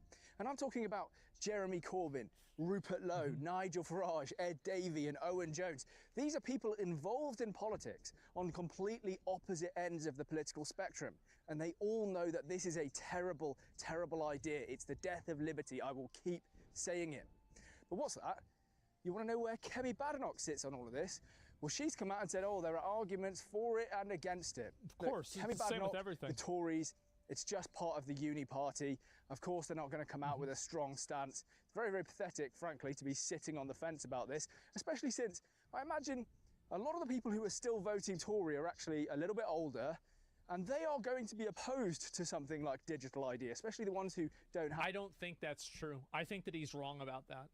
I think that older people will actually embrace the idea of this because they don't fully understand the context of how the internet works. That's what I think is going to happen. And that's the main reason why I think that we're going to have a lot of these laws, is that for older people, they're going to see that, well, I need an ID I got a driver's license. You probably need Facebook license. Shit. And I think that's all it's going to be. Older people are more likely to conform. Yeah, exactly. Have access to smartphones like I was talking about before, but hey, I don't think so. Old people aren't all like this. I agree with you. I don't think that every single old person will have the same stereotypical viewpoint that I am giving to them. But I think that enough of them will be that it will be a majority. Badenoch, the Tories, Labour, and if it's not, all they have to do is wait to pass this until there's another terrorist attack, and then right after that, pass it, then they'll all vote for it. That's what I would do. That's what we did with the Patriot Act. Never let a tragedy go to waste. And let me just say this is a real truth bomb that I'm going to drop on you here. Real discussion in Parliament disappeared a long time ago. They created the illusion that these two parties, Labour and the Conservatives, were actually disagreeing or debating topics by shouting and jeering and personal insults. You know, whenever you turn it on at Prime Minister's questions, it's just, "Ray, Ray." It's pathetic. Well, we have this in America. Like, for example, both parties unilaterally support Israel. There's not a political party that you can be a part of in America that has any sort of real weight to it that is a party that promotes not being invested in Israel's success in the Middle East. This is just like, we have this issue here. But actually, in terms of real significant political difference between these two parties, there's basically nothing. They create the illusion of debate and discussion and difference so that you feel good when you go to the polls. But since Tony Blair, these two parties have basically been exactly the same. So don't be surprised that Kemi Badenoch is coming out with a very weak position. And actually, you know what? There are even people within the Labour Party, to their credit, I guess. I mean, I don't really like Clive Lewis, but Clive Lewis within the Labour Party has come out against this. He said that, no, this is absolutely terrible. A few final thoughts from me, because I feel like I've talked for quite a long time and this is going to be a long video. This was not in the Labour Party manifesto. Keir Starmer did not talk about this when he was asking for your vote because he didn't want to have people like me telling you what the... Because it's something that's not popular. And it's only popular whenever you can take advantage of people's fear. That's the reason why. This is really about. In fact, a year ago, take a listen to what Keir was saying. You have given us a clear mandate, and we will use it to deliver change, to restore service and respect. This guy's such a fucking limp dick. Like, it's amazing that he even got elected or anybody is listening to him at all. To politics. End the era of noisy performance. It's obvious. Tread more lightly on your lives. Starmer promised that he would tread more lightly on your life, but I guess he's changed his mind. Well, no, he was only saying that to migrants. Now he's bringing in digital ID, Tony Blair's wet dream, the basis of a mass surveillance and control protocol in Britain. This is the sound of Keir Starmer treading lightly on your life. Yeah, I don't think so. Look, what can we do about this? How can we stop this? Well, there is a petition. There's always a petition. It's getting close to 2 million Apparently, it's almost already at 3 million signatures now. signatures. I'll link it in the description. I do recommend you sign it. And yes, I know, there's always a petition. The government always ignores the petition. Yeah, 2.7 million. However, because this isn't a left-right issue, and a lot of people are very concerned about this, if this petition manages to get close to 10 million signatures, which is a huge aim, by the way, I think that would be the most signed petition ever, then I think they really do have to scrap it, because this wasn't in the Labour Party manifesto, and about 10 million people actually voted for the Labour Party. They're just going to do it. If there are more people who are saying no to digital ID, something that wasn't even in the Labour manifesto, then voted for the Labour Party when they were more popular like a year ago. Yeah, I don't know about this one, guys. I don't see how they can guys. continue with it. It just becomes very, very obvious tyranny. That's not democracy anymore. That is just tyranny. So yes, I do recommend you go and sign it. Will the government? I mean, you should sign the petition, right? I mean, at least, you know, try to push back. I don't think it's going to have an effect, but like, fuck, you might as well do something, right? Or it probably if it doesn't get enough signatures, but that's all the more reason for you to go and put a signature there. The other way you can resist is just, well, resist. I don't plan to get a digital ID, and I think there are a lot of people who won't. And if there's enough people who just say, no, I'm not doing that, then the whole system will just fall apart. Like, he's right. What are you saying? If 30% of the country resists having a digital ID, are you just going to make 30% of the people in the country unemployed because they won't have a digital ID? It's not going to work. Similar thing happened with... I don't... He's completely right, theoretically, but I don't really think that, like, there's a lot of great examples of mass civil disobedience like that. Like, there's activist groups that, you know, exercised large amounts of civil disobedience, like civil rights, for example, but, like, mass population civil disobedience, I can't really think of an example of that. The vaccine mandates, by the way, after a while, people were just like, look, I'm not paying attention to this anymore, and the whole thing kind of fell apart. So that's what we have to do.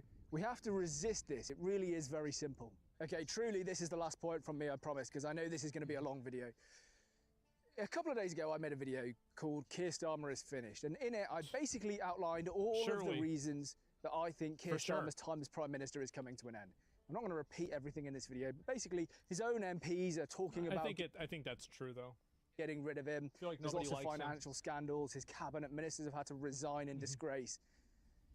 Now, there's a really cynical part of me which thinks Keir Starmer, or Morgan McSweeney, his chief of staff, so desperately wanted all of those scandals to go away. What a surprise. That they thought, what if we just put one much bigger, much more controversial, much worse story out, and that's going to soak up all of the headlines. People will stop talking about the 740 grand illegal slush fund we used to make Keir Starmer Prime Minister.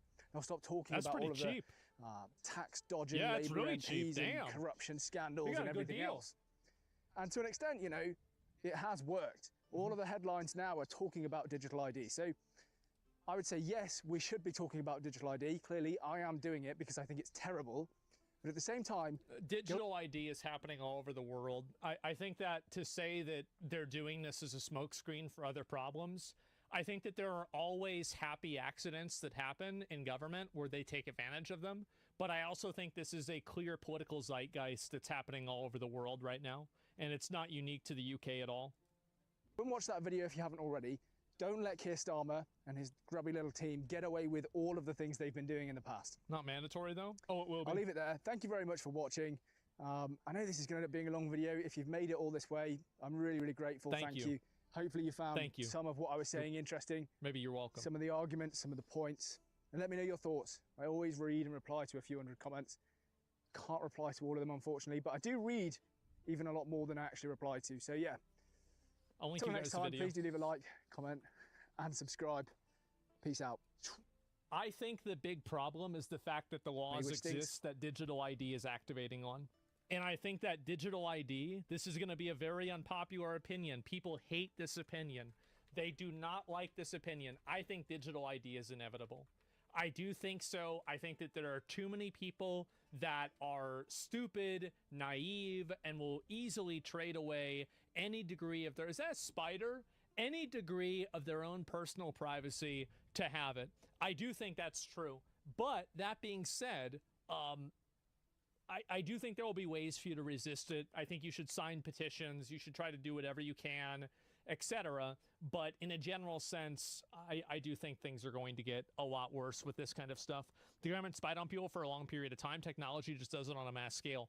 Well, and that's the point that I'm trying to make, right? Is that this core issue is something that has to do with the laws that the issue is making easier to enforce.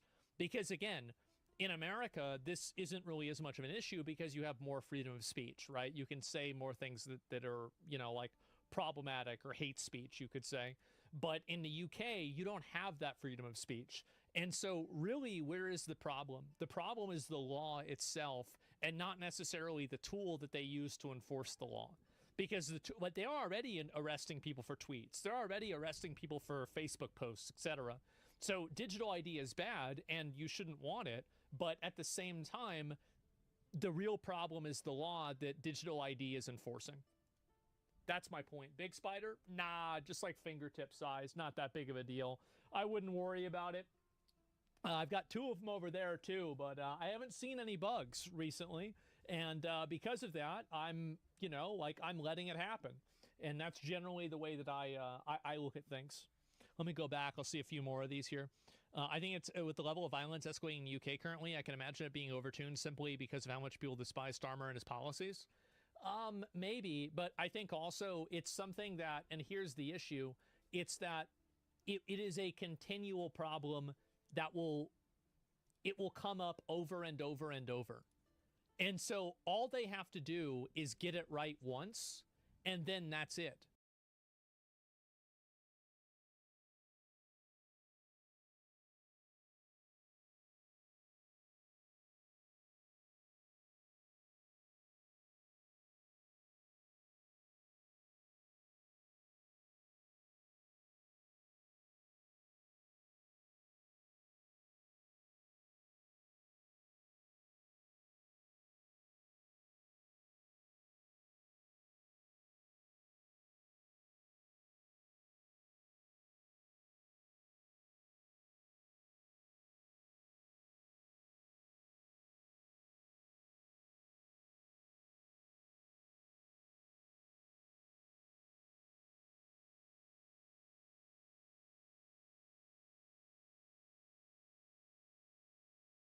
Just when you thought the AI slap couldn't get any worse, OpenAI just released the new Sora app, which is a social media platform for making purely AI-generated content. You basically just upload your voice and your likeness to insert yourself in videos, and suddenly you're part of the brain rot too. Now, their latest video model, Sora 2, is so scarily high quality that it's getting harder to tell what's even real anymore, and people are already using it to generate fake CCTV footage of you committing crimes. There's a bunch of fan-made anime. From now on, anything bad that I say is AI. Anything good that I say is real. Episodes going around, and there's even a lot of gameplay clips that are pretty realistic. Like the copyright infringement is just off the charts, but the worst part though, nobody cares, is that the app is built like TikTok, you know, That's just right. a non-stop feed of AI videos maximizing ad It's revenue. Abraham Lincoln. And I hate that instead of getting the super intelligence that cures cancer, we're slowly being pushed into the endless AI slot machine. Like the boomers and the kids that are growing up now are gonna get absolutely fried by this tech. Here's the commercial for OpenAI. Introducing Sora 2. This is...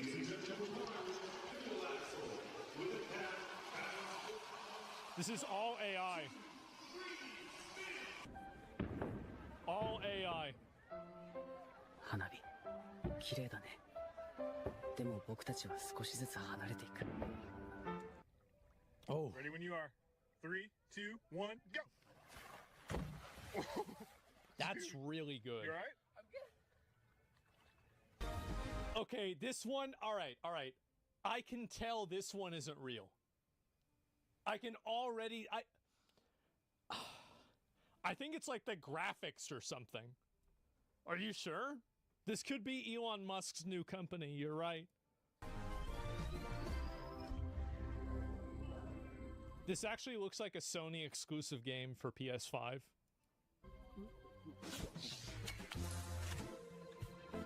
Right. Steady. Damn it. Okay. Well, there it is, right? And how? I don't know. It's like a robot or something. Like, who the fuck knows how a robot works? Everything you are about to see, what is this? Is it fake? Was generated by Sora 2. 1 year ago, Sora 1 redefined what was possible with moving images. Today, we're announcing the Sora app, powered by the all-new Sora 2. Man. It's the most powerful imagination engine ever built. And it's packed with new features. Oh my God. I'll pass it to Bill for more details.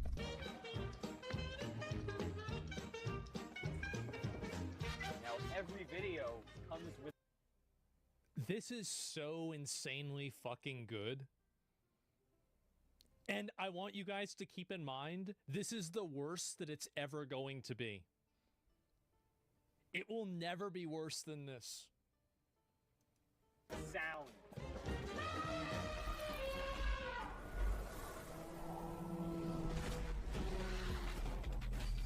Look how fast this is going? Yeah, it's Sora going 2 really is fast. also the state-of-the-art for motion, physics IQ, and body mechanics, marking a giant leap forward in realism. This is really good.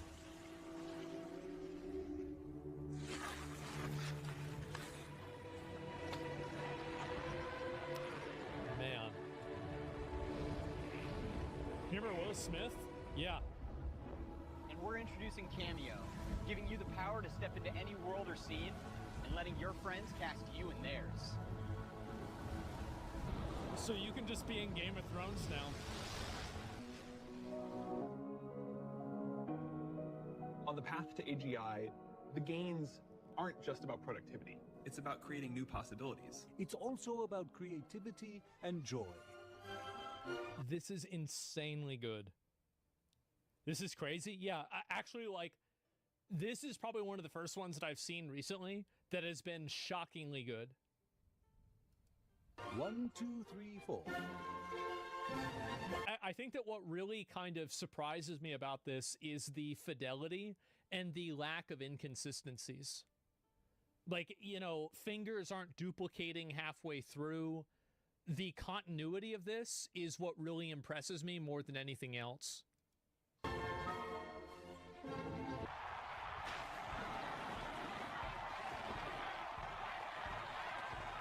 For $300 a month? I think I already have. That's why we're launching. I think I already have it inside the Sora app. It's actually so, like, there's no way you could realistically tell if this is AI. Like, I'm sorry, but I feel like if you showed this photo to 100 people, every single person would just assume that it was real. Allowing everyone to push the limits of their imagination and create in ways we never thought possible. I thought instantly, yeah, it's so over. No, it's only just begun.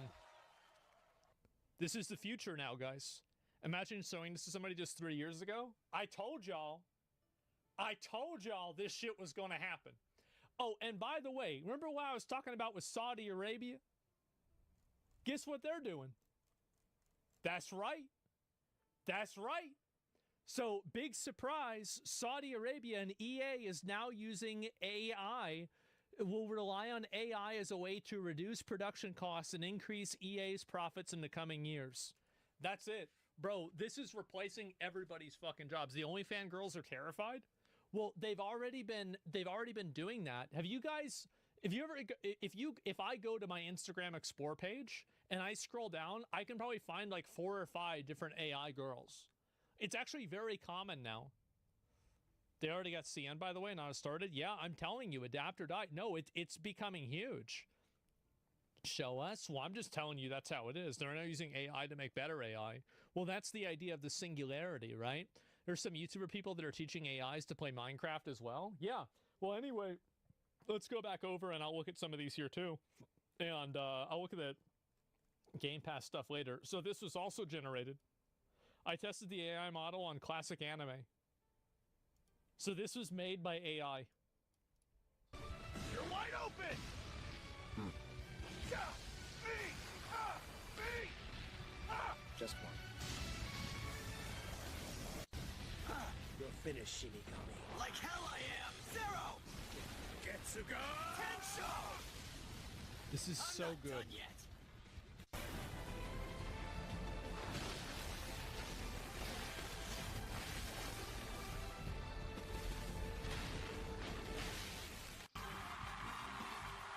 Man. Let's spin, guys! Catch! You're not escaping, Light-kun! Quit calling me that way! No way. This is all AI? Yeah, all of this is AI. I think this is really impressive. Was that Dio? Yeah, I thought that was supposed to be Dio. Hey, it's not perfect, but keep in mind, there's Sora 2 right now. One day there will be a Sora 3. And one day there'll be a Sora 5. There won't be a Sora 6 because Sora 5 will kill everybody. Trying to kick me! Persistent as ever. You're one to talk! Ow! Get back here! Fucking soda. Give me a minute. I gotta get my soda.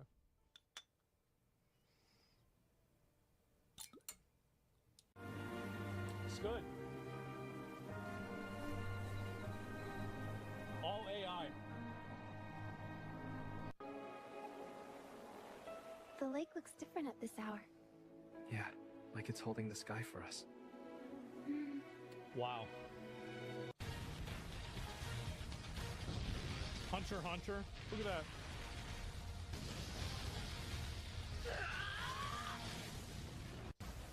Even in this rain,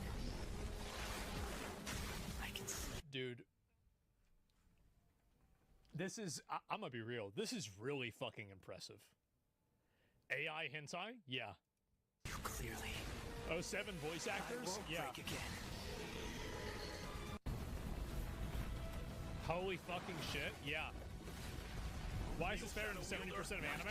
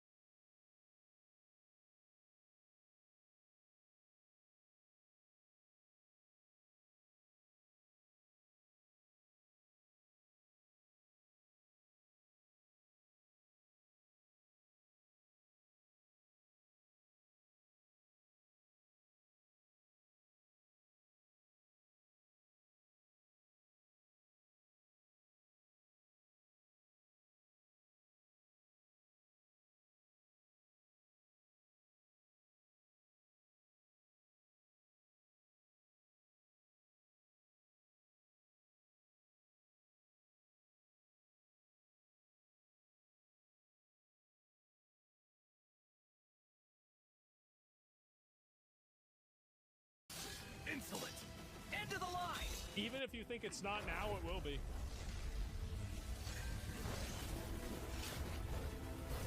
This is so good. Too slow.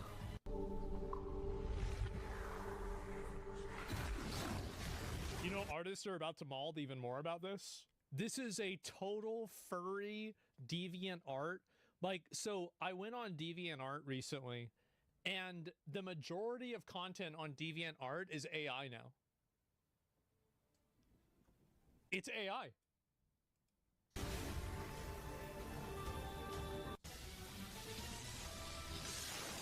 I won't let you toy with me, Hisoka. Such a lovely spark. Try keeping up. Oh, I intend to. Yep. They even have his fucking ability. Such a lovely spark. The bubblegum thing. Oh, I intend to. Oh my fucking god. Bald, but the shine's still lethal. Staging ruins on board of sequels. You huge, cool, means more echo when the rhyme hits you. Man. So, art style have to be set? Yeah, don't call an illustrator an artist. Well, I don't know what it is. I mean, I just draw shit, right? And so, yeah, this is CCTV footage. Wow, it's really cool that we can use AI to make fake CCTV footage of people committing crimes. Surely this has no downsides whatsoever. Well, that's a relief. I was worried that it might be a problem. Please, I really need this for Sora inference. This video is too good. Man. There we go, guys. Welcome back. Thank you, man. I appreciate it.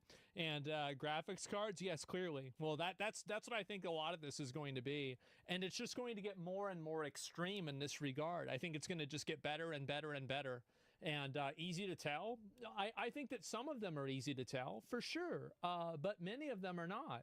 And I think that's the difference. It's not about whether they're easy to tell in each individual frame is. It's about how much better it's getting. And yeah, you're right, that some of these, it's easy to tell that it's made by AI, but other ones it's not. And I think that's the difference. That's what matters.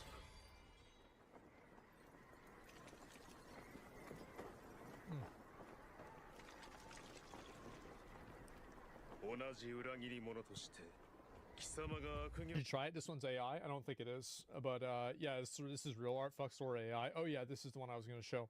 Yeah, I got confused. Sorry, I wasn't reading. And so Hollywood won't be affected by this. Fight of two Megamechs, diesel punk war machines in 1920s.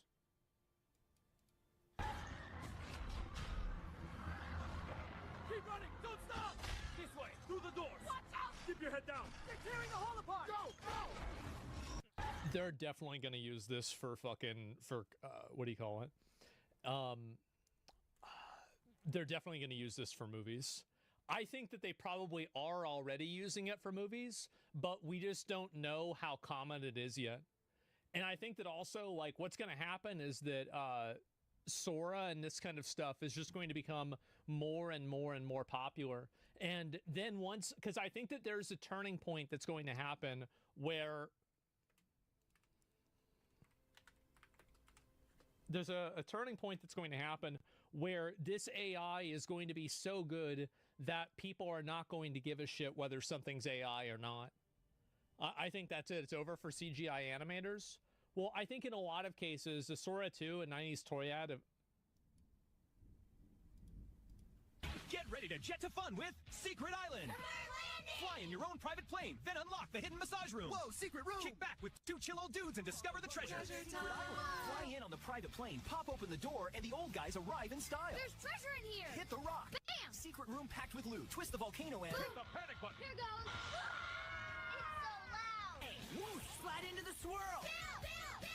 The squishiest blue and Oh white goo my that makes God. waves any way you want. Stretch it, splash it. Whoa, it opened! The only island with real working spy cams hidden in secret rooms. And I can see it on the Track screen. the old guys, guard the treasure, and fly in with your own private plane. Hey, new from Toy Island. It's Orange Man! Don't release the files. Push it back and hear the real talking action. He's guarding the top secret Not for file! long. Don't release the file. Capture him, lock him up, and expand the adventure. Shh! Don't tell anyone! Oh no! Get ready to jet to fun with Secret Island. Well, there it is, guys. This my childhood? Well, it's somebody's now. And yeah, there we go. Let's see if I can find this. Is this it? This is AI? Oh my God. They didn't make Trump fat? Well, it's a commercial, okay? I mean, to be fair, this is pretty much the most 80s thing that you can have. Let me see if I find this. Okay, this is fine to watch. They said I was the face of finance. But I'm more than just a pretty face. This is really when good. When Ramp reached out, it was clear they needed my accounting experience. Oh my God. Go for Brian. Brian, look, we hired you as our spokesperson, not a CFO. Yeah, don't ruin this for me. Brian? You can't eat cats, Kevin? They say it's all automated now. Invoices, expense reports, and other stuff. But no. This is really, really good. Automation can replace the human touch.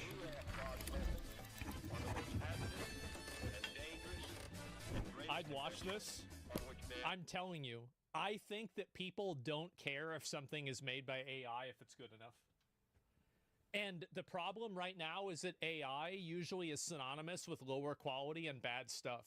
I think that a good parallel to this is like something that's like, it's like made in China. It's not AI. This one isn't AI. I don't know. People say this one is. I don't know if it is or not. But yeah, it's not my AI music. What do you call it? What I'd watch Kevin in almost anything. It is. I mean, it kind of looked like. I mean, I assumed that it was, but maybe not. Who knows? It's obvious Ramp needs someone who's done this before. I can't even tell. And I'm going to prove it. Live. Man. October 14th. Meet me in Flatiron. I work best with an audience. Man, you need to try Sora? Maybe I do.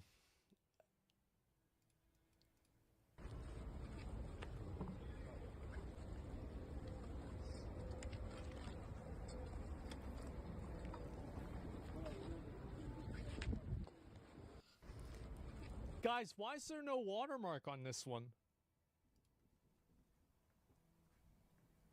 Did he... maybe he photoshopped it off. I think that's what it was. Yeah, no. It's probably something like that. And let me see if I can find this here. Sora generated so far. Is this another version of it? I don't know if it is. I want to make sure that I've got the right ones because some of these are... let me see if I pull up Sora 2 Cyberpunk. This is the last one I want to show you guys. So, how the fuck does Sora 2 have a perfect memory of Cyberpunk side missions? Look at this. This was generated with AI. Keep her steady, V. Wraith straight ahead. Got him. Lining up the shot. Let them feel the basilisk. Fire. Boom! That's what I'm talking about. No one messes with the Aldecaldos. God. Keep her steady, V. Wraith straight ahead. Got him. Lining up the shot. Let them feel How the fuck? basilisk. Yep. That's right. Yep. And Basilisk got wheels. Yeah, I guess so. And Pan Am looking chopped. I mean, I think, yeah, definitely. But that being said, I do think it's going to get more and more extreme. And AI is going to get so much fucking better. Look at this. People will be able to use AI to make video games completely in like 5 years, I think. This looks like half of the video games that I already see in game fucking trailers and stuff. Yeah, it looks unpolished. Yeah, I know. That's why it looks like a video game nowadays. And I think this is what's just going to keep going. And yesterday, short cinematic trailers. Okay. I'll see if there's any more of these that are worth looking at. But you can clearly see it going on, right? And I think the real stuff that people are going to be excited for is the deepfakes and other weird stuff like that. Man. Porn. Yeah. Yeah, once people can use AI to generate porn, which they already can, but man, some of this stuff is getting really good. I created $1 million Pixar quality short in just 8 days using AI. All right, let's watch this one. This will be the last one we look at.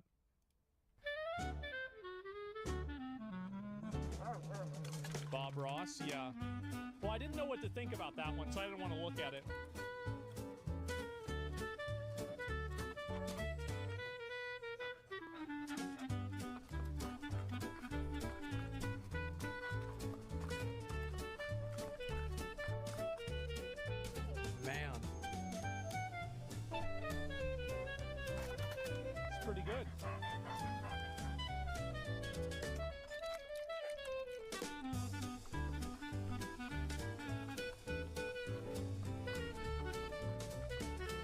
good enough for mainstream kids content? Yeah, it is. I do think this is good enough. Like, kids... Would a kid watch this? Yes. I mean, it's kind of a low bar, but, like, that's really what matters. Yeah.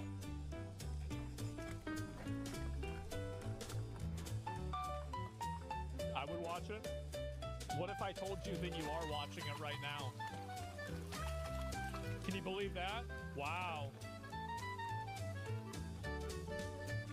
It's not Sora? Doesn't matter. It's not the point.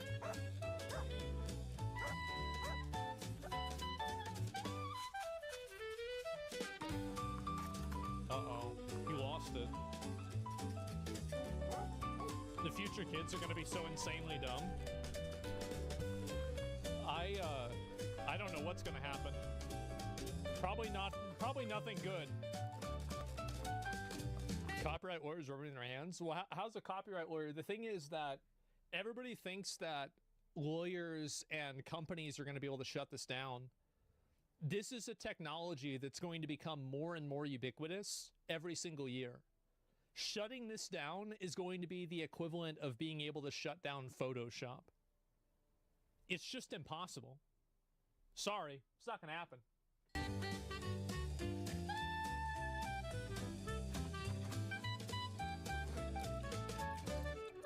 Somebody said you can tell that it's not that it is AI because they're not trying to convince your kid to be trans.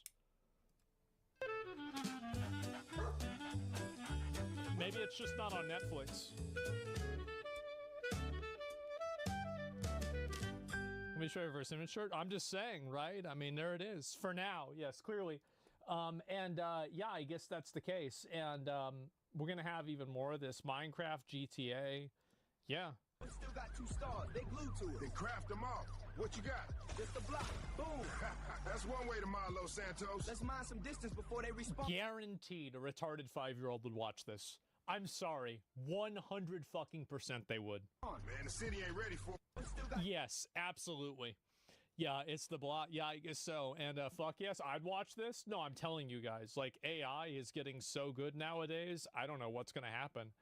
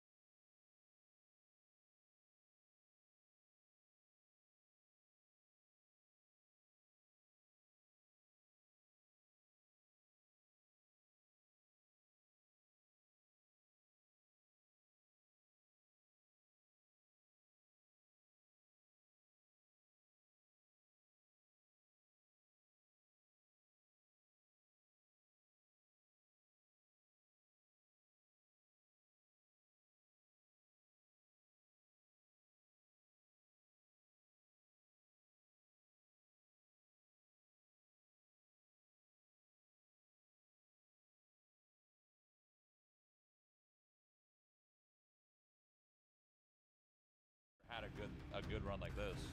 This has been a first. I don't think I'll ever beat this again.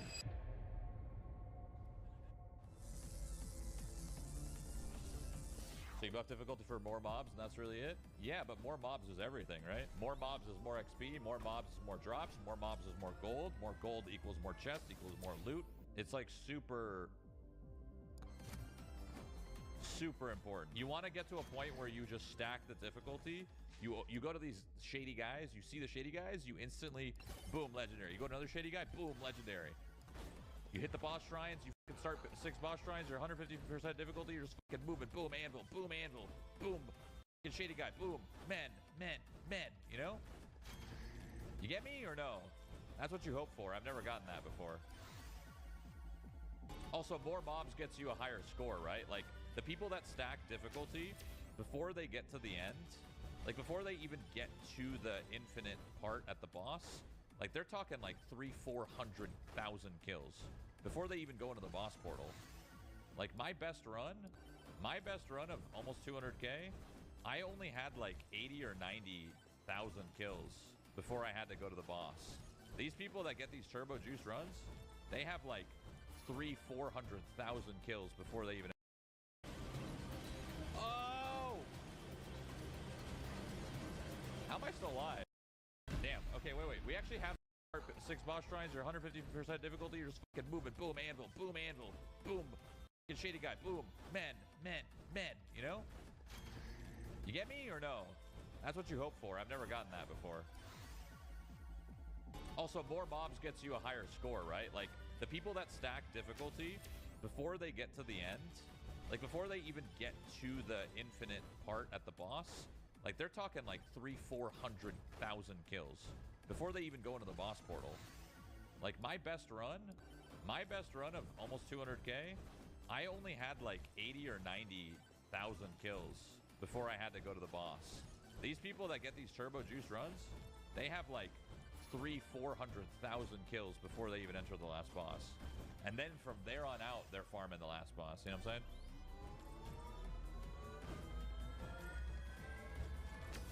But you can get a lot of difficulty from the map. That is true. There is a decent bit of difficulty you can get off from the map.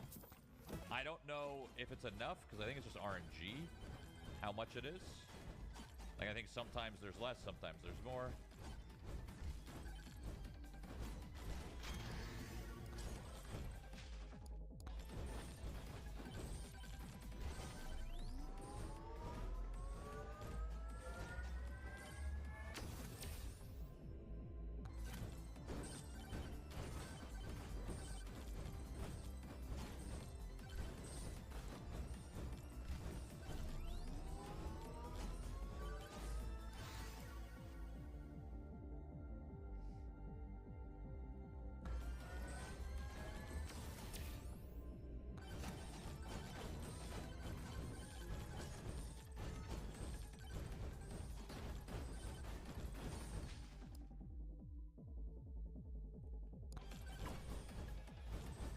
All right, this is a decent enough of a run to maybe stay.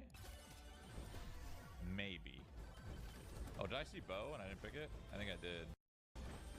L, loser, L. Chat, you guys have been cool recently, you know? I just want to commend you on your growth, all of you. I feel like you guys have grown a lot over the past year.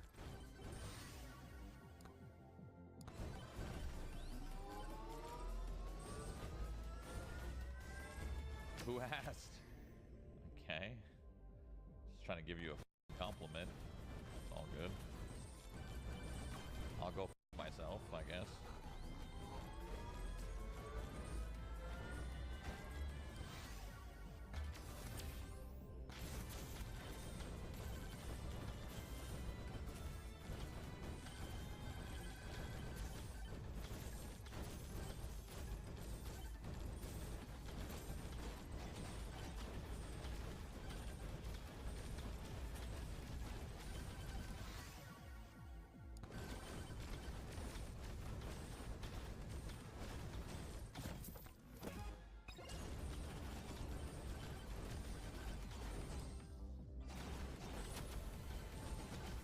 I guess I'll just fuck myself. Would you like that? Huh? Would you like that shit?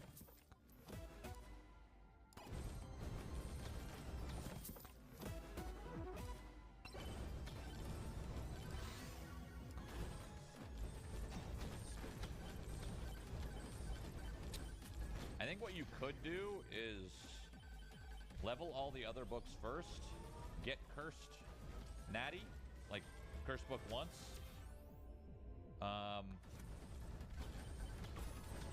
Get some difficulty Natty. I don't know what I'm saying. You lost me. You guys lost me. You lost me. You guys were too damn distracting.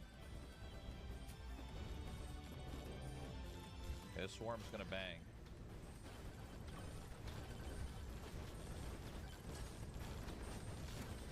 We're gonna pop that. We're gonna get a little bit more cursed, just so we get a little bit more mob density. Get some XP. I don't want too much mob density. A little bit cursed because I don't have a choice. I'm feeling a little weak. Oh, there was a legendary the other way. It wasn't there. I forgot about it. I forgot about it.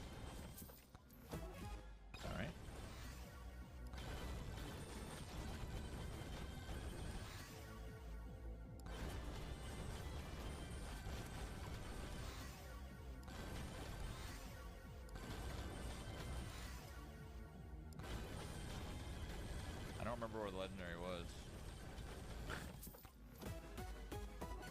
Wow. All right.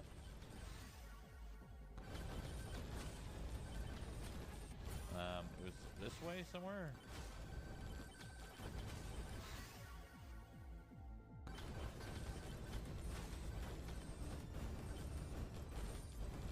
Top left corner. Oh, it's this guy, right? She's sneaky, little devil. Oh, it's at the boss. Okay. All right. So, what's our difficulty at? It's 87. I feel like we might have enough items to potentially get it a little higher. Maybe? I don't know. How are we feeling? We feel strong-ish? I don't have extra jumps, which is kind of sketch. I should have probably picked that one.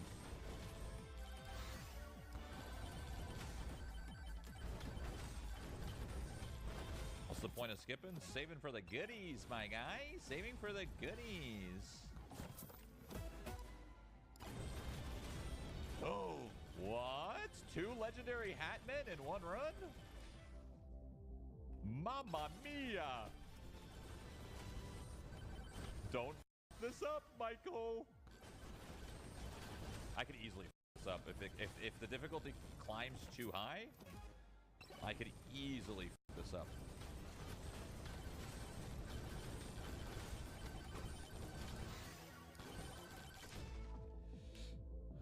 More XP? It's probably fine.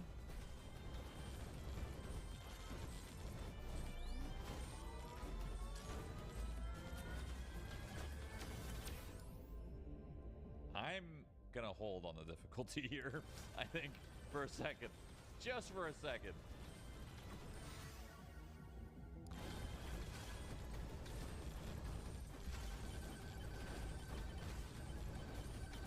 Maybe I shouldn't? I don't know. Maybe I shouldn't? It doesn't feel too bad. I feel like I'm killing stuff at a decent pace. My pace is good. If I just get a couple epic upgrades that are anviled out of their minds, then we're chilling.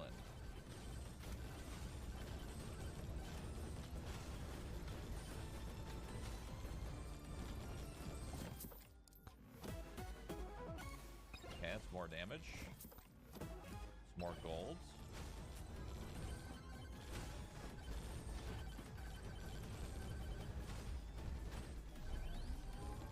Purple. Do I have any purples? I don't. I'm gonna get 1 tick of lifesteal, just 1. I guess I'll up the difficulty some more. Playing a risky game here, sir. Playing a risky game. Man's not hot. Sure, gold is fine. Movement speed. This is a pretty good run, actually. This is going to be scary, though. This is going to be a really juiced up... I need to get out of this spot. It's going to be a really juiced up in wave. Fresh. Fresh. I mean, I'm killing it. That's good. I think I should... Okay, question. I've never actually gotten Anvil early. So now that I have it early, do you think I should wait until Legendary and Epic? Or if it's a rare, might be worth throwing it in there as a weapon upgrade? I don't know.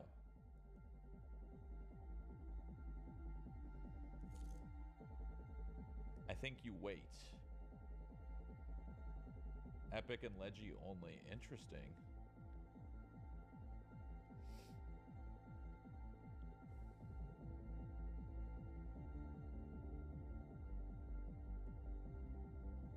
Interesting. I think you're right. I think it depends on your damage. Like, if you're struggling and you need a little catch-up, then do it. Like, this one's good. A lightning staff having bounce size damage. I'll grab that one just because I don't want to. I don't know. I always f up a early anvil, dude. What is this shit, man? That's good. Get more difficulty. We really got to finish the swarm before the boss.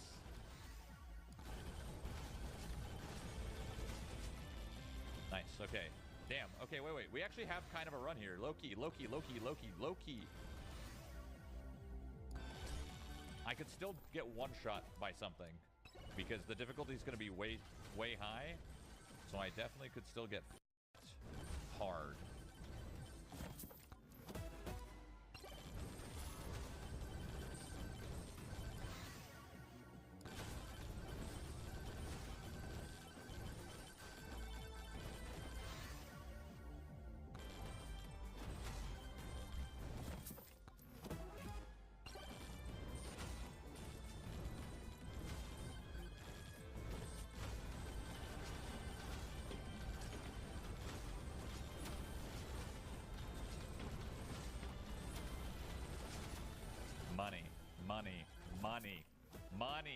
Money, baby. Money. Money, motherfuckers. Hold.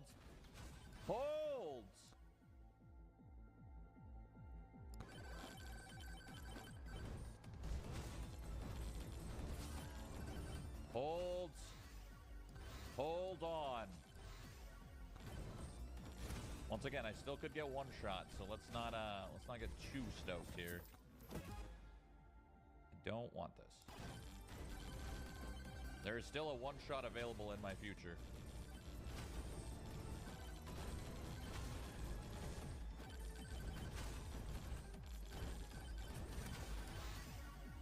That's a good one. If it's a purple that has crit damage and damage, I think I fuck with that, but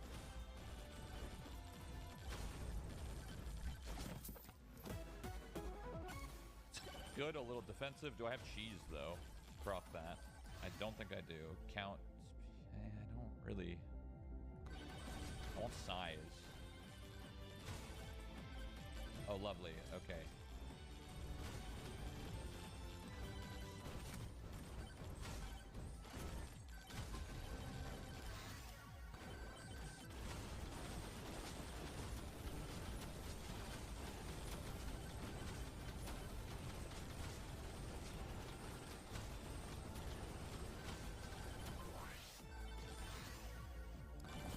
Hold the f***ing phone.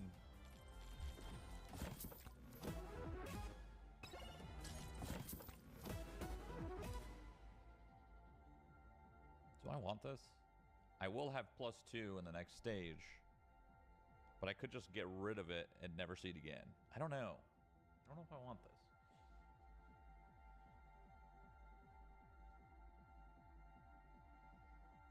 Killed the boss too fast, lost 30 seconds of farm. Yeah, I didn't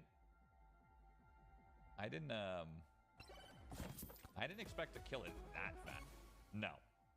We're not dealing with the scarf shit again. Get the f out of here. None of this 8 scarf run like last time. Nah. No. I did lose 30 seconds of farm though. I didn't think I'd killed him that fast, to be honest. I thought it would take a little bit longer. Anything left in this map?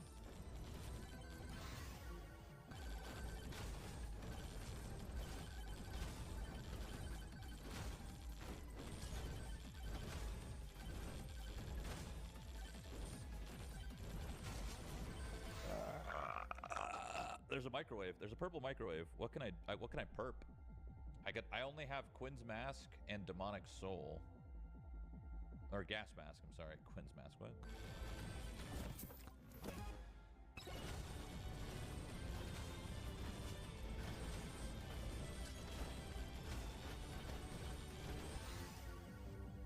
That's a good one.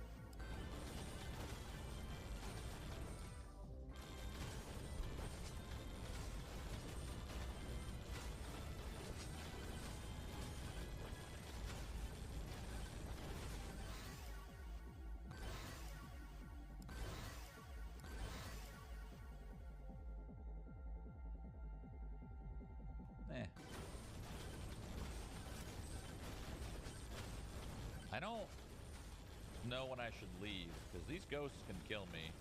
They might hurt really bad, you know?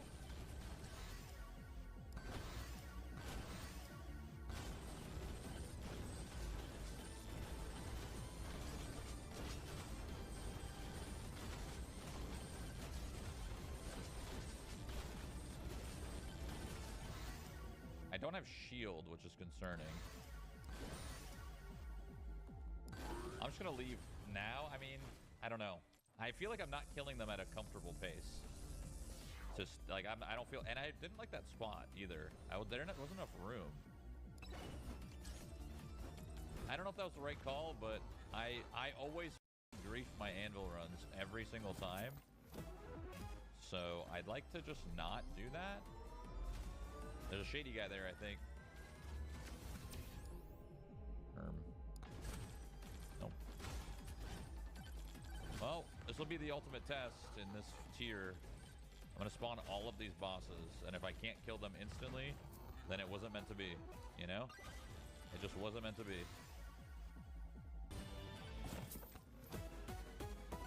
Ice Cube in the build.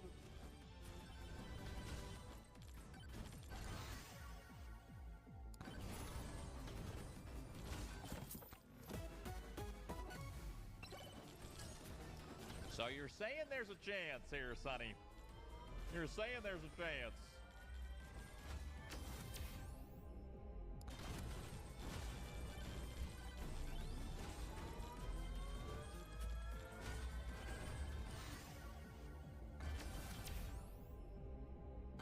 Oh, I have a magnet. I didn't need that.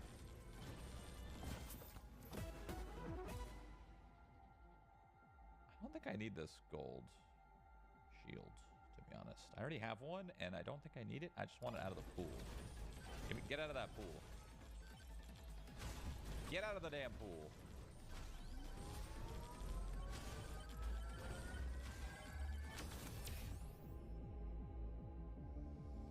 This might be my main.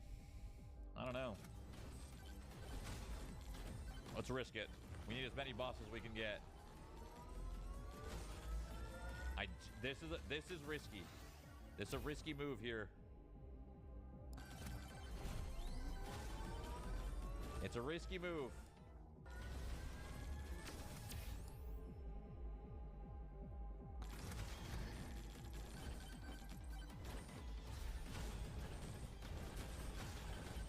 All right, never mind. We got a time thing. Where is it? Oh, it's in the rock. Oh, that's really unfortunate, actually.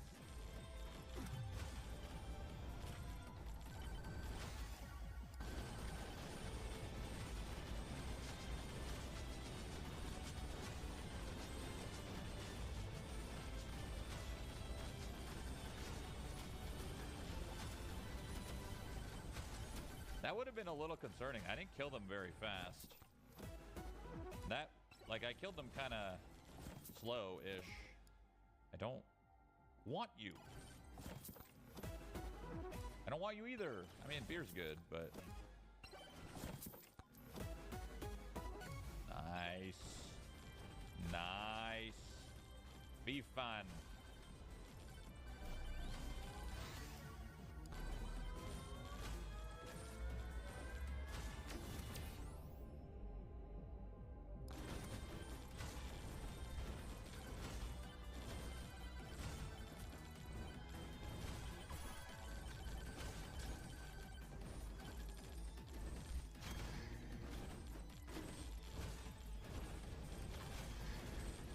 I need a shield. Just one shield so I don't get one shot.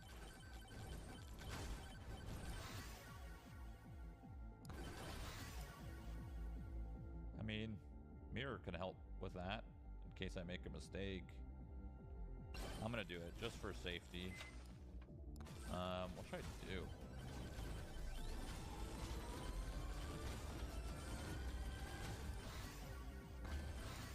Crit damage, no.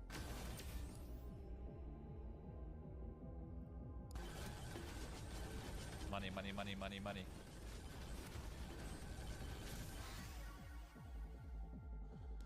Crit or wrench? Oh, my crit chance is really low. Do I have any Any juices? I have one juice. Yeah, absolutely crit. Absolutely crit. Absolutely. Okay, my damage is okay. It's okay. It'll hold me over. That's fine. I'll get one of those.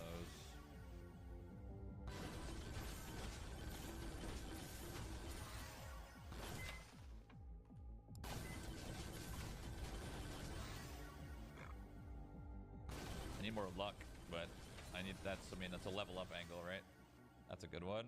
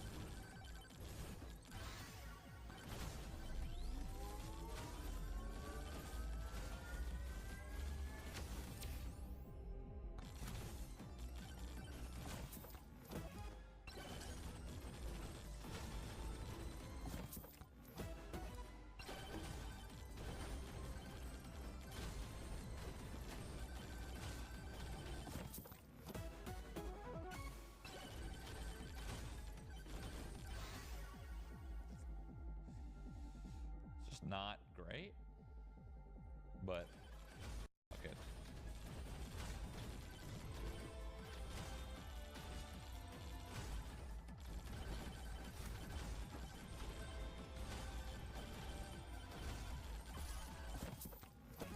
I definitely should have more shrines. I should have a fuck ton. I came in with a beacon. There should be way more. Oh yeah, here we go. I need shields, man. Is there a number of shrines? Like a set number? Or is it different every time? Like, is there always like 10 or something?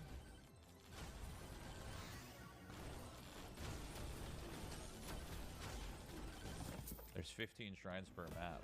Wow, that's a lot. Ah, fuck. I tried to gamble that. The refresh.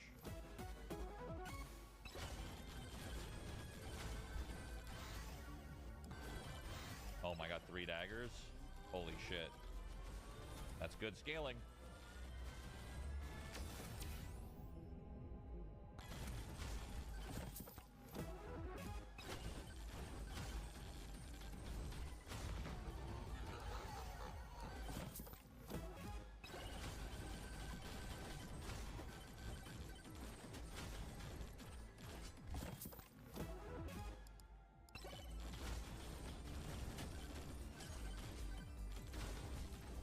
Pulled the anvil, but accidentally summoned 7 bosses. Yeah, no, I've been there. I've been there. I pulled an anvil early, and I was tilted because I wasn't getting any. So I just spawned like a bazillion bosses, and then it was over. I've been there. We've all been there, I think. It's good.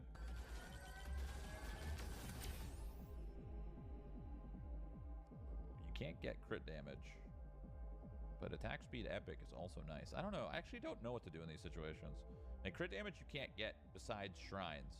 But, like, a red attack speed. I mean, it's red versus green.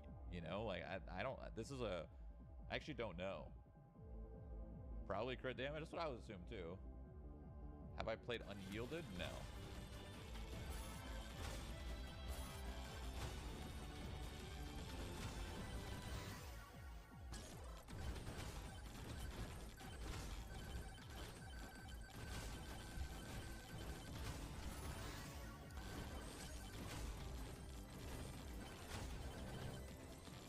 The ultimate test. Well, I guess it's not really the ultimate test, but it's a test.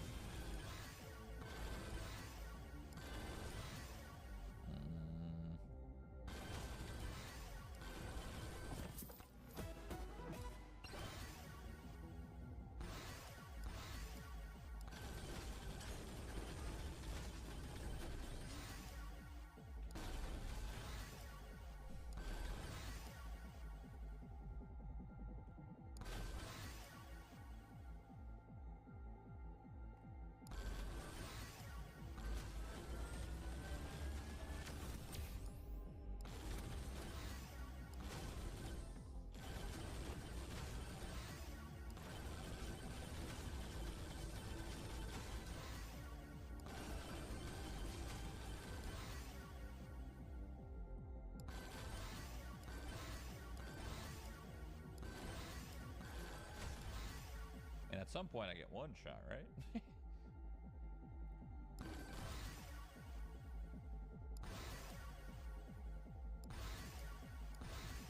Like at some point the difficulty gets so high that I get one shot, unless it has some weird like diminishing returns where they don't get as fast.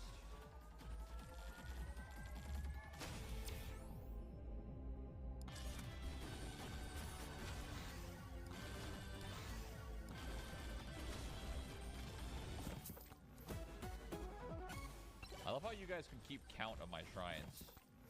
Like, I don't remember shit. You guys are out here remembering my shrine numbers. Like, hello? You're telling me I have 2 more shrines? I don't believe you.